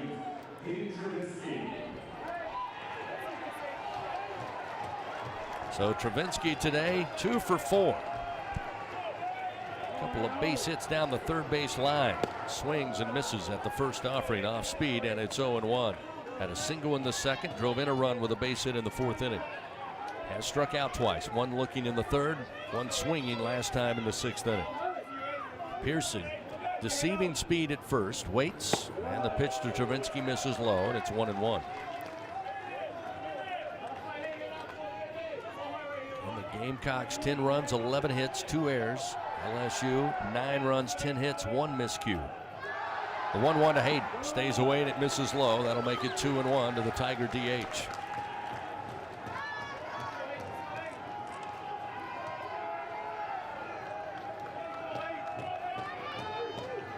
The 2-1 pitch lifted in the air, right center field. Jackson, though, coming over, settles under it, and he will have it for the second out of the inning. So Pearson retreats back to first, 2 down. And now we'll see Stephen Milam, who has been very good this week for the Tigers. And against the left-hander, he'll switch and bat from the right side here against Matthew Becker. Milam has done a tremendous job in this freshman season and really becoming a threat from both sides of the plate. Absolutely. He has 7 hits in this tournament, including a double today. So with 2 outs and a runner at first, Milam awaits. Becker fires. And a strike at the knees. Ooh, boy. Man, come on. Yowza. Yeah, Jay's up and out of the dugout on that one. That one was low. 0-1 to Milam. The pitch. That one, same spot. Same pitch. And they call it ball 1. So 1 ball, 1 strike. Tigers looking for something here with 2 outs. The 1-1. That one is a strike. Floated in there by Becker. Gets him ahead of Milam. 1 ball, 2 strikes. Pearson off of first base with 2 outs. The pitch, chopper up the middle, backhanded, gets by Nolan. Tried to get it with the backhand, couldn't do it. Pearson around second, into third, and Milam delivers.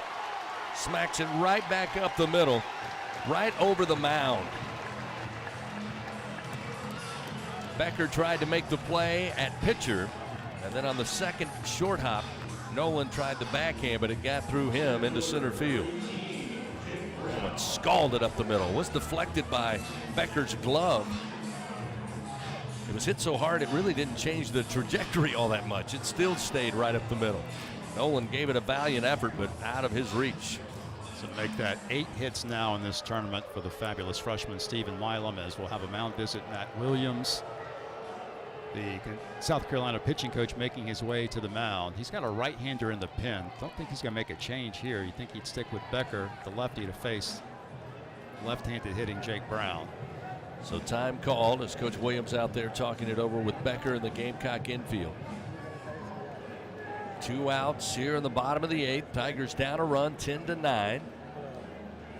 Now with runners first and third with Jake Brown. He's 1 for 2 today, coming to the plate. Now the home plate umpire Derek Malika out there to break up this meeting. Coach Williams still talking it over.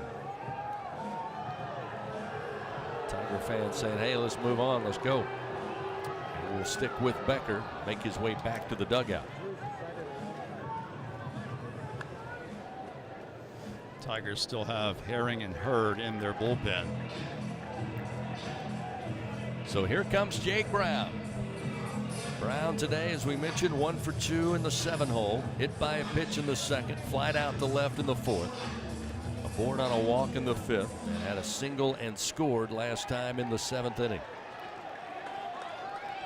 Again, runners first and third. The pitch to Brown, high and inside for ball 1. Pearson at third, Milam at first base.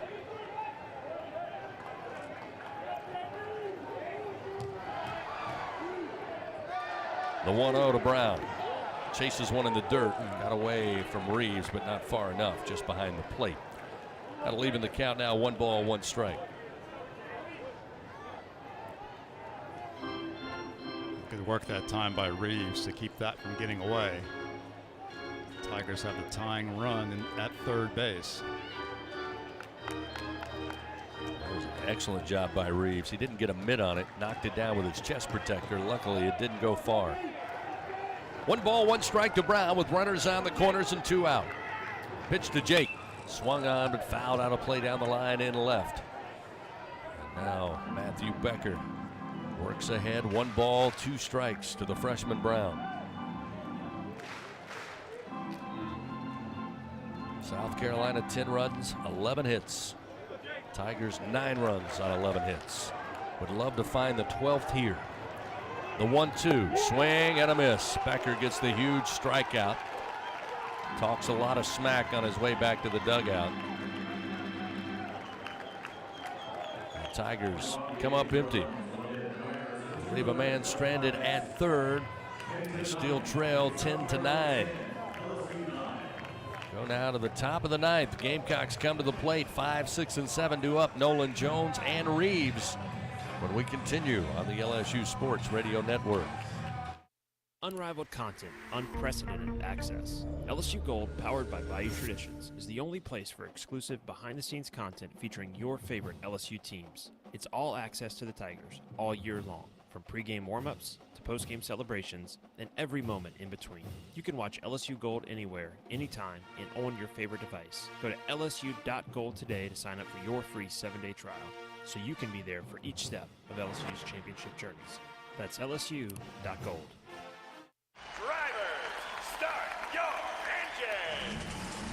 You don't have to be in the race to be in the race. The NASCAR Powerball Playoff is back. Enter for a chance to win a VIP trip for 2 to the NASCAR Cup Series Championship race at Phoenix Raceway. You could win the grand prize of $1 million. Purchase a 5-board Louisiana Powerball ticket and scan for entry details. Must be at least 21 to purchase. NASCAR used with express permission. NASCAR LLC is not a sponsor of this promotion. As a full-service industrial contractor, Bartlett Group specializes in maintenance, turnarounds, and capital mechanical projects, refractory, soft crafts, fabrication, and more. Just a few of the companies that Bartlett represents include Excel Scaffold, DECS, Deltec Manufacturing, GMTS, and Precision Refractory. Bartlett boasts the best talent retention record with highly trained and seasoned professionals. Our mission? To deliver first-class service with the best scaffold system and experts. At Bartlett, our strength is our people, driving our growth and success. Choose Bartlett Group, where exceptional is standard. The 9th inning of LSU Fighting Tiger Baseball, presented by L'Auberge Baton Rouge Casino and Hotel on the LSU Sports Radio Network. Make our way to the top of the 9th inning. It's a 1-run Gamecock lead, 10-9. Here in the semifinals, first of 2, determining who will play for the SEC tournament crown tomorrow with first pitch at 2 o'clock Central Time. Coming up after this one, it will be Tennessee and Vanderbilt meeting once again. Tigers had Hurd and Herring in the pen. Kate Anderson also had been warming. It looks like they're going to go to the freshman lefty Anderson here.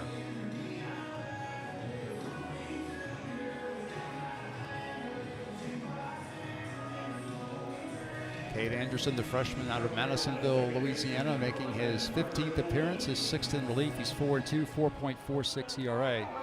He's facing the tough lefty Parker Nolan to start the 9th. Nolan 2 for 3 on the day. Sanderson's first pitch rides inside for ball 1. The fastball missing up there at 93 miles per hour.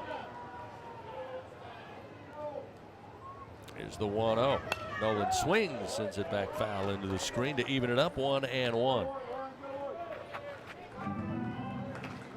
Jay Johnson speaks highly of Kate Anderson. Feels like he will certainly be a mainstay for the Tigers staff in the coming years. That pitch inside, make it 2-1 now to Nolan. First appearance for Anderson since May 18th. He appeared to face one batter in Game 3 of the Ole Miss series. 2-1. Nolan swings. High fly ball, but not very deep to left center. Pearson coming in. And Josh will have it for the first out here in the top of the 9th. So a good start for Kate Anderson. Now he'll face Kennedy Jones. Jones today 1 for 4. The Gamecocks started way back in the 2nd inning with a leadoff double, came around to score.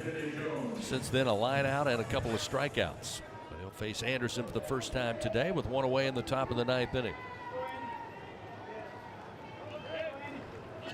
Lefty on righty matchup. Anderson fires, and it's off the plate outside for ball 1.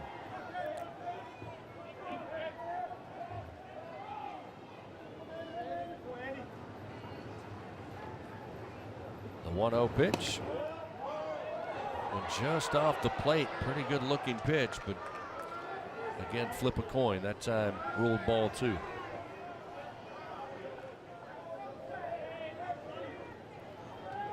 To Jones. Missed high. 3-0 now the count.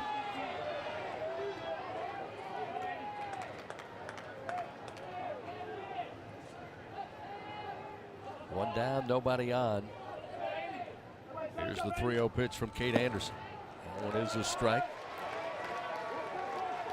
Fastball in there to make it 3-1. They employ the shift to the left side of the diamond here against Kennedy Jones. The 3-1. Missed outside, ball 4. So a 1-out walk. It's the Gamecock left fielder aboard. And we'll bring in the catcher, Dalton Reeves. Make a pinch runner here for Jones. Bring in Dylan Brewer, who we also saw on Thursday night in a pinch running role. LSU pitching had retired 6 in a row prior to that walk of Kennedy Jones.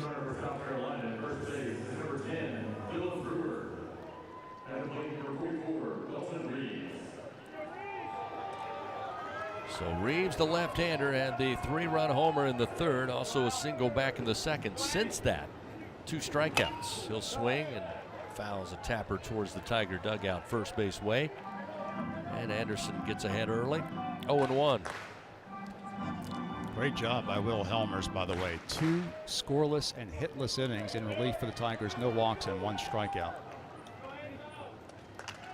The 0-1 pitch to Reeves. Missed high. 1 ball, 1 strike. Tigers trying to keep it a 1-run game here in the top of the 9th. Bottom of the 9th, they have Larson, Milazzo, and Braswell due up. 8, 9, and top of the order. But first things first, with a runner at first and 1 out. There's a strike on the inside corner to Reeves to get Anderson ahead, 1-2.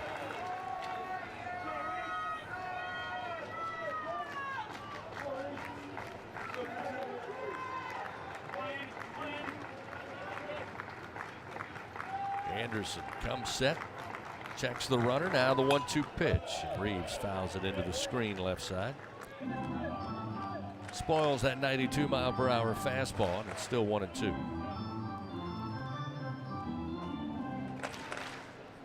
Kate Anderson this season, 50 strikeouts in 34 1/3 innings.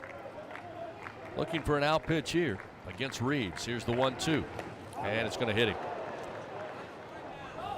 Got him up in the left arm.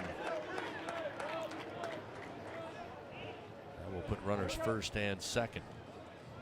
Now Coach Johnson on his way out to the mound.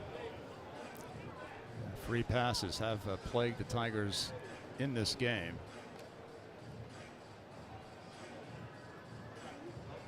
Tigers have now hit 3 batters and walked 5. So a meeting on the mound here again with runners first and second and just 1 out. LSU desperately trying to keep it a 1-run game. That one hit on the top of the forearm. Ooh, costly with a 1-2 count. And still talking it over on the mound here with Kate Anderson. And he's got Ellis due up. Ellis, of course, is the young man who replaced Lee Croy at third base, and coming into today's game had only 20 at bats. But he did find his way on base. Well, he's found his way on base twice now with an infield single and a walk. So Ellis certainly doing his job when called upon from Coach Kingston with limited experience this year.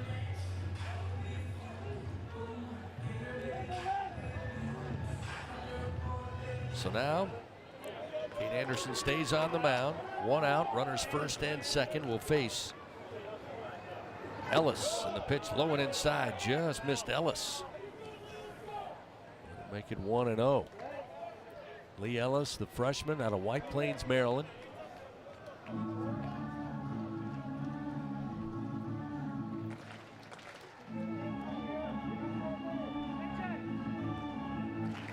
Time called here is, I think, Milazzo making sure his digital watch was in sync. It is.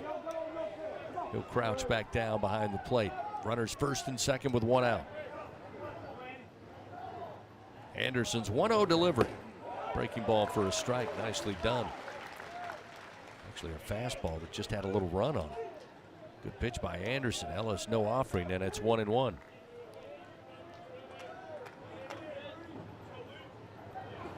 This one hit but fouled over the first base dugout.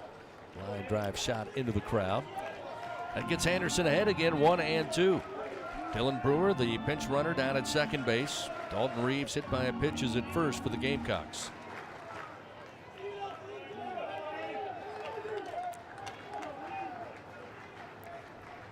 Anderson's 1-2 pitch. Swing and a miss. Pulled the string on an off-speed delivery.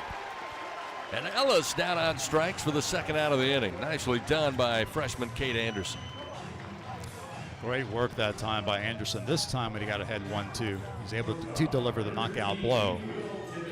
Now he's got to face Tippett, the number 9 man, the switch hitter. He's going to bat from the right side now. I mentioned Jay Johnson, a lot of belief and faith in Cade Anderson. Went out, talked with the youngster, and kept him on the mound. So now he'll face Will Tippett, who's 1 for 4, had a single and scored in the 4th inning. 2 down, the first pitch. Missed inside, backs him off the plate, 1-0.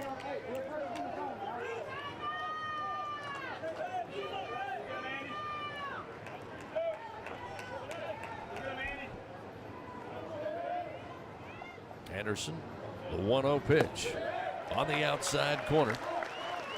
Evens it up, 1-1. Another off-speed delivery here to Tippett. Tippett again 1 for 4, but only batting 176 on the year. Gamecocks have runners first and second. The 1-2 missed inside. Rather the 1-1, now 2-1. They lead 10-9 to South Carolina.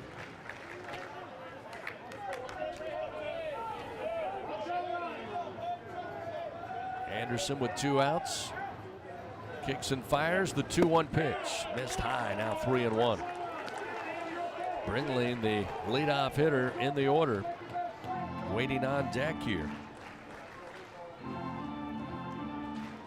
Got to find a way to retire Tippett and get back in the dugout if you're Cade Anderson. 3-1 the count with runners first and second, 2 down. Anderson's 3-1 pitch down the middle. That'll fill the count, 3-2. Now you got to find the pitch. The pitch.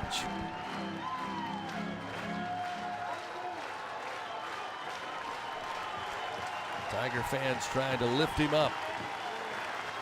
With 2 outs, 2 men on, payoff delivery. Did he go? He went! They appeal to first. Down on strikes goes Tippett. Breaking ball down and in. Couldn't hang back.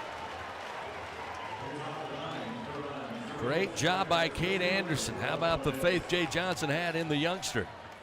We head now to the bottom of the 9th. 3 outs to work with. The Tigers trail by a run, 10-9. It'll be Larson, Milazzo, top of the order, Braswell, when we continue on the LSU Sports Radio Network. The Tigers of LSU, a team of destiny and a team for ages. Your Fighting Tigers are national champions. The national championship is headed back to Baton Rouge. Tiger fans, we're excited to announce the Natty Club by Bayou Traditions. This membership actually saves you money at top stores and local restaurants while helping LSU athletics win. It pays for itself. Support our NIL efforts by joining the Natty Club today. Visit BayouTraditionsCollective.com to become a member. Goats only, and go Tigers.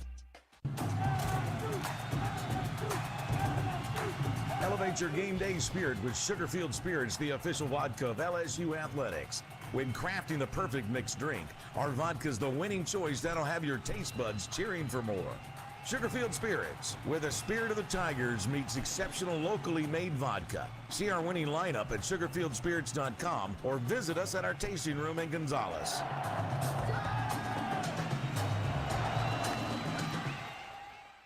Albertsons, curbside pickup is easy, but delivery is even easier. Try our new Fresh Pass program and enjoy unlimited free delivery on all your grocery needs. We're offering even more perks like 5% off some of our best brands like O Organic and Open Nature. Plus, even more rewards that never expire to use on gas or free groceries. Start your free 30-day trial today when you sign up for Albertsons Fresh Pass and get free delivery anytime and exclusive perks. Visit albertsons.com/freshpass for program detail. Albertsons, fresh foods, local flavors.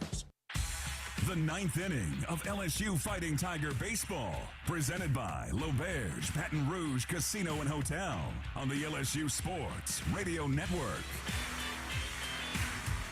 Go to the bottom of the ninth here in the first of two semifinal games in Hoover in the SEC Baseball Tournament.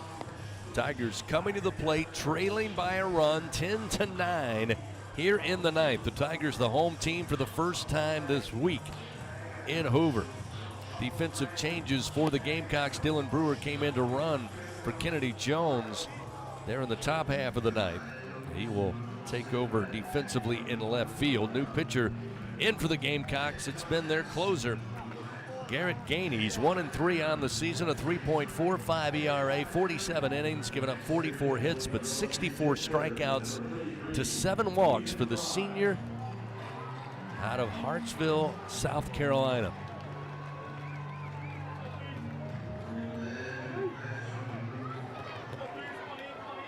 Left-hander will face Ethan Fry, a pinch hitter for the Tigers, who will come into bat for Ashton Larson. First pitch, ground ball, and it bounces off the glove of Ellis and caroms into left field.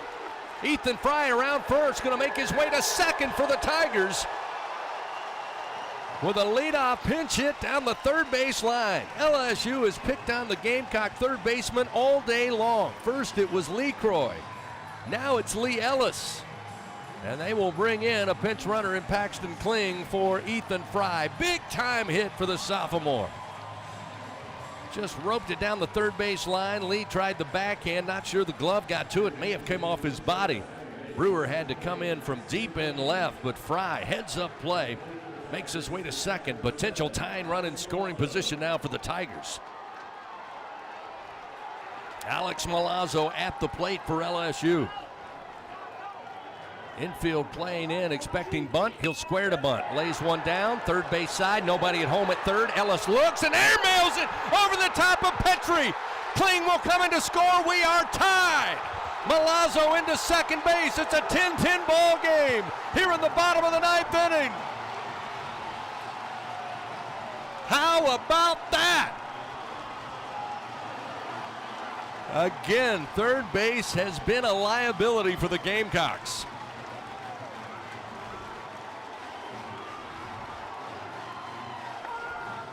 Tiger fans on their feet. We've got Tiger fans in the suite to our right, banging on the glass. They are fired up here in Hoover.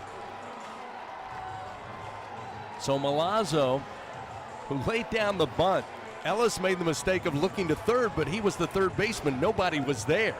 Then when he turned back to first, he knew the clock was ticking, and he airmailed it over the top of Petrie. So a pinch runner for Milazzo will be Mac Bingham at second base. And I believe Jay Johnson wants to call a timeout and talk it over here as Michael Braswell III coming to the plate.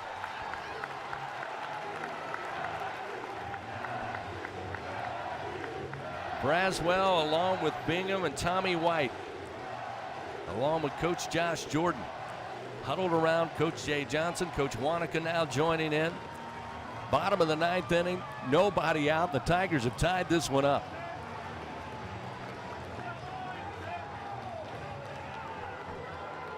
Third error of the day for South Carolina. That is their 10th in the last 3 games. Braswell today, 3 for 4 in the leadoff spot. Couple of singles and a solo home run in the 7th inning. ready to go. First pitch, he shows bunt. The pitch thrown up and in. Spins Braswell out of the way. That one right towards the noggin. Braswell all smiles as he dusts himself off. 1-0. Garrett Gainey asking for a new baseball. Home plate umpire Derek Molika will oblige. We got a tie game here in the bottom of the ninth. There's nobody out. The Tigers have Mac Bingham, the pinch runner, down at second base. Michael Braswell at the plate. Semi shift to the right side of the diamond here. A lot of real estate between second and third to the right-handed hitter. The 1-0 again showing bunt. This time pulls back. A called strike at the letters makes it 1-1. Tommy White on deck for LSU. Tigers down by as many 8-0 in this ball game. They've tied it up 10-all. The 1-1 looking to swing. Did he go? They appeal. They say he did not. Pitch was high. It's now 2-1 to Brazzi.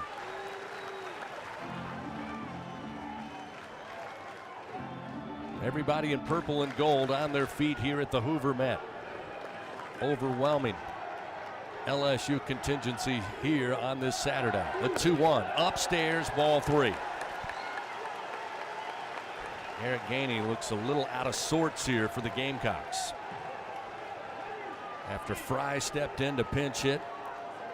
Ground ball down the left field line, ruled a double for Fry.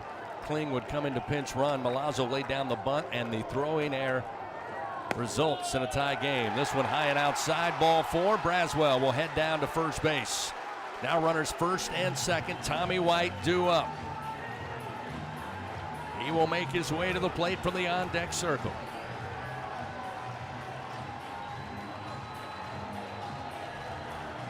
Tigers down 8-0. Plated 6 runs in the fourth to make it 8-6. They've been playing catch-up with the Gamecocks the rest of the afternoon. They played a run here in the bottom of the ninth to tie it all 10-10. A base hit from Tommy White, and this one's over. First swing, big but foul, right side out of play, and it's 0-1. Tommy today, again, 1 for 3. Has reached base 3 times, had a single back in the first to right. Hit by a pitch in the third, walked in the fourth, and scored a run. Since then, a strikeout and a fly ball out to right. Bingham off of second, Braswell off of first. The pitch, chased one high, a fastball, almost eye level, and a swing and a miss makes it 0-2 now to White.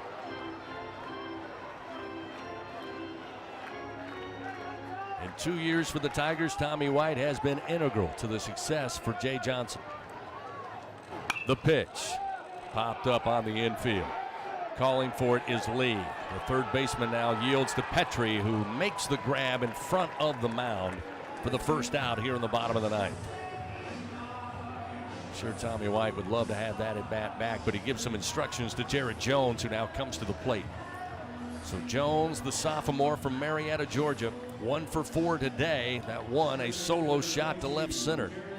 Back in the 6th inning. He's got 2 ribbies on the afternoon. He was walked with the bases loaded back in the 4th to bring in a run. Jones just needs to find the grass of the outfield here with Bingham at second base, Braswell at first, 1 down. Pitch to Jones, big swing, but he fouls it straight back into the screen, and it's 0-1.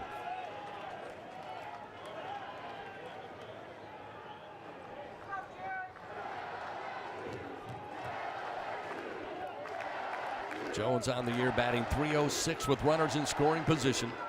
54 runs batted in. Here's the 0-1. Swung on, but foul line drive over the head of Josh Jordan, the third base coach. And now Jared behind in the count, 0-2 to Garrett Gainey, who's trying to compose himself after a rough start here in the bottom of the ninth. Lefty on righty matchup here. Jones will dig back in. Again, Bingham down at second with 1 out. The pitch, Jones swings, skies it high in the air. Brindling on the run, way back near the track, settles under it, and he'll have it. 2 steps on the track. Now Bingham going to advance to third, Braswell to second. The throw just now coming in as LSU had Bingham a little bit down the third base line. That's the whoa you heard from the crowd, but Bingham gets back to third base. Now with 2 outs, it'll be Josh Pearson. Pearson today, 1 for 4. Lefty on lefty matchup here with Gainey and Pearson. Josh with a single drove in 2 runs in the 4th. He was hit by a pitch last time in the 8th. Gainey looks in, 2 outs, a tie game, 10-10, bottom of the 9th. Runners 2nd and 3rd for the Tigers. The pitch, Pearson swings. It's a ground ball to second. Going to be easily handled on a low throw to Petrie, but Nolan, the second baseman, secures the 3rd out of the inning, and we got free baseball here on Saturday. Tigers 1 run on 1 hit, 1 costly error for the Gamecocks, but LSU leaves 2 men on in scoring position. It's a 10-10 ball game. We head to the 10th here in Hoover on the LSU Sports Radio Network. Find more at L'Auberge Baton Rouge. More excitement, more gaming, more staycation action. Football fans get more too with our 22-foot video wall. Don't miss out on the area's best Asian food at Red Lotus or fine dining at its best at 18 Steak. Let our exceptional staff take care of your every need. Add more to your story in the heart of South Baton Rouge, only at L'Auberge. Must be 21 to enter. Gambling problem? Call 1-877-770-STOP. Walk-Ons is always a win. Whether it's for a post-game celebration, drinks with the crew, or an easy weeknight dinner, we got it covered. Scratch-made dishes, wall-to-wall TVs, craft beers and cocktails. Dig into our mouth-watering menu items like po' boys, gumbo, and voodoo shrimp. Plus, fan favorites like juicy burgers and fresh salads. Find your nearest location or order online or in the app. Walk-On Sports Bistro for the win. Thanks for calling Toyota. This is Jan. Hi, Jan. I just adopted a new best friend, and I'm looking for a Toyota so we can make the most out of summer. With a new RAV4, you can take your pup for a drive up the coast. You can take a Prius to the park for some tug-of-war. Or you can take a Tundra to kayak at a remote lake. One problem, Jan. Oh? My new best friend's a cat. Your summer starts here, but it all ends June 3rd. Toyota, let's go places. Dealer inventory may vary. See your participating Toyota dealer for details. Welcome in to the Woman's Hospital.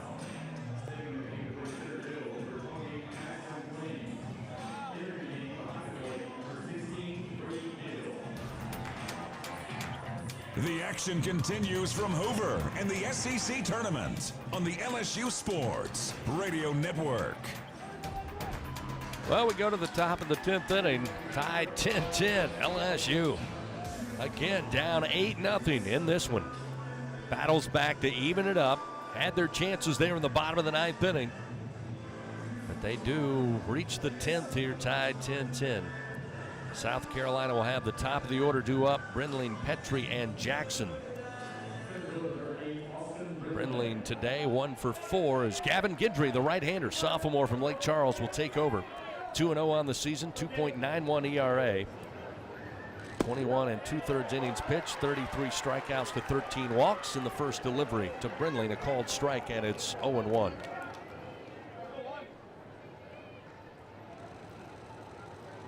The 0-1 from Guidry. Misses low, 1 ball and 1 strike. Tigers playing in their 13th game in the SEC tournament. Extra innings. The 1-1. Inside and in the dirt. Got away from Milazzo. Defensive changes. Pearson stays in left. Kling checks in for Brown in center. And Brown moves from center to right field. So Larson replaced on the diamond. Here's a swing, a ground ball to Jones on a high hop. He'll field it and get to the bag in time for out number 1. So ground ball 3 unassisted. Records the first out here in the top of the 10th inning and will bring Ethan Petrie to the plate. Guidry on the year again. Really had some trouble early part of the season. Has become more effective here down the stretch, as has the Tiger team altogether. Breaking ball in for a strike. Beauty on the bender that time from Guidry, and it's 0-1 to Petrie.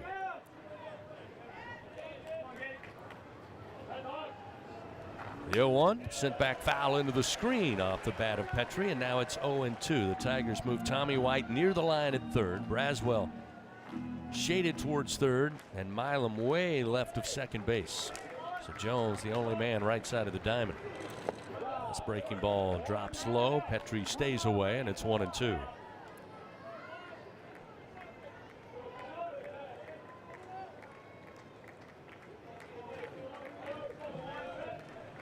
Guidry starts the wind and the 1-2 pitch. Swing and a miss. That one dropped off the table. Brings Petrie to a knee, and there's 2 down. Guidry with the strikeout. Again, 13th time LSU has played extra innings here in Hoover.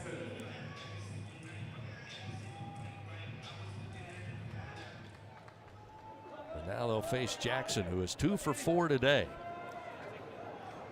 including a sac, RBI, fly ball to center back in the 4th. Had a single in the 1st and a single and scored in the 6th. Guidry delivers this fastball high, and it's 1-0.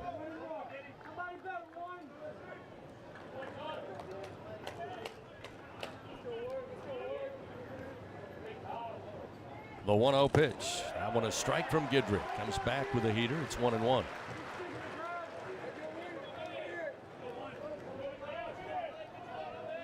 Righty on lefty matchup. Guidry's 1-1 pitch. Missed high above the letters. 2-1 now, the count to Jackson. Batting .300 today. He's had a very good tournament in Hoover. He'll swing at a breaking ball and foul a tapper towards the on-deck circle of the Tigers to even the count, 2-2.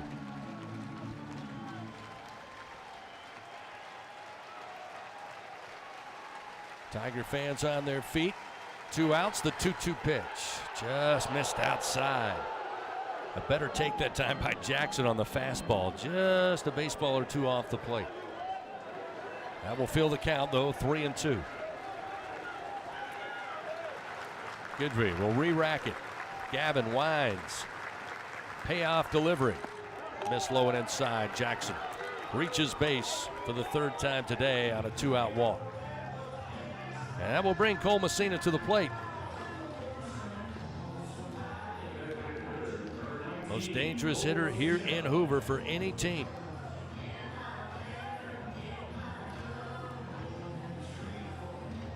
Guidry going to have to be very careful.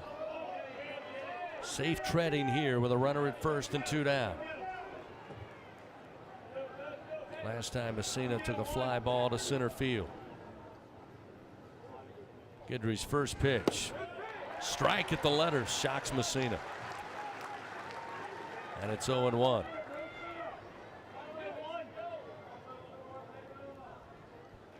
Messina and Nolan 4 and 5 in the order. 3 for 7 today for the Gamecocks. Nolan on deck. And a quick throw over to first. Jones able to get to it. A little off the mark. Back safely, though, is Jackson, who is 16 of 18 in stolen bases. 0-1 the count to Messina. Again, they also will shift the defense to the left to the right-handed hitter. And that pitch low in the dirt. Great job by Milazzo to block it up. Actually, Brady Neal, I should mention, in at catcher. So Kling in center, Brady Neal taking over behind the plate. 1 ball, 1 strike with 2 outs. Pitch to Messina.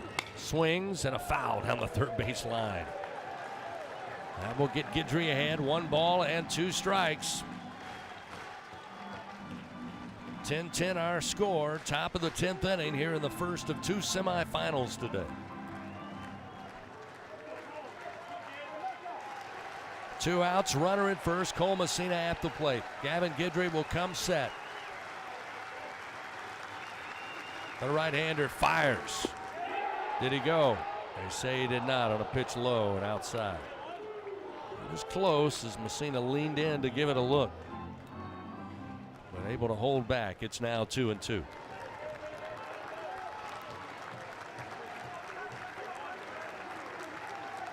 Jackson takes his lead off of first. Guidry comes set. The 2-2 pitch. Short of the plate, gets away from Neal and bounces into the dugout of South Carolina. That will move South Carolina a runner to second base. A potential go-ahead run now in scoring position as Neal looks like he lost his digital watch there trying to block that one up. So He'll request a new one. It's now a full count to Messina. Neal will slap on the device, head back to the plate. Trying to keep it a score game here in the top of the 10th. Gavin Guidry with 2 outs and a runner at second. Payoff delivery to the plate. Short of the plate. Got away from Neal again. That'll be ball 4, but Jackson going to make his way to third. And now the Tigers making things very difficult. So Messina aboard on the walk on 2 pitches, nowhere close. That brings Parker Nolan to the plate, who's 2 for 4 with a couple of singles, 3 runs batted in. He's got Jackson down at third, Messina at first.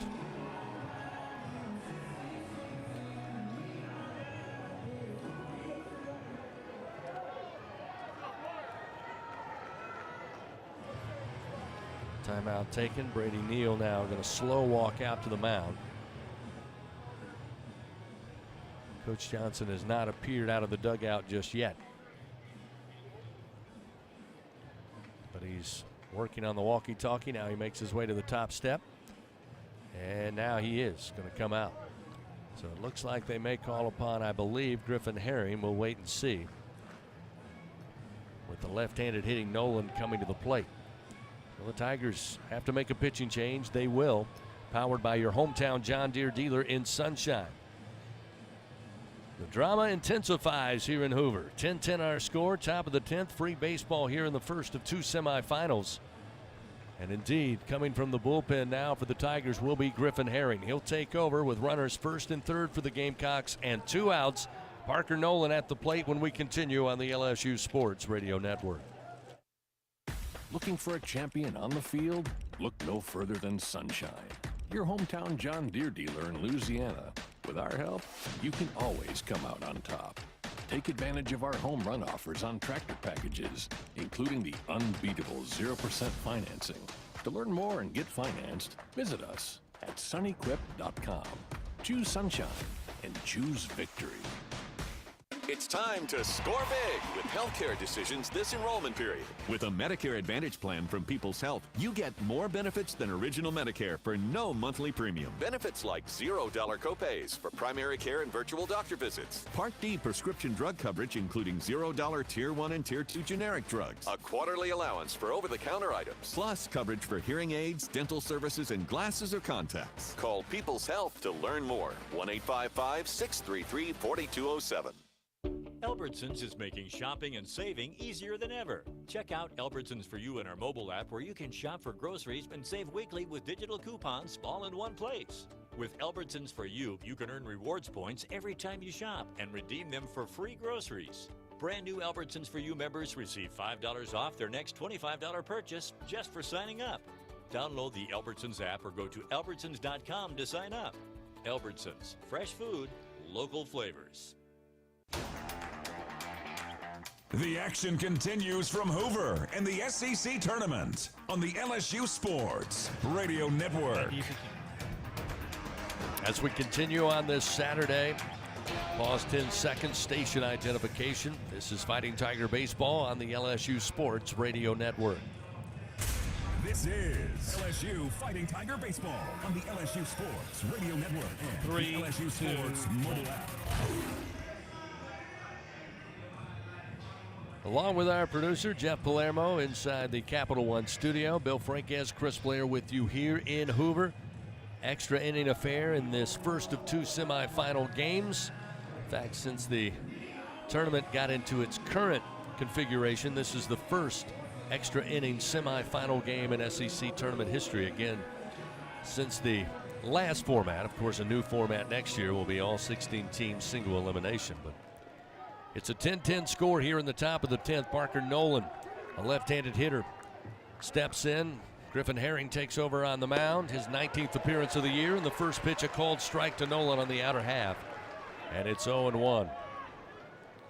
Herring 3-1 on the year, a 1.9 ERA, 42 2/3 innings pitched, 34 hits given up, 57 strikeouts to 13 walks. Runners first and third for the Gamecocks with 2 outs. That's a breaking ball for a strike to get him ahead of Nolan, 0-2. Oh, actually whizzed in the fastball in the outer half. So now Herring working ahead here. Looking for an out pitch. Keep it tied. Get to the bottom of the 10th. The runner comes home. The throw to Neal, and he'll be tagged out at the plate. Oh, goodness. South Carolina hand one over in a gift basket. Jackson coming home. Herring almost didn't see him, and then just threw a strike to Neal, who applied the tag.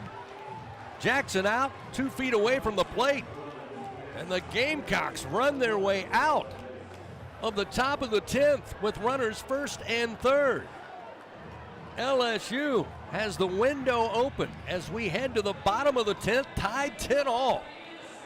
LSU will have Travinsky, Milam, and Brown due up when we continue on the LSU Sports Radio Network.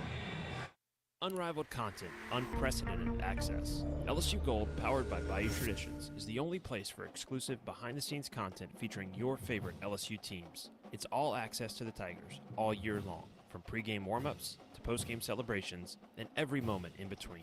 You can watch LSU Gold anywhere, anytime, and on your favorite device. Go to lsu.gold today to sign up for your free 7-day trial, so you can be there for each step of LSU's championship journeys.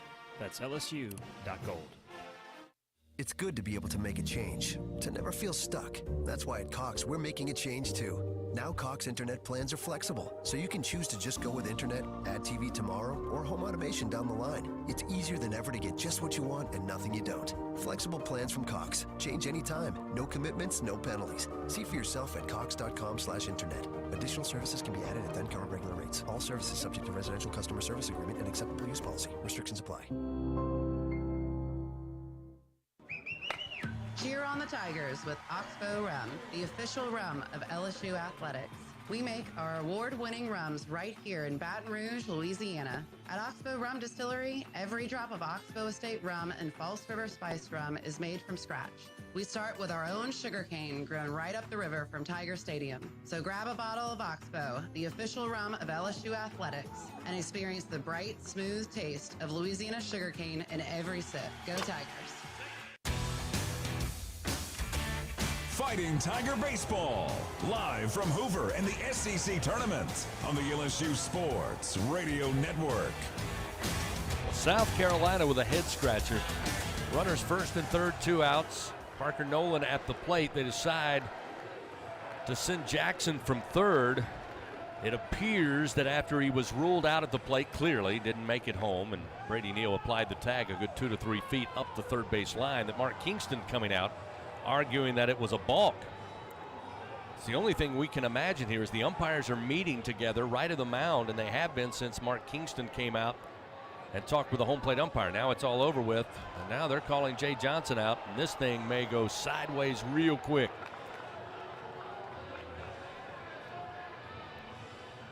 Again, there has not been an announcement that we're under review. There was a discussion. I can tell you right now that with Derek Molika talking with Jay Johnson, Jay's body language is not, oh no, it doesn't look good.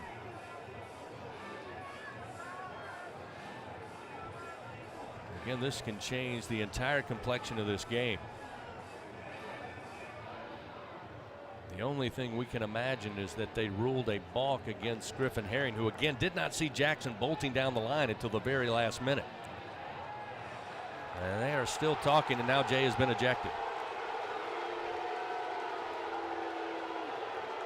And Jay is still talking, and he is not happy. And Derek Molika has had his struggles today, to say the very least. But they have ejected Jay Johnson here from the SEC tournament after, again, what looks to be a change in the call. South Carolina now was on the field defensively. They have made their way back to the dugout. Derek Molika now has went to talk to Coach Kingston, but this looks like this is going to be overturned, and LSU is going to have to come back out on the field here. And this is, again, going to need an explanation, although most of the time following games you don't hear a whole lot from the umpires.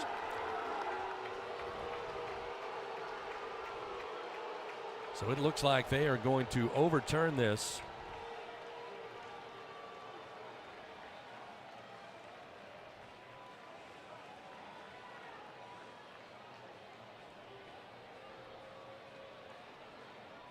I don't understand. Again, LSU now coming back to the field here.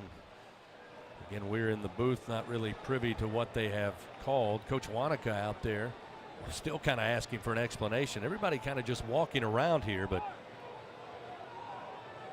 Derek Malika talking with Griffin Herring as he makes his way back out to the mound.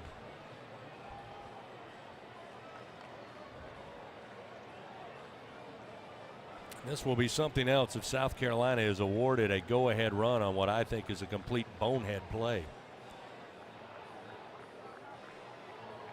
Again, now Nate Yeske wanting an explanation. Jay Johnson has been tossed from the game. LSU's defense back out on the field. That Brady Neal caught the ball in front of home plate, and that's why. So it looks like they're arguing, Mark Kingston, that Brady Neal got out in front of the plate on what appeared to be a pitch to Nolan, who was standing in from the left side of the batter's box. And so they're going to say, I believe, catcher interference on the left-handed hitter, which allowed Jackson to come in to score. But, ooh. They're still talking it over. And I don't think LSU's going to get the answer. Home plate until he caught it. So they are arguing that Neal needed to stay behind home plate. He saw the runner coming, so he raised up. Of course, Nolan backed out of the batter's box. He saw the runner coming as well.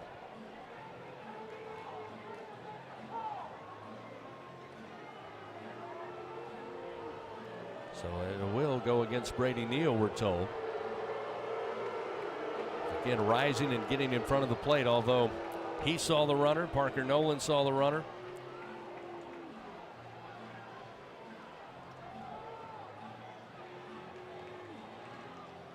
What has been a highly competitive game has turned into really a less than stellar way to continue this one. I don't understand. Again, Brady Neal was cued, the runner was coming because Nolan backed out of the plate completely out of the batter's box. So Herring back out on the bump. LSU's defense in the field. He'll take a few warm-up tosses here. And this one a crazy way to turn it around.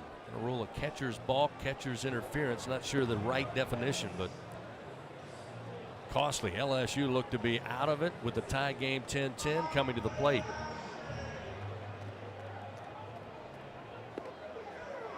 That's a competitive play made by Brady Neal. Again with Nolan acquiescing out of the box. He knew his runner was coming. Wonder what would happen if the batter stayed put.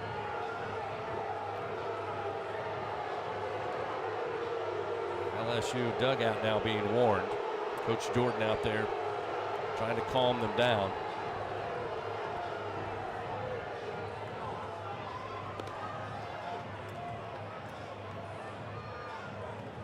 Strange turn of events. So it will be 11-10 South Carolina.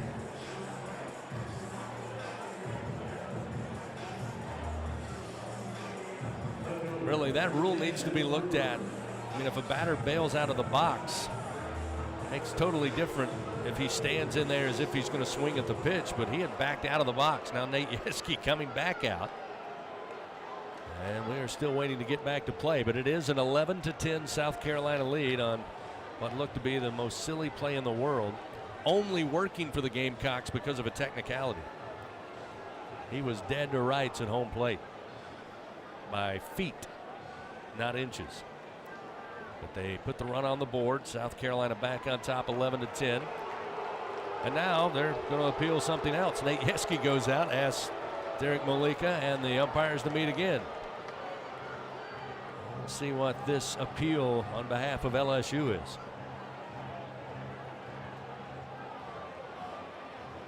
Head of officials for the SEC, I'm sure, explaining to the television audience exactly what is going on. Although,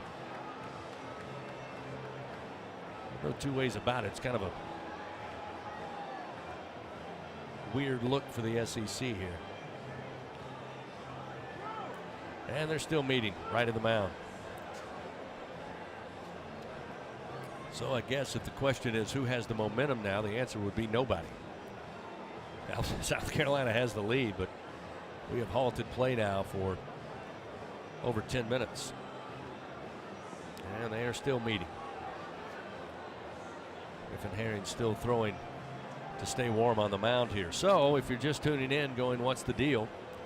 South Carolina had runners first and third with 2 outs. Parker Nolan at the plate. Griffin Herring on the bump. Jackson at third base came running in to steal home plate.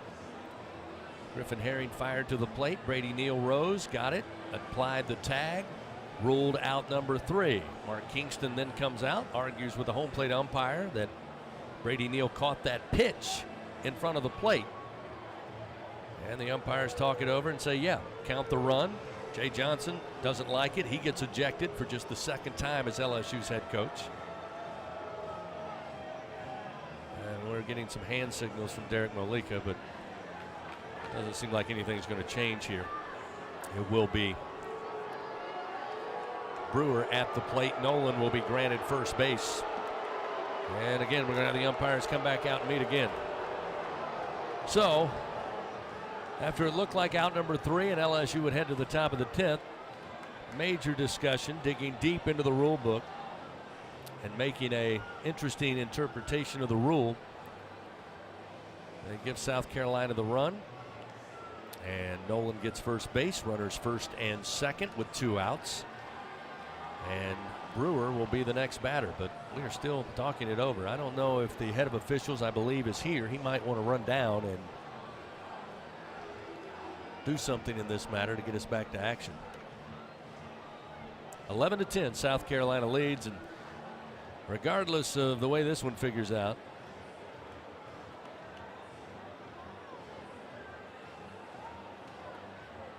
we'll leave a little damper on the semifinals here on Saturday. They are still huddled together and talking. Looks like, I believe, Brandon Cooper is communicating with replay, which is here at the Hoover Met. So again, all speculation at this point. We're just trying to figure it out and get going. Tough break for the Tigers, to be sure. Looked like they had made a heads-up play on a very uber aggressive play for South Carolina in a tie game. And the umpires are still meeting. So it appears Kingston appealed, got the ruling in his favor that there was a catcher's balk or catcher's interference. And they put the run on the board, put the defense for LSU back on the field. And then Nate Yeske came out, had another word with Derek Molika, our home plate umpire. And now they've gone back to discussing it. Now Josh Jordan talking with 2 of the umpiring crew down the first base line.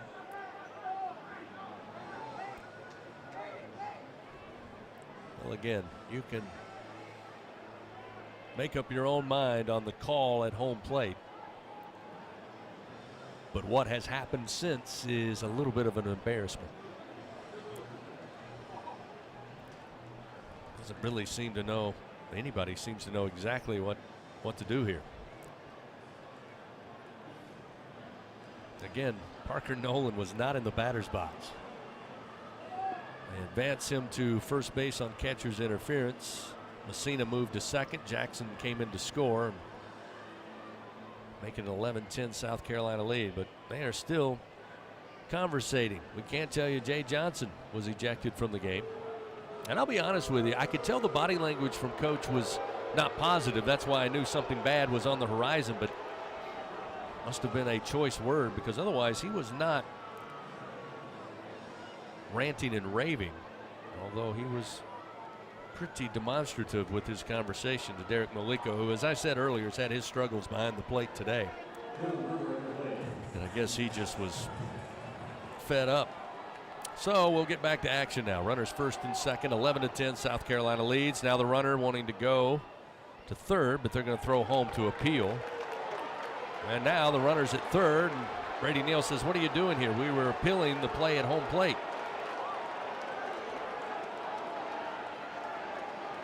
This thing is off the rails.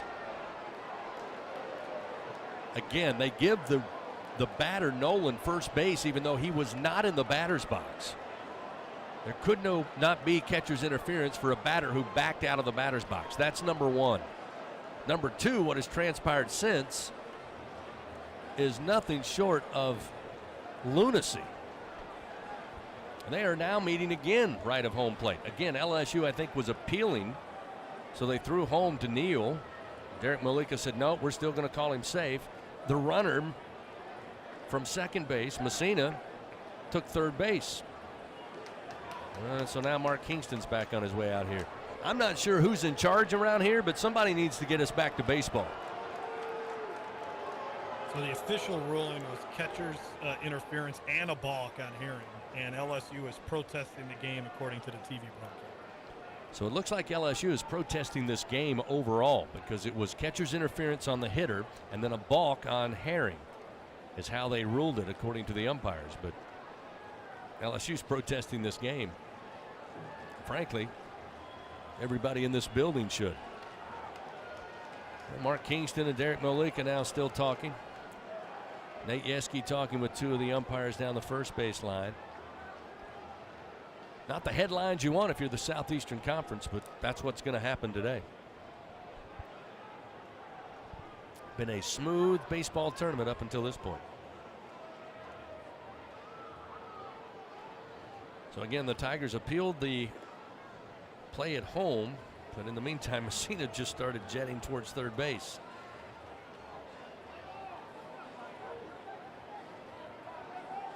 And now our second base umpire, Eric Gaucher, is coming over. All right, all is set. So they will give the advancement for Messina. It'll be first and third now with 2 outs. And Brewer, who came in to pinch run, took over in left field, will bat for the first time today.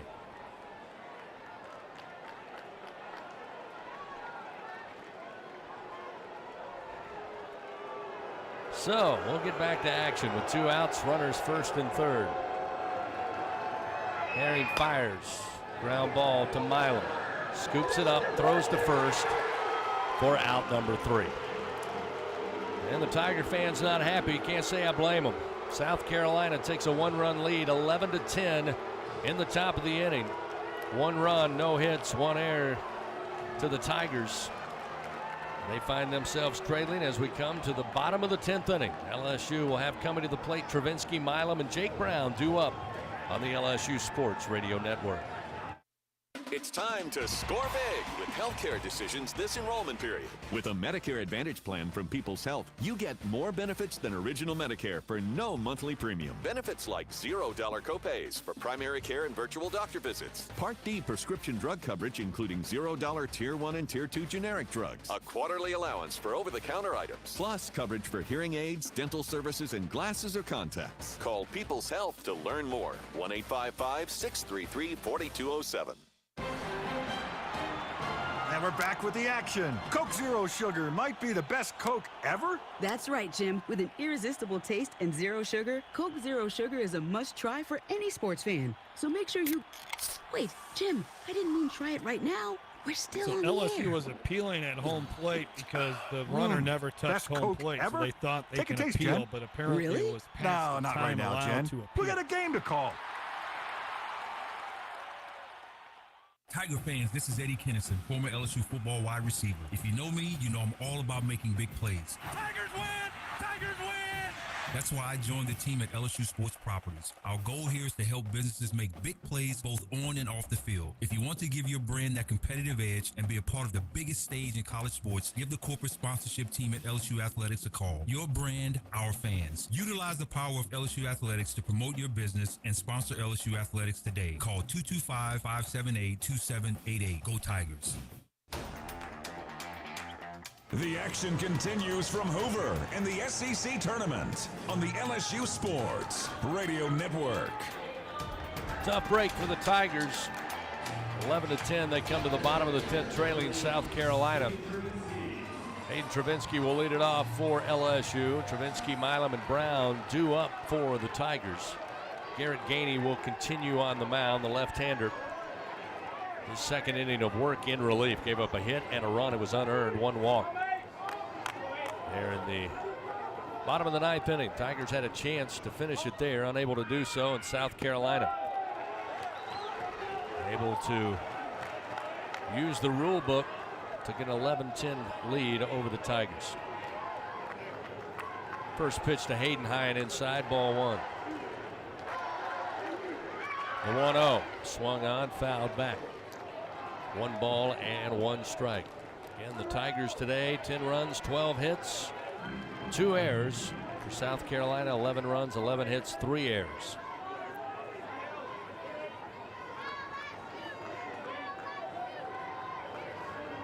Here's the 1-1 to Hayden. Fouled it back again. Falls behind in the count, 1-2. Well, if you're just tuning in,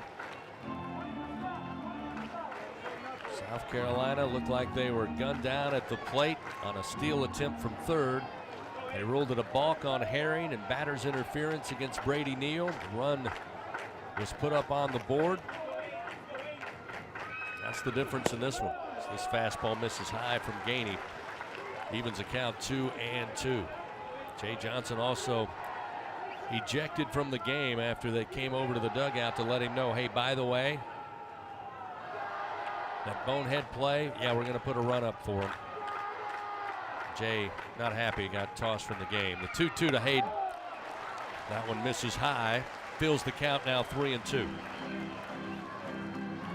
The Tigers here facing South Carolina, facing the rule book. Got to dig deep here, down 1 run in the bottom of the 10th. Infield playing straight up to the right-handed hitting Travinski.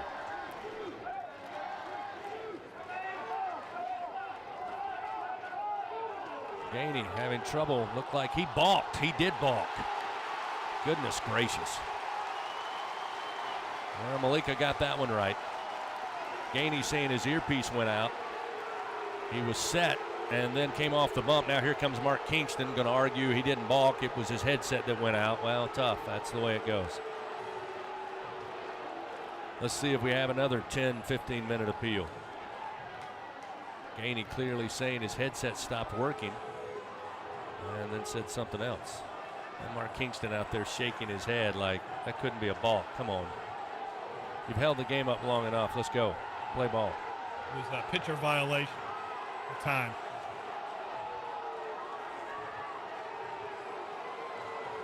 So they actually rule ball 4 on a pitch clock violation. That's why Gainey was saying that it was a communication issue. Now we're going to have another meeting. So it wasn't a balk. It was a pitch clock violation. South Carolina again asking for mercy that their headset went out. So let's wait and see how this one shook out. Travinski is all the way down at first, and looks like they're going to stick with the ball 4. Gainey's still going to argue his case.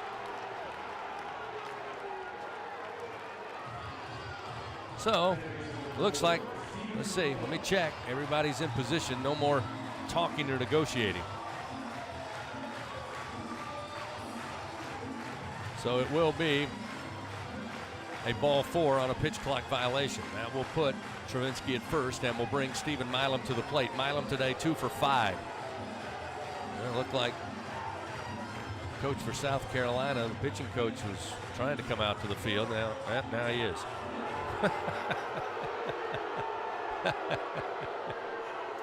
Oh my goodness. So there'll be a meeting on the mound here.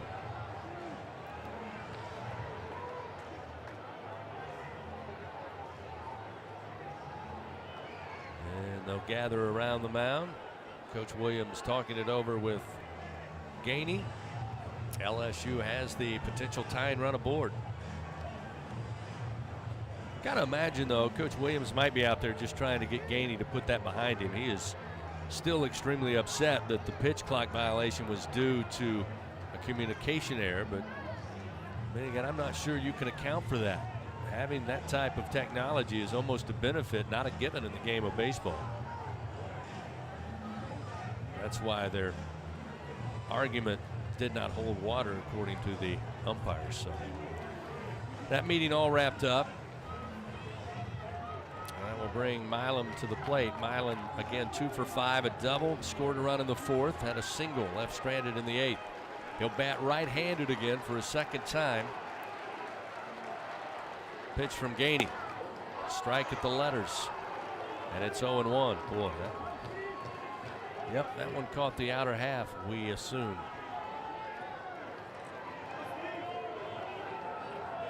Travinski with the lead off first. Milam stays away from a pitch that is too high, and it's 1-1.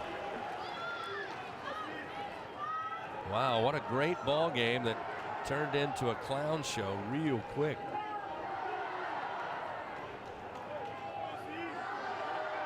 A 1-1.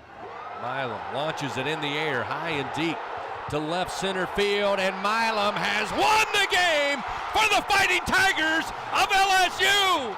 A home run blast to left center field off the bat of Milam. His 6th home run of the year, a 2-run blast, and the Tigers walk it off in Hoover by a final of 12-11. Hey now, no more debates, no more talk, ball game over.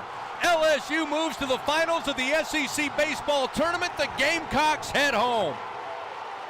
Milam, the freshman from Las Cruces, New Mexico, outrunning his teammates, chasing him down for his jersey as they celebrate in right field.